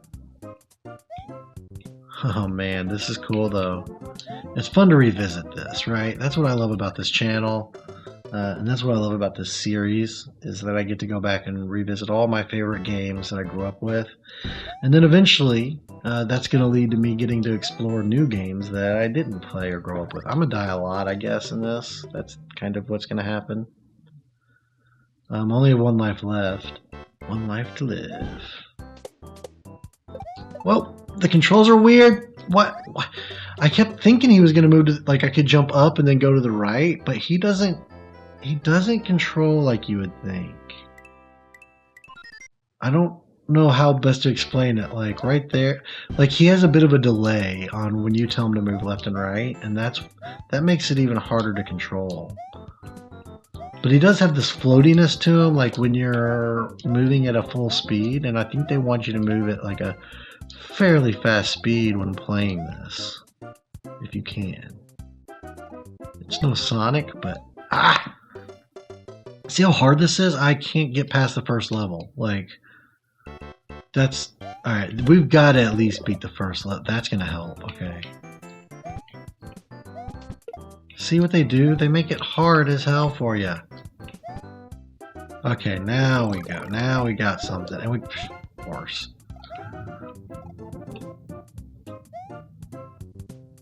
Alright. This is not easy! Everything about this is kind of hard, if I'm being honest. Everything. There's not... This is supposed to be pro mode, basically, guys. That's what this is. This is pro mode Mario. For back in the day. Thought I could get over there and get to that stuff. Which probably would have been a mushroom, but what are you going to do? I thought I could get to that pipe and try and go down it.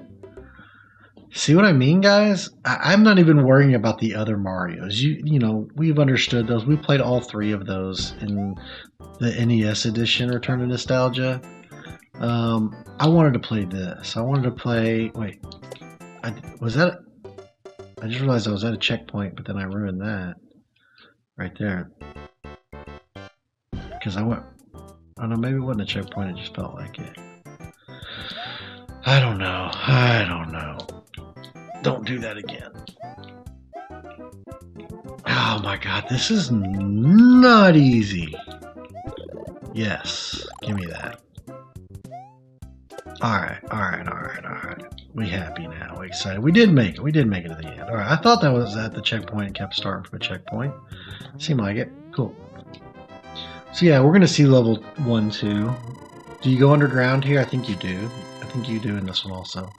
But yeah, these were levels that I think were left over from the original Mario that now they've given a fresh coat of paint for the SNES. But it was just an NES, you know, original Mario levels, I think, that they were like, okay, this is too hard. We can't throw these at people. Who knows? Wow. I forgot I could go through and do that. Oh, I lost my mushroom too. So you can't get up there without the mushroom. And I could have gotten up there. Oh my god, Butts McGillicuddy. At least you get to continue from here. That's not bad. You beat the level, you can save and continue. at least they give you a save and continue feature. That was not really in the original, you know. Lost Levels is kind of sick. It looks good. I actually really love the visual style of Lost Levels. The levels themselves are definitely difficult, but they're not unbeatable. I mean, you could learn the levels like any Kaizo level, and they should be technically easier than Kaizo levels. They're not made to be that difficult. I mean, I guess they kind of are. I don't even know. Now I want to go back and research the story of Lost Levels, because maybe I'm just going off the myth in my own brain of what Lost Levels was, but I think that was the story. Regardless, they definitely are hard. I mean, what do you guys think of Lost Levels? But we're not even really here to talk about Lost Levels. We're here to kind of talk about... See how difficult it is. Jeez. We're here to talk about Mario All-Stars in general. And that is...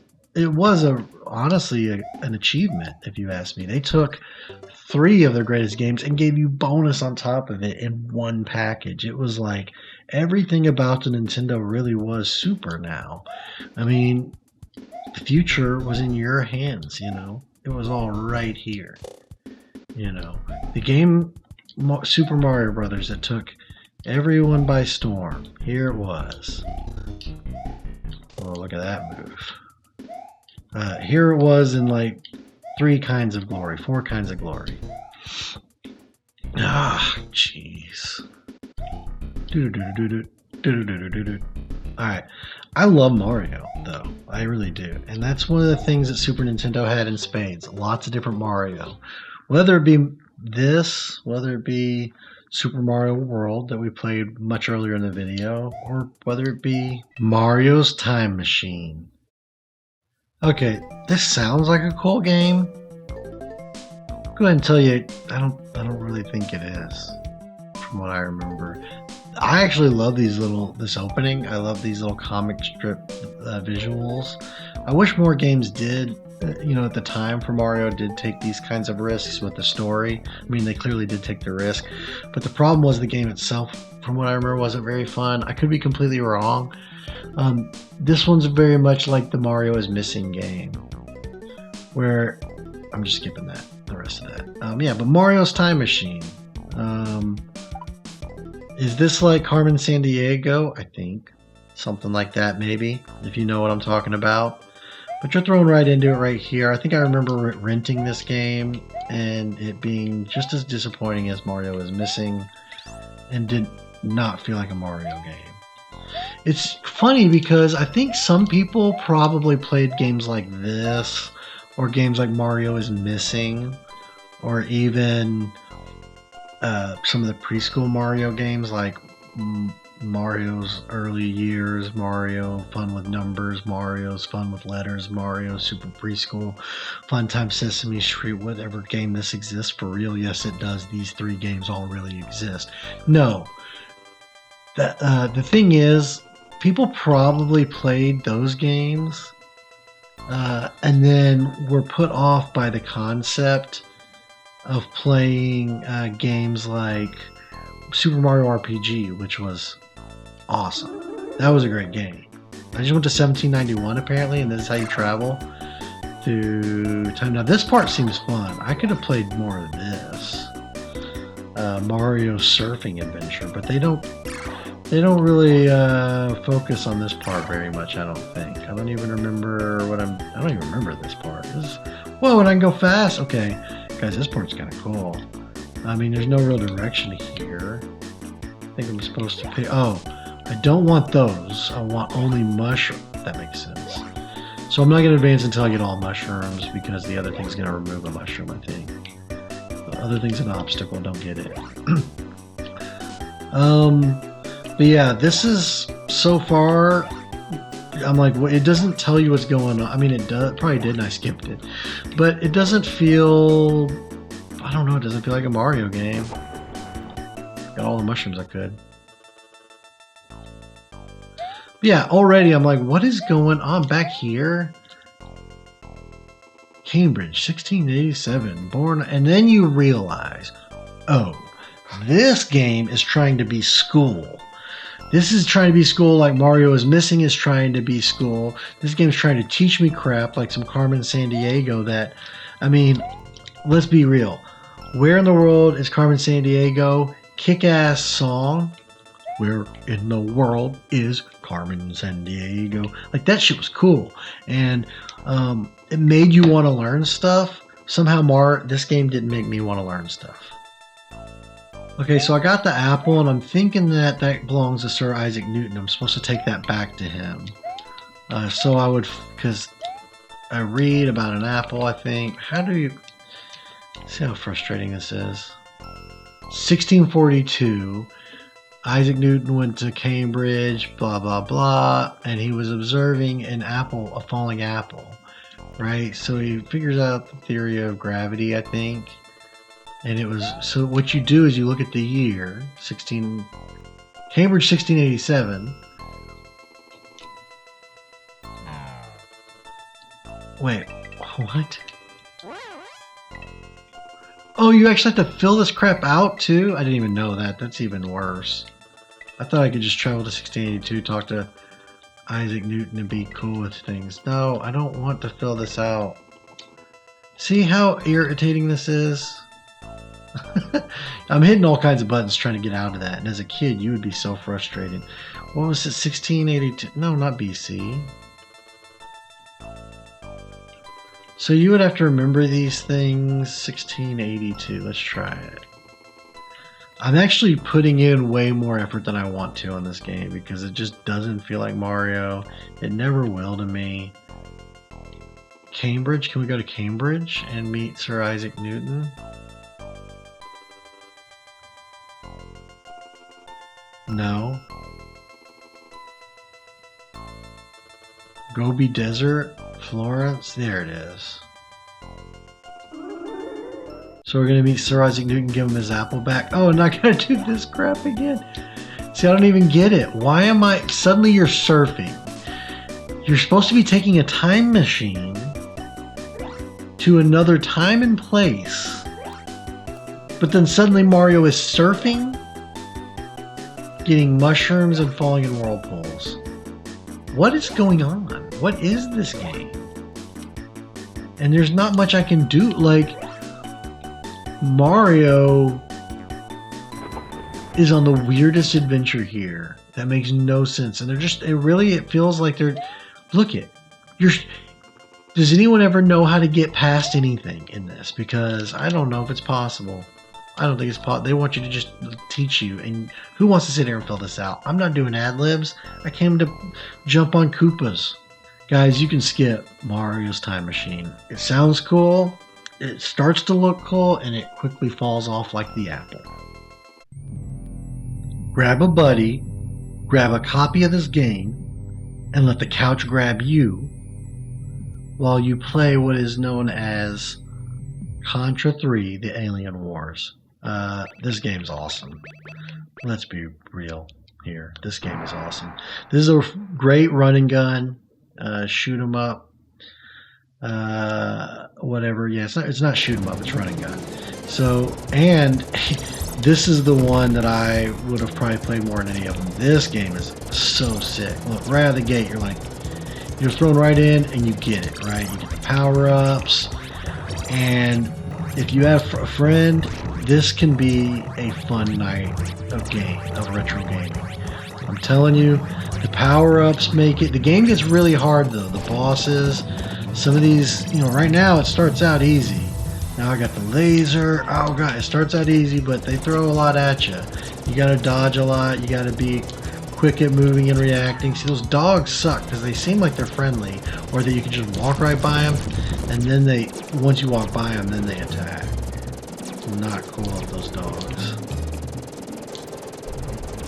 So yeah, I'm so into this right now. I think you get I got one bomb, but I'm trying to save it. If you had a friend, you could really wreak havoc. See how quickly it's over? My score is 16,200. Not good. And then you start over. That's how it is. You got to get good. You don't get handed anything in this game. I will tell you that. You earn it. Now I got 2 bombs because I caught that other one. I got the temporary shield, which is good. But yeah, this game's all about the power-ups. And honestly, oh, that was a good dodge. Ah, that was not. I already missed my spread shot. I like the spread shot better. The scatter shot a lot better than... Ooh, I like that. Let's keep that. I don't even want to change to the laser. See, last time I stupidly changed to the laser. Now I can chase down the dogs quicker than they can chase me. Oh, no, maybe not. Ah. But still, guys, this is, as you can see, this is pure, unadulterated fun. Okay? That's it. This is shoot 'em up, run and gun, sorry. Fun. Throw a bomb. Yes! That's a bomb. You see it, but I died in the last second. I more than doubled my score, though. And I got to the same spot. So you can have high score battles with your friends, too, but it's really about trying to beat the game, right? It's trying to get to a boss and then get as far as you can. I'd like to get to a boss. We'll see if I get that far. It's been so long.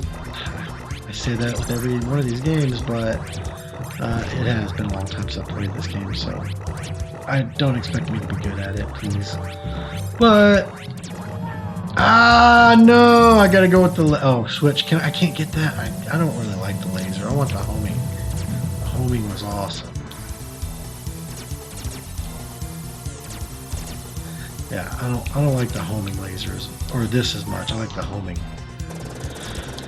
Oh god, I'm really bad at this, guys. But you can see what's awesome about this, right? You can see why people would want to play this, though it's difficult. Contra was never a game that was considered like, oh, this is an easy game, anyone can play this. Like, most kids aren't going to get very far, and then they're going to get frustrated playing this game. With a friend, obviously it's easier to get further. You can really team up, but then, as you can imagine too, the chaos just kind of ensues. Because there's more things going on screen. More. Yes, the homing. No, get away, laser. Get away, dog. Get away, dog. Yes, homing missiles. Yes, homing missiles. Kick ass. If I can keep the homing missiles, I think I can get past the part I keep dying at. That's the plan. That's the current plan to get past the guarded wall. Homing missiles. Yes. And keep the high ground. Yes. Yes. Rain hell down on the wall. I am the Contra. The alien wars? Psh. Aliens don't have shit on me. And then you get in a tank. Because why wouldn't you get in a tank? I mean, come on. Come on. Tell me this is not awesome. And I can't take the hits when I jump out real quick of the tank doesn't get hurt. Or maybe it does. I still have my homing, dude. This is a good run. So, see how you can have a good run out of nowhere? I haven't even used a single bomb. Oh, another wall. Let's use a bomb. Just to do it. Okay, the bomb was kind of unnecessary. Really, the bomb is better. Wait, do I have 2 different weapons I can switch between? Maybe? I don't want to, but I think I do. I do, I've got my... Really? Okay, I forgot. You can actually pick which weapons you have, so I could, like, get a different power-up in the other slot, and then I could switch between them? That's pretty sick, actually. So let's switch this one. What is that? Oh, I barely dodged. Ah!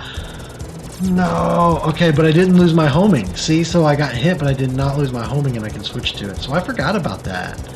That's sick. More bombs is good. More bombs is definitely good. Give me the shield. It's preparing me for some big battle. Oh, you gotta dodge the fire.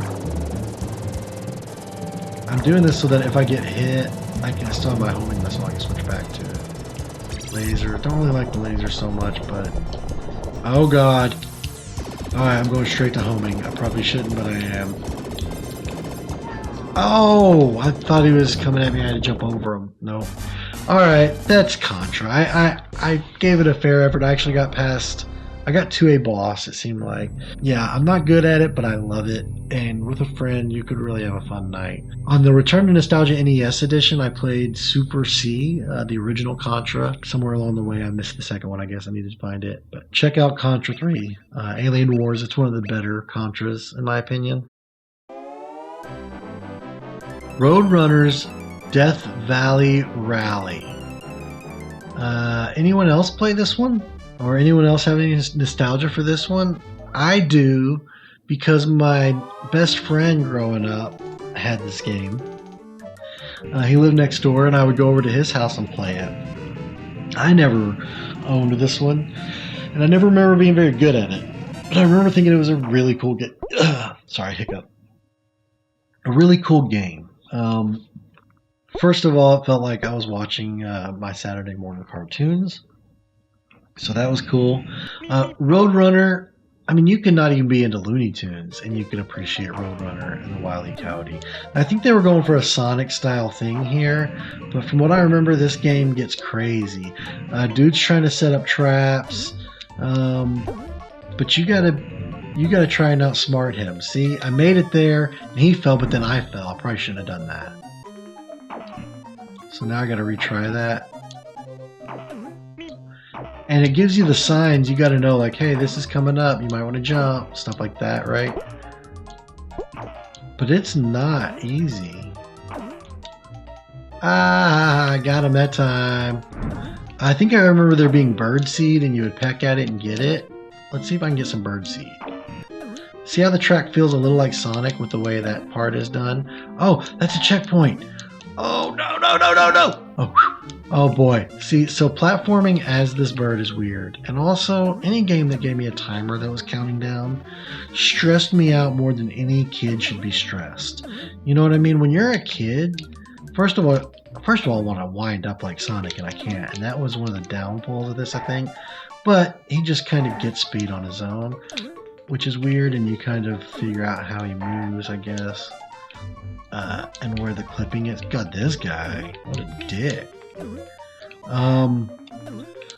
There we go. I got it. Alright. But you want to build up speed like Sonic, and you can't. Wait, how many flags are there? That wasn't a checkpoint. That was something else. Oh, wow. He's really coming in here with a steamroller now. Alright. But I think this game has a lot of little secret areas, a lot of things that can hit you and take you out. But if you can do good, you can move quick through areas. Oh, God. Haha. Did make it. Oh. Haha. It's going to come down on you. See why I would have loved this as a kid? Like, oh, and there's so many flags to get. And I got one. My flag bonus was terrible. I got one flag. But, so you could see how you could actually get higher scores and do even better, getting all these other flags and stuff. Probably some secrets to find in the game. I don't even ever remember getting this far, so honestly, this is pretty cool. I'm really enjoying this right now. Did anyone else play this? Like, who else? Anyone else ever get to enjoy how awesome this game is? Like, look at this. Move over, Sonic. There's something cool about knowing that at any moment he could pop up with some other little obstacle trying to get me. I love how it's a... Oh, the birdseed. I told you there was birdseed. I knew there was birdseed in this. Get the birdseed. I don't even remember what it does. I want it. I just feel like a bird. Oh, I think it makes you faster. Oh, it does. Oh, boy. Birdseed. Get all the birdseed. It made me faster. Okay, so see in the top left, I've got that little... the 3 red dots there, or 5 red dots. Ah, damn it. Getting over it. I got the 5 red dots. I think that's some of my big speed boost I got from the birdseed, but I could be wrong. That's my guess right now. Nope. It's full of places to fall, I'll tell you that. Oh god. Okay, I figured out what I gotta do. I'm gonna go over here, jump up, and go to the left. Why is he throwing... Oh, he's throwing planes with grenades. That's pretty sick, actually. That's funny. Planes with... little biplanes with grenades on it. Avoid the thorn shrubbery. Why are scorpions in every game? I feel like I'm back in Star Wars right now. You know, the real Star Wars, where there's nothing but scorpions to fight. Everyone knows that's Star Wars. But yeah, this game's cool. Fun platformer. It's a mix of Sonic meets Looney Tunes, which is cool. Some of this platforming is difficult. How do I? Oh, okay. That's how you jump that. Ow! What timing was that? Sniped. There we go.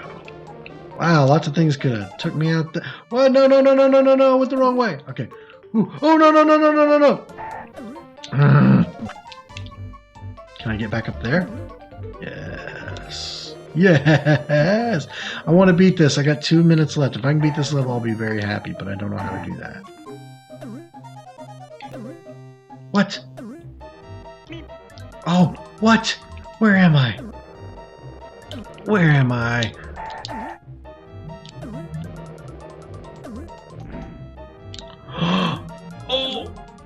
Oh, where am I? Oh, am I somewhere good? I want to be. Oh my god, this is sucky. Alright, that's all I can do of this one right now. I have nostalgia for this game, but I don't know enough to do well. Like, it's not like I have any memory of any specific way to go or play. I mean, you follow the signs. A lot of it is the road signs. I think that's pretty cool. I think the art style is awesome. I mean, they did a good job on this game. And I think it's one that's overlooked. I think this one needs more. It needs more of its flower. It needs to get its flowers more. This one needs more attention. Maybe one day I'll play it further on the channel. Let me know if that's something I should do. This is Roadrunner's Death Valley Rally, guys. Check it out. It's pretty awesome.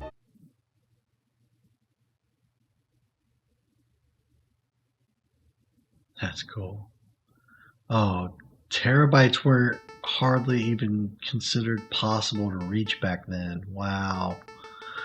That's a lot of terabytes of memory. Damn. Oh, what is this, by the way? This is Mega Man X. Okay. Now, honestly, I've only ever dipped my toes in and out of the water with Mega Man as a franchise. I've always thought it was so cool. Man, I need to start playing more Mega Man. I really do, man. Man, it's Mega. So the cool thing about Mega Man is you always get to pick, usually like which boss you want to fight first, but I don't remember how Mega Man X works. So I was expecting to get to pick my route right then, but it threw me right in. So how can I be nostalgic for this, but then I'm not? It doesn't seem like I know much about it. Well, I'm nostalgic for the franchise, right? I always, like I said, I dip my toes in and out of the water with Mega Man. I like how the bridge can also blow up. But I always only ever like seem to dip my toes in and out. I play it for a little bit. I have my fun, but I don't ever try to like beat them. Like maybe I'll beat a boss and then I'm like, all right, I'm cool. And I think that was just because I didn't own the games, so I never got to play them very frequently. Like, it was only ever in little spurts I would get access to Mega Man. Now, as an adult, I definitely could see myself trying to play through and beating them, but when you didn't have access to them, it's kind of hard to do that. But I always thought it was such a cool franchise. What's it called? Is it Robo Man? Is that the name? The Japanese one, or Pro? I can't even remember. There's a different name for him in Japan. How do I get where I need to go? I like that I can climb. Oh wow! I just learned how to climb walls. So there's that. Oh whoa! That guy's walking like a freak. So Mega Man X is different than the regular Mega Man series. Like this game, I think it came out before Mega Man 7. So when you look at Mega Man X, you think, oh, that's the 10th one. No, it's not like Final Fantasy, where the 10th X is actually the 10th one. In this, it's a whole different series. It's a spin-off. You got the regular Mega Man, I think, and then I think you have X and then X2 and X3 and X4 and X5, right? It's not like you get X is 10 and then you have 11, 12. So that's about all of the knowledge I have for Mega Man for you guys. I don't really know much, but I do enjoy playing them, and I'm having a lot of fun right now playing it. The art style was always so cool. It was always its own little world, man. Very much set in the future. I really liked, what's the Mega Man that's on the Switch? That was really good, the new modern one. They did really good with the story and everything on that. Oh man, that was hard to get back up. I barely survived that. The crumbling bridge aspect of this level is really cool. Kind of reminds me of a Mario Maker level that I made called Smack My Bridge Up. Mario Maker 2 level. That finally did fall off and die. So yeah, the collapsing bridge thing is really cool. I do plan on putting out videos on my Mario Maker 2 levels at some point, and Smack My Bridge up. There will be a video on that. It's just I gotta get it up at some point. But it's some difficult Kaizo Mario, so I gotta like really settle in and try and beat the level to record it. Okay, I'm getting screwed over by lots of enemies. Oh, that car is sick. So you can charge obviously your attacks, and that's gonna be a stronger attack. Oh god, the cars are trying to push you off.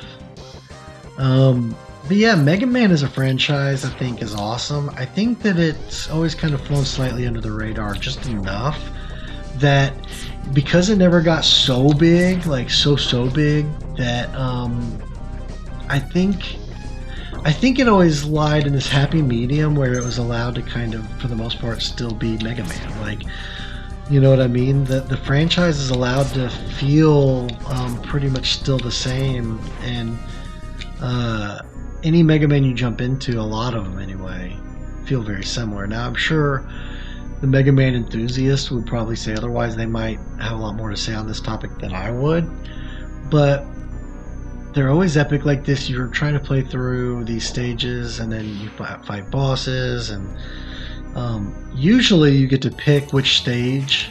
I honestly expected Mega Man X to be like this, but I forgot it wasn't. But oh, he punches hard. No, leave me alone. You worthless piece of scrap metal. You think you could defeat me? Do you know how many terabytes I have, dude? You know who you're talking to? But yeah, this game's sick. I could sit here and keep playing it, honestly. And if I'm not careful, I'll forget I'm doing a video. I don't even remember who this guy is. That's how little Mega Man I actually know. I'm just nostalgic for it. To me, Mega Man is a nostalgic franchise. It's so cool. And it's a great platformer and run and gun. It's both, right? It is a run and gun, kind of like Contra, but it also is a platformer, and I think that's what helped it a lot too. It doesn't feel like Metroidvania. You're not really doing any backtracking. You beat a level and you're done. There's no Super Metroid element to it like that. You know what I mean? I don't know what that was. Here we are. Now the game opens up. You've got a map. You got, you know, all these different bosses. And so basically you get to pick your route. It's like a choose your own adventure with Mega Man. You pick which boss you want to try and take on. Do I want to go to the snowy region and take on the penguin beak dude? Or do I want to go to the underwater area? I don't think that's where I would want to go. The underground with the mole guy. So you got these crazy like robo bosses you have to fight, working towards the end. And each one is going to give you a different new ability, a new spec, as you will. I'm going to go to Storm Eagle. But each one is going to give you like basically, like he seems to be maybe of lightning, yeah, storm, lightning, and maybe I'll get his ability, which will help me fight some other level easier. So there's a strategy to choosing which boss to fight first. So the more you play the game, the more you would like know, oh, I want to actually go to this level first. You know, I want to fight this boss first because he has this power up that I can otherwise not get. You know, like, oh my god, that guy's sick. Oh, that guy's cool. But yeah, you get other power-ups and other abilities you wouldn't otherwise get in each level. And then that helps you unlock new areas. Are you kidding? F off. Ooh, it ain't easy though. There we go. And the game's not supposed to be easy. It's supposed to be a challenge, and then you are rewarded for your efforts in each level. Now we're at the airport, I think. Or we already were at the futuristic airport.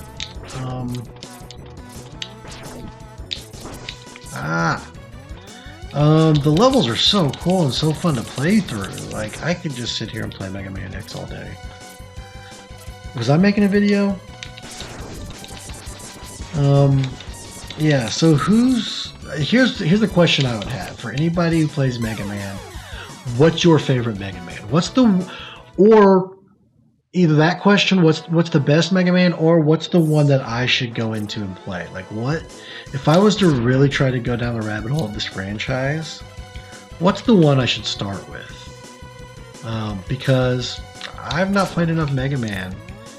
I just enjoy it. I enjoy playing it in little spurts like this, and then I'm always like, all right, I'm good for now, you know. And then I kind of forget and don't come back to it. So if I was to actually play like a more long play, like actually try to beat a Mega Man game, which one would it be? Which one would you play first if you had the choice? There's your question. But yeah, guys, Mega Man X, pretty sick. If you've never played any of the Mega Mans, they're all very similar to this in terms of the way it plays out. You get to, you know, kind of pick your adventure and the way you go about beating it, which is cool. Not all games, actually, not hardly any games did that, right? Most of them, you pretty much, you know, you got level 1, you got level 2, you got level 3. And this, not only does it have a lot of cool power-ups, which I haven't unlocked really any of them yet, but it also has, you know, just a really cool way of doing the levels. You get to pick which ones you do first. That's cool. That's a cool way of doing a game. More games should do stuff like that, maybe. Let's see, can we do good here? Yes, let's see if we can get to the end of this level, maybe, and then we'll call it, right? We got time. We got all the time in the world. This video is going to be insanely long already, so what's it matter?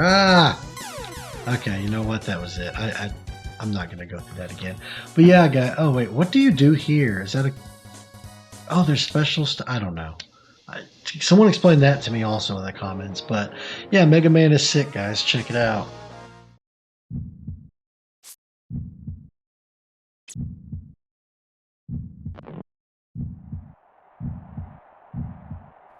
Oh, gear up, guys. We got Super Punch Out. That's right. We played the original on the NES. This time we're going to play the Super version. So yeah, if you don't know, Punch Out... Oops. That's going to be weird. What? How do we... That's how we're going to spell Joe. Looks good. Whatever. Sure, championship mode, minor circuit. We're just trying to jump in. So yeah, this game was like the first, like, or you know, the iconic like boxing game. This was it. Like, I'm not gonna say it's the first boxing games. You even had like games like Rocky on the Master System for Sega and stuff like that. Like, so this isn't the first boxing games, but man, boy, it sure is easy to beat up an old man. So they throw you right in it right away, where you're just like, I get to beat up on an old man. You shouldn't really think like that, like I get to do it, you know what I mean? But maybe some people, maybe they think elder abuse is good. When they made this game, I don't think it's good. Just kidding. We got Sam Elliott over here, and that dude, I mean, let's be real. If Sam Elliott came at you, like like in a fight, you'd be afraid. That dude looks like he would beat somebody's ass. And this is who I'm fighting, Sam Elliott, 100%.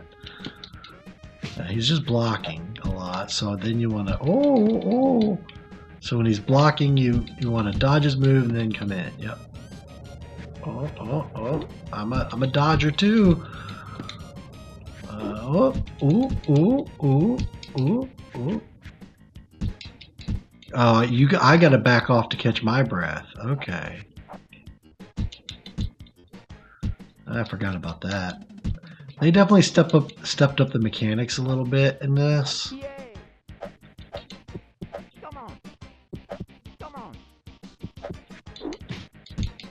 Ooh, get that old man.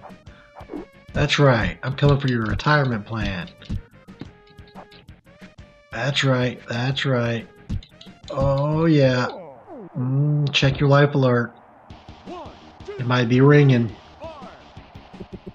Oh, man, he was quick up, though. Oh, my goodness. This guy's got a lot of pep in his step. This guy's got a... Oh, I love his face there. The animations in this game are great. They're great. I don't want to give you a heart attack, dude. Come on. Sam Elliott. He's a fighter. Ow! I beat up little twerps like you in the war. Some shit like that, right? Come on. You young... Oh, he knocked me down, actually.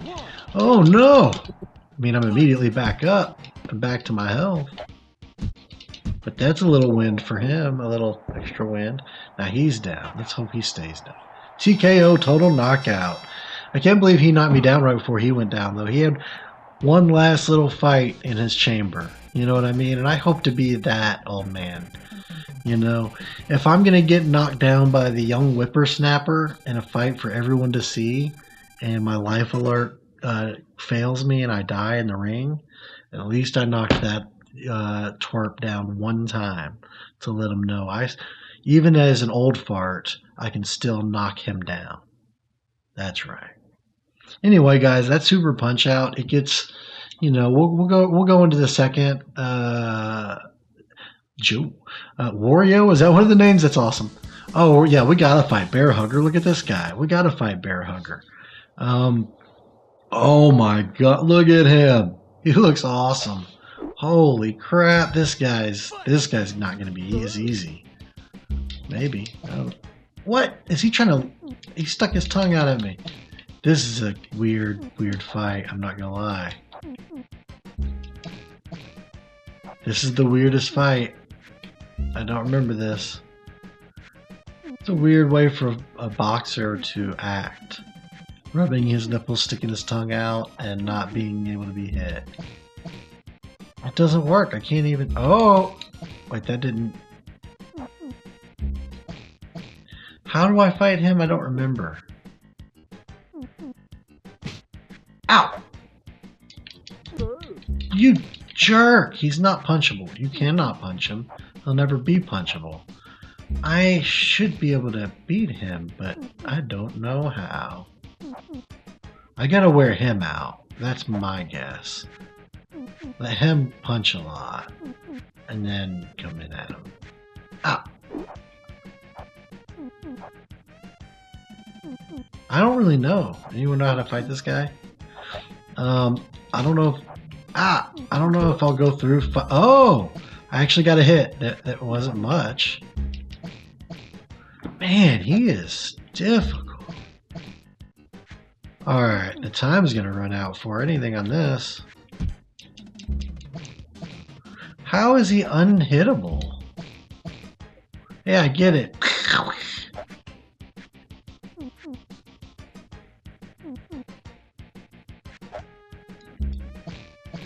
Jeez.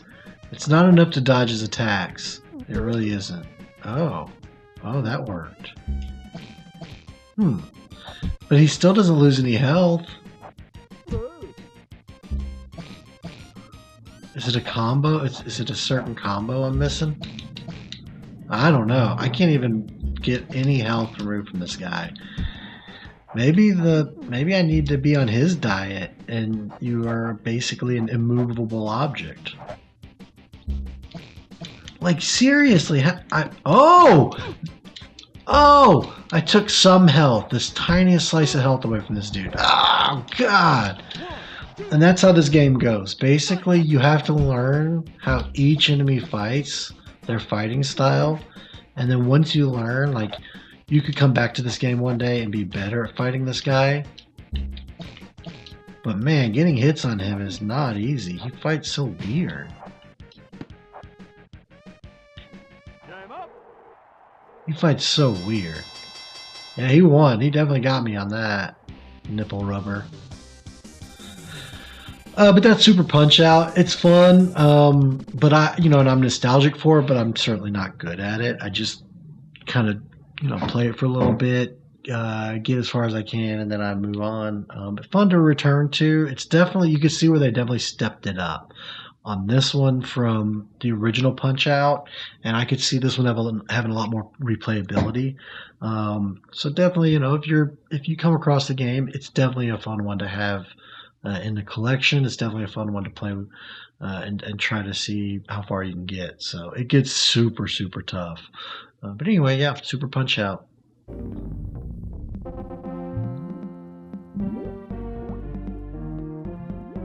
Oh, look at that thing floating to the surface. Uh-oh. Stanley's gonna find it. Isn't that the guy's name? Stanley Ipkiss in this? I can't remember, but yeah, The Mask. Jim Carrey. Great movie. Don't worry yourself with the sequel. Jim Carrey's not in it. Neither is Cameron Diaz. Why would you watch that? But I am nostalgic for the movie. I'm not so much nostalgic for this game, but I thought this is a great way to get a little bit of that goofy The Mask nostalgia in for a minute. Oh, I get to be a tornado. Oh, so you can be Tasmanian Devil in this. It's very cartoony in the best ways. In all the best ways. Like, I'm into this already. Does anyone have nostalgia for this specific game? Like, hey, don't throw a cat at me. I'll throw it right back. This is a cat throwing party now. Oh, you can't fight him. What am I doing? Why am I even trying? I'll go out the window. Wow, you guys. I'm kind of into this. I'm not gonna lie. I don't know why, but...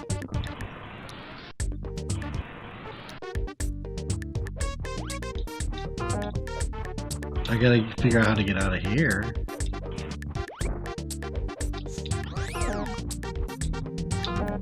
Oh wait, is that like glass you could run through? Oh, is time running out or... Oh, your speed has to build back up. In the bottom left, the mask speed builds up. That's how long you can be Tasmanian Mask. Oh, they call me Cuban Beat. I'm the king of the Cuban Beat. Dude, that's awesome. Chick chicky boom, chick chicky boom. Like, dude, I love that if he stands there for too long, he breaks into song and dance. Okay, maybe I'm the one singing, but there we go. I figured out how to jump up there.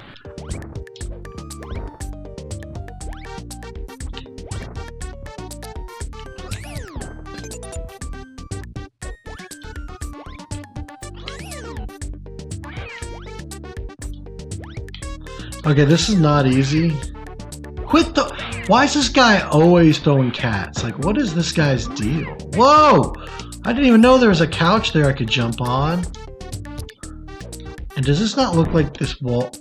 Yep, that's what I was about to say. It looks like this could fall. Like this floor could fall. Cool, that actually worked. You can smash the floor. Alright. Has anyone else ever played this game? Any of you guys ever played this game?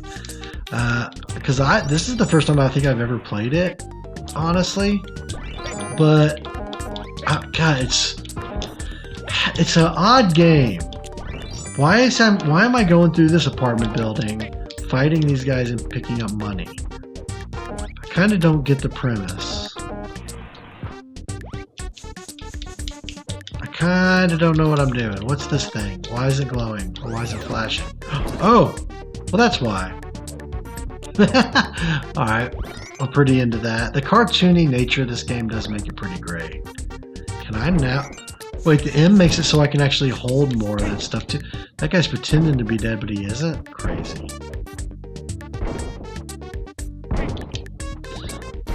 How do I get... Oh, God! I like how he takes the mask off. No way! I had to go all the way back. Are you kidding? Not gonna lie, that's kind of lame. That's kind of lame. But now I've discovered a new area doing that.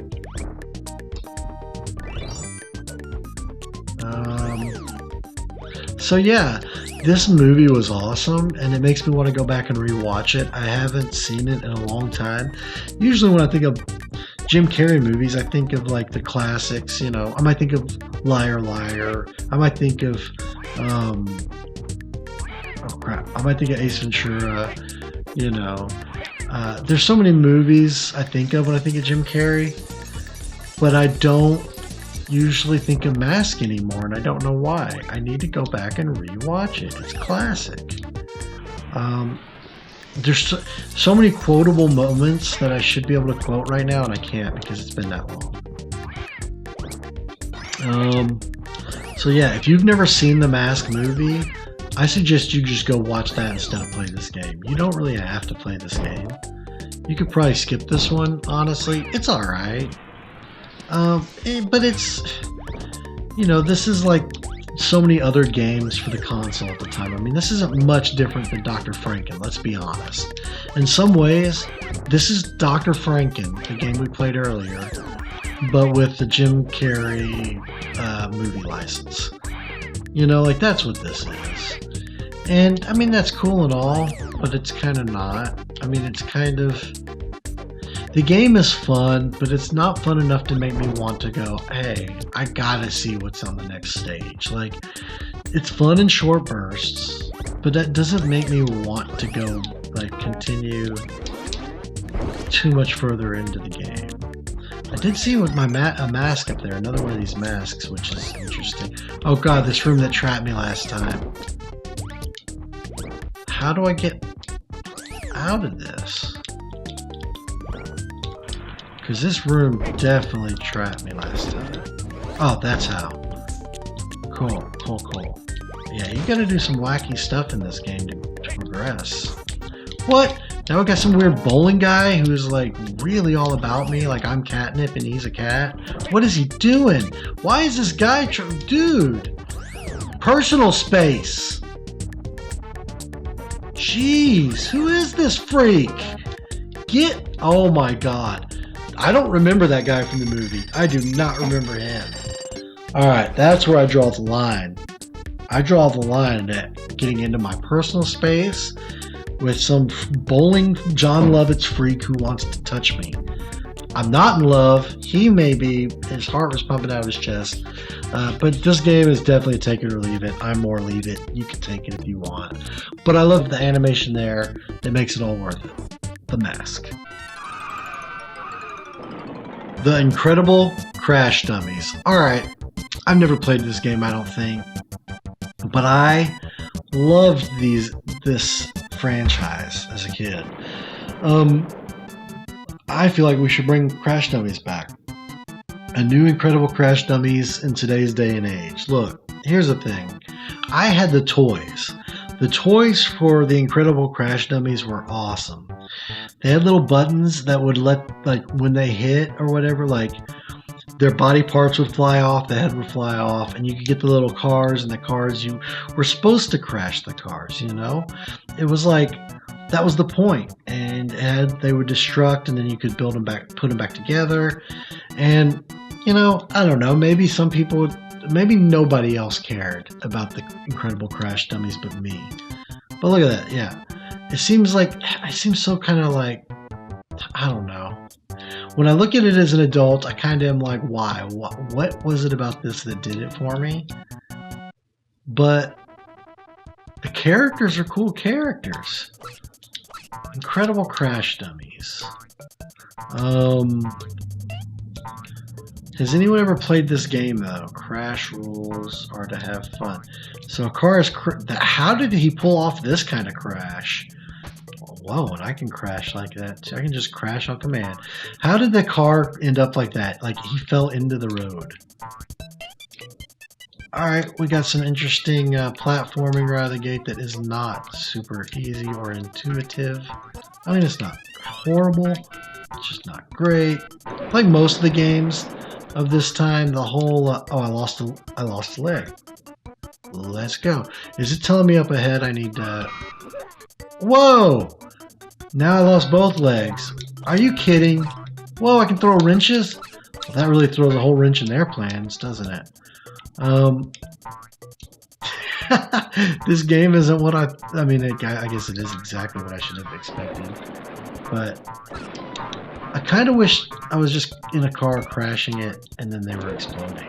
Like, imagine if they'd make Incredible Crash Dummies meets the original Burnout series. You know what I mean? Where you had like the crash mode where you're specifically just trying to crash the car. But what if there was an added element to it? It's almost like Hall of Me for Skate, you know, too, where you're purposely just trying to do get a high score that revolves around the most chaos and destruction. That was the best part of the original Burnout series, and one of the things that I think Burnout Paradise missed out on was that chaos and destruction element. And imagine if you added in the twist of, oh, there's crash dummies in the car, and then their body parts, they're going to explode, they're going to go flying around. I don't know why it's enjoyable to me. Imagine also if you had those road signs in the real world. I'd be afraid to drive ahead, you know, down that road because I don't know if body parts are going to be flying around at me. Very interesting game. I don't know what parking lot I'm in where they're destructing cars at such a rapid rate. Oh, it's the Crash Center parking lot. What am I thinking? But yeah, this is not necessarily a game that you have to play. You can skip this game. I just wanted to like kind of revisit the franchise as a whole. I'm nostalgic for the franchise, and so because of that, it definitely fits in this video. But you know, I don't really know much else to do. I'm just gonna slide. I love I can just stay sliding. That's pretty cool. Go have my own wreck. I'm just gonna keep sliding until I crash. And then keep okay. You know what? It's not an easy game I'm starting to see. I don't know what the purpose is. Kind of just going in. Oh, you could... Oh! You can make it like a race, like a little track, and you gotta know what to do where. Oh yeah, if you jump in those spots, you can keep going. Oh wow! Now see, this is actually... You get good at this. You could actually maybe blast through a level pretty fast. You are on a time limit, so... But it's also, there's so many obstacles. How could you get through there at that speed? I feel like they probably didn't have the best levels in this game. I'm just going to be real. It probably wasn't the most incredible game.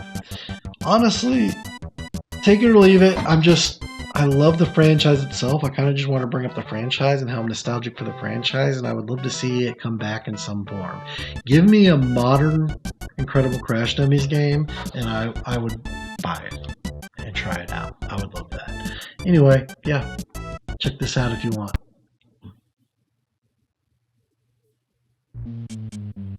Okay, so I could continue this trend for a while of going down the rabbit hole of franchises I'm nostalgic for but never played the games. I guess that kind of fits, you know, in the return to nostalgia form, so I'm doing it. But yeah, I played like very little bits and pieces, like small bits and pieces of these Ren and Stimpy games before, and that's it. Very small amounts. But I loved the cartoon as a kid. It was so weird and wacky and different and gross, but not just gross, just humorous. It was a very different humor. Kind of Animaniacs, kind of just wacky out there for the sake of it at times, but also just different. Like, you know, you've got these, the drawing style was different. It was crude and gross and wasn't trying to be Disney. That's for sure. What do I do with the pictures? I don't even know. I remember the smack. I definitely remember smacking people. But I don't... Oh! Oh! That gave me a bunch of money. Whoa! Okay, that was cool. Give me that. I like monies. Hey! Is that Stimpy? I think that's Stimpy and I'm Red. I can't remember.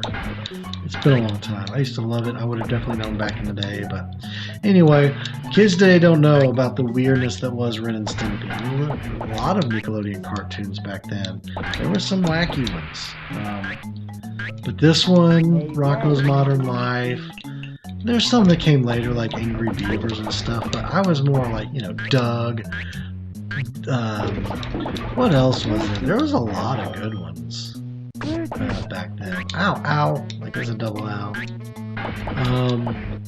There were some that came after. Like for instance, I'm not going to be... I'm a little too old to be super nostalgic for SpongeBob. I get that a lot of people... Oh, it's log, it's log, it's better than bad, it's good.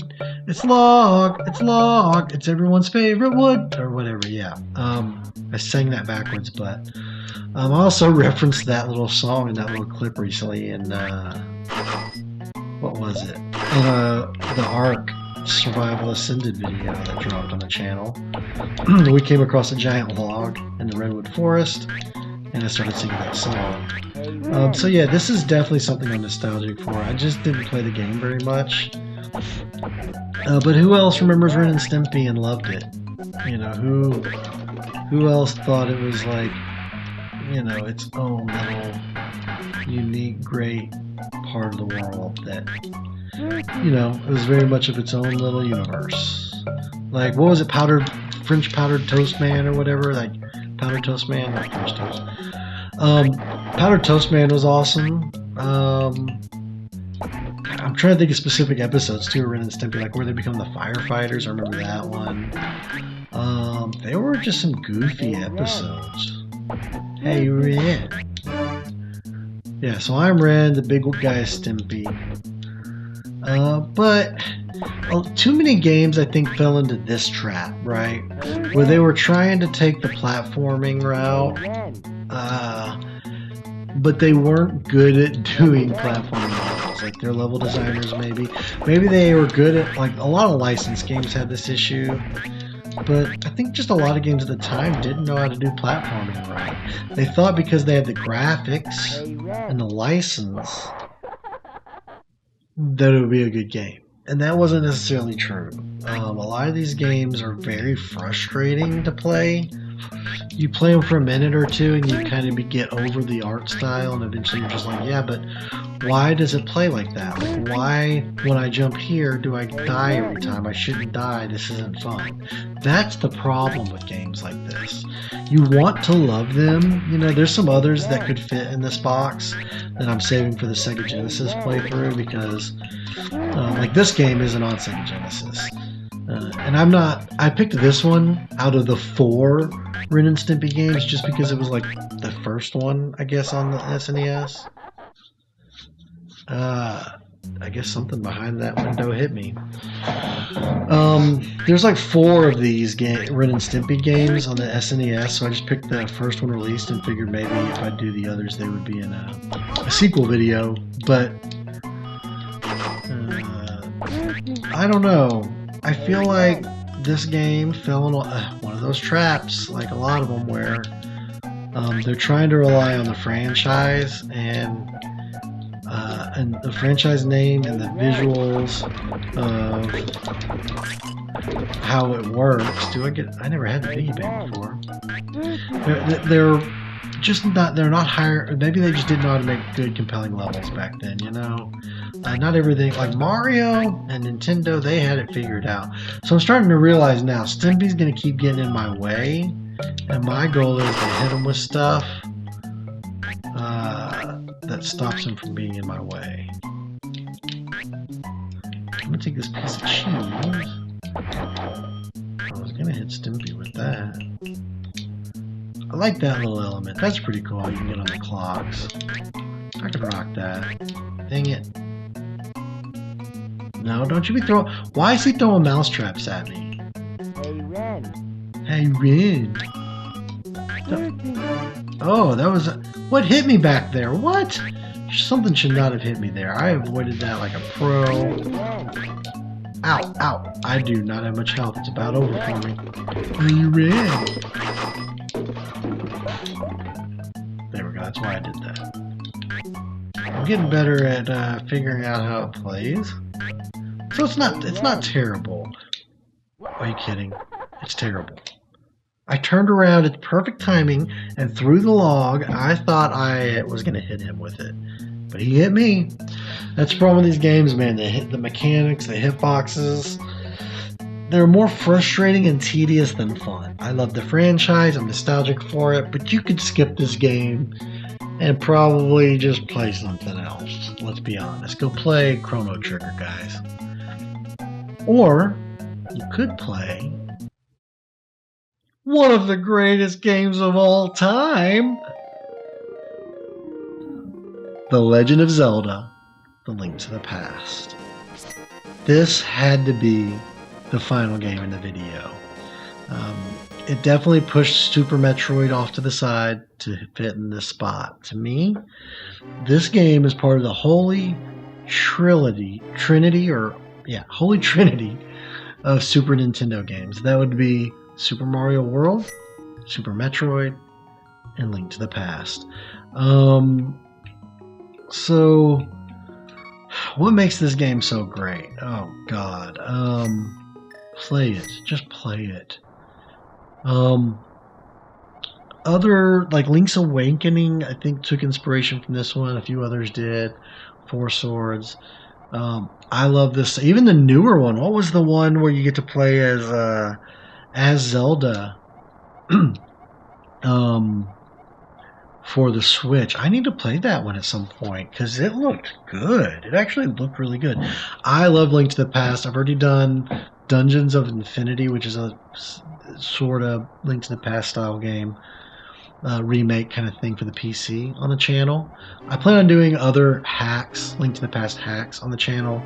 I've played through several of those in the past, in the Link to the Past.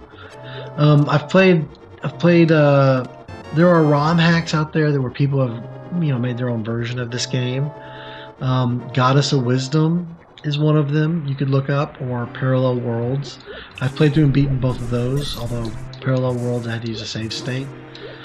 Back in the day, a long time ago, like, I don't know, 10, 12 years ago. But yeah, this game is amazing, right? You talk to the guards, they won't let you go any further for now. You got to make your way to the castle. If you want to know what peak gaming is, maybe to some it's not this, but to me it's this. This game, the way the exploration works, the way the story unfolds, the dungeons. Oh man, the dungeons. The things this game can throw at you, the secrets you find, the unlockables, the way they can block off paths that you can find later because you got this other weapon. You know what's really cool is the randomizer runs people do of this game. Or, what would be super sick? I've seen where people play Link to the Past, randomizer mixed with a Super Metroid randomizer, and you go between the two worlds. Like, you get a power-up from one, and then you can suddenly access an area in Zelda. Like, you go through one door, then you leave the game, and it literally loads up a different game, the other game, and you go between the two games trying to progress. Like, that's crazy. That's crazy, right? But yeah, this game is top tier game development. Nintendo really needs to continue making the overhead 2D style like this. Like, keep Zelda going in this format and the modern 3D. Breath of the Wild's great. Tears of the Kingdom, great. Love them. But this is still my favorite, and I will play this game over the Breath of the Wild any day. Actually, I would. We're gonna go to the left first, actually.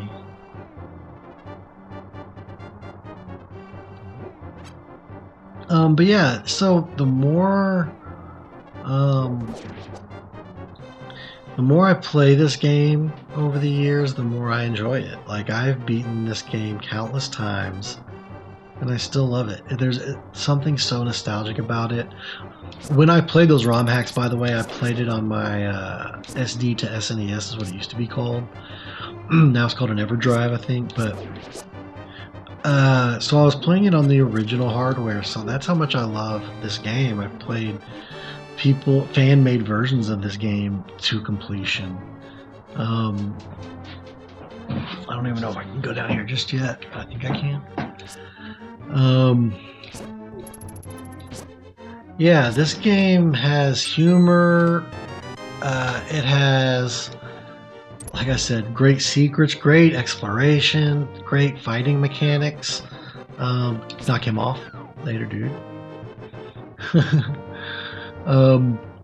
Like, just really cool magic, really cool power-ups. That right there, where I threw the pot to the right, I wish you could do that in Dungeons of Infinity. Like, you can throw the pot over their head in Dungeons of Infinity, and it always messes with me. Alright. Anyway, Link to the Past, I think, was the way to take the original Zelda. This is basically considered Zelda 3, by the way. So it doesn't say it in the title, really. But just like Super Metroid is Metroid 3, this is Zelda 3, okay? But Zelda 2, I mean, nobody really rocks with Zelda 2 too much. It's a weird side-scrolling platformer that, I mean, I was never that into, personally.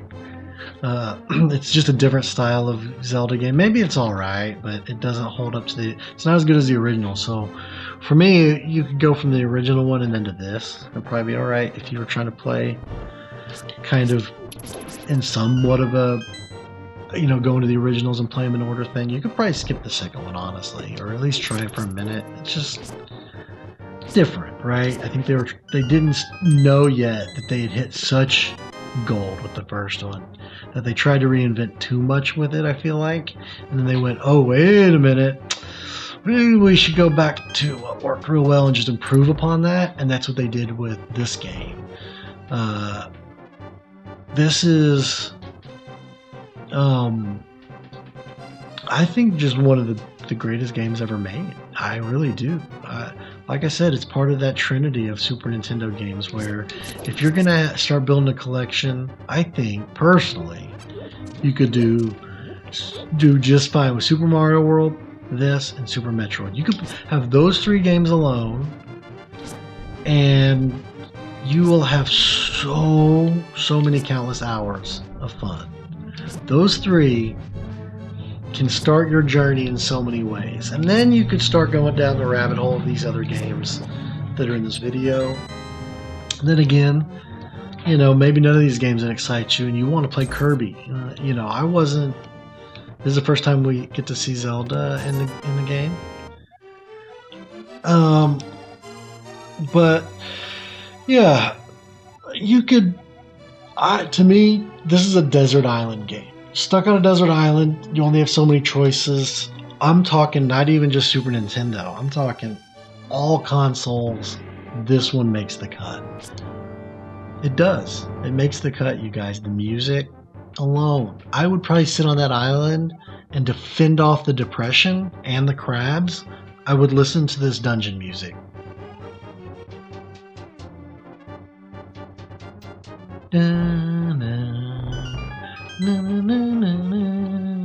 Like, hear that? That makes me want to fight crabs and survive on the beach. This game should be a bucket list game. If you've never played it, you need to. Now, this is why they give you this path, so you can kind of skip some of the other to go back a little quicker. So I showed that path earlier. Now I can just skip those guys. We're quickly moving through a few things. We're going to get her to the church as soon as possible, so we can kind of see that. But yeah, there's a lot of games that didn't make the list. There's games that maybe you went, hey, wait a minute, hold on. You played Dr. Franken, but you didn't play Kirby? You know, there's no this, there's no that. What the crap, man? You didn't play Earthbound? What are you doing? What are you doing with your life, Thirsty? And to them I say I wasn't nostalgic for those games. I didn't play those games as a kid. I didn't get to play those games until much later. And so, you know, they don't really fit the video. I gotta play the ones that I actually am nostalgic for, and that'd be this game. I feel like I can't go that way. But yeah, if you go up here, there's this that I can't really do yet. I don't think. Can't remember. Oh yeah. I forget what I have to do that. Oh, we're gonna just escape. Let's go. We're just escaping. That's what we want to do with her, right? And then they're like, no, you can't. You have to leave the other way. And so then you learn, oh, wow, I really can't escape with her. I have to go somewhere else. And then what you do is you go straight through here. I mean, we could have done this a different way, but we gotta go upstairs where we didn't before, this way. This is gonna lead to, we went to the dungeon, but now we're going upstairs, throne room, and now what's cool is you could always slice the curtains. Always thought that was cool. And then here we go. Now look, you walk up and she's like, do you have a light? It's pitch dark inside. Once you get in, they can't see. So she's leading us to the back rooms, right? We push the throne aside to reveal the secret passage. And this is going to take us out of the castle so we can actually save her. You got to go through the dungeons, though. You got to fight some rats. It does get dark, so having that lantern helps. But, you know, that's limited to your magic. But once you light the lanterns, they stay lit. Like, once you light the little torch things, they do stay lit. Okay. Screw me then. I guess I'm wrong. You see, I've played this a million times and forgot about that. Oh, some rooms. Okay, never mind. It depends on the room. In this little dungeon, it will go out. But I think in other dungeons, they do stay lit. So I think that's going to be depending on what dungeon you're in. I could be wrong. Dang it. I don't even know why I was lighting that. Just a waste of magic, really. But we're going to try and get her to the church, get her to her grandfather or whoever the hell he is. I got to get the key. Sometimes you might be, in this game, you might find an area where you don't know what to do. And you can't progress. And either A, you got to light all the torches, or maybe you got to B, you got to like fight every enemy. You know, but once you do a certain thing, something will happen. Here, y'all just got to get the chest. But I could have lit all the things. Yeah, you get to some really cool puzzles in some of these dungeons later on where you're trying to figure out, like, how do I get through this? And it's just, when you finally figure it out, it's super rewarding and stuff. Yeah, I love this game. The music, listen, it's so iconic. You know, I almost wanted to put Super Metroid at the end of this video just because I love Metroid that much. But, you know, the original Metroid made the end of the Return to Nostalgia NES video, so this one made the SNES video. Alright, so we basically just progressed through the sewers, try to get to the church. If you guys made it through this whole video, or even if you just skipped around to this part, thank you. Thank you for the watching the video. If you want to see more stuff like this, it helps me a lot if you subscribe or like the video. I try not to ask that stuff very often, but it lets me know that you guys want more of this type of content, right? So yeah, thanks, I guess. And I killed this guy and I should get the key, right? This is where you'd be like, how do I get the key? You gotta kill all the enemies. Dang it, get back here, get back here. You dirty rat. Alright, got the key, we can move on. Would have been cool to, like, maybe fight a boss in the game, but I don't have any bombs. So this is one of those things where you get here and you don't even have bombs yet. You can't really, like, go in there. So you come back later, like way later in the game, once you've gotten some bombs, and you can like do this. You blow that up, and there's stuff in there to get. So this game does have a lot of backtracking, which is why it would work well for like that randomizer thing I was telling you about, where you're going in and out of Metroid too. This game's kind of its own like top-down version of a Metroidvania, if you will. You know, it's its own style of game too. There's a lot of games that also try to recapture this magic. I mean, a lot of them.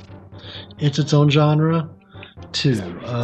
I guess it's just like top-down action-adventure RPG is what you'd call it. I forgot which switch it is. Okay, one switch is gonna just throw a bunch more crap at me, and then one's gonna open the door. One's the bad switch, one's a good switch, and you gotta just guess. It's 50-50, I don't remember. We're on the left. It was wrong. There it goes. Drops more snakes. That's what it is. Snakes. And you could die here if you're not careful. Link, don't die. We gotta at least save the princess here. Oh my god, are you kidding me?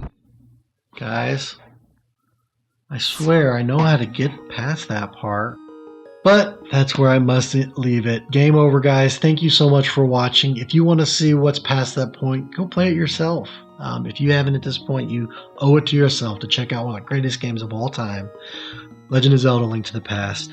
I've been your host on this Return to Nostalgia. I am Thirsty Joe. Thank you again for checking out the video, and I hope to see you guys in the next one. Maybe Genesis, maybe N64 edition. Let me know what you want to see next with a comment below. And yeah, guys, stay thirsty.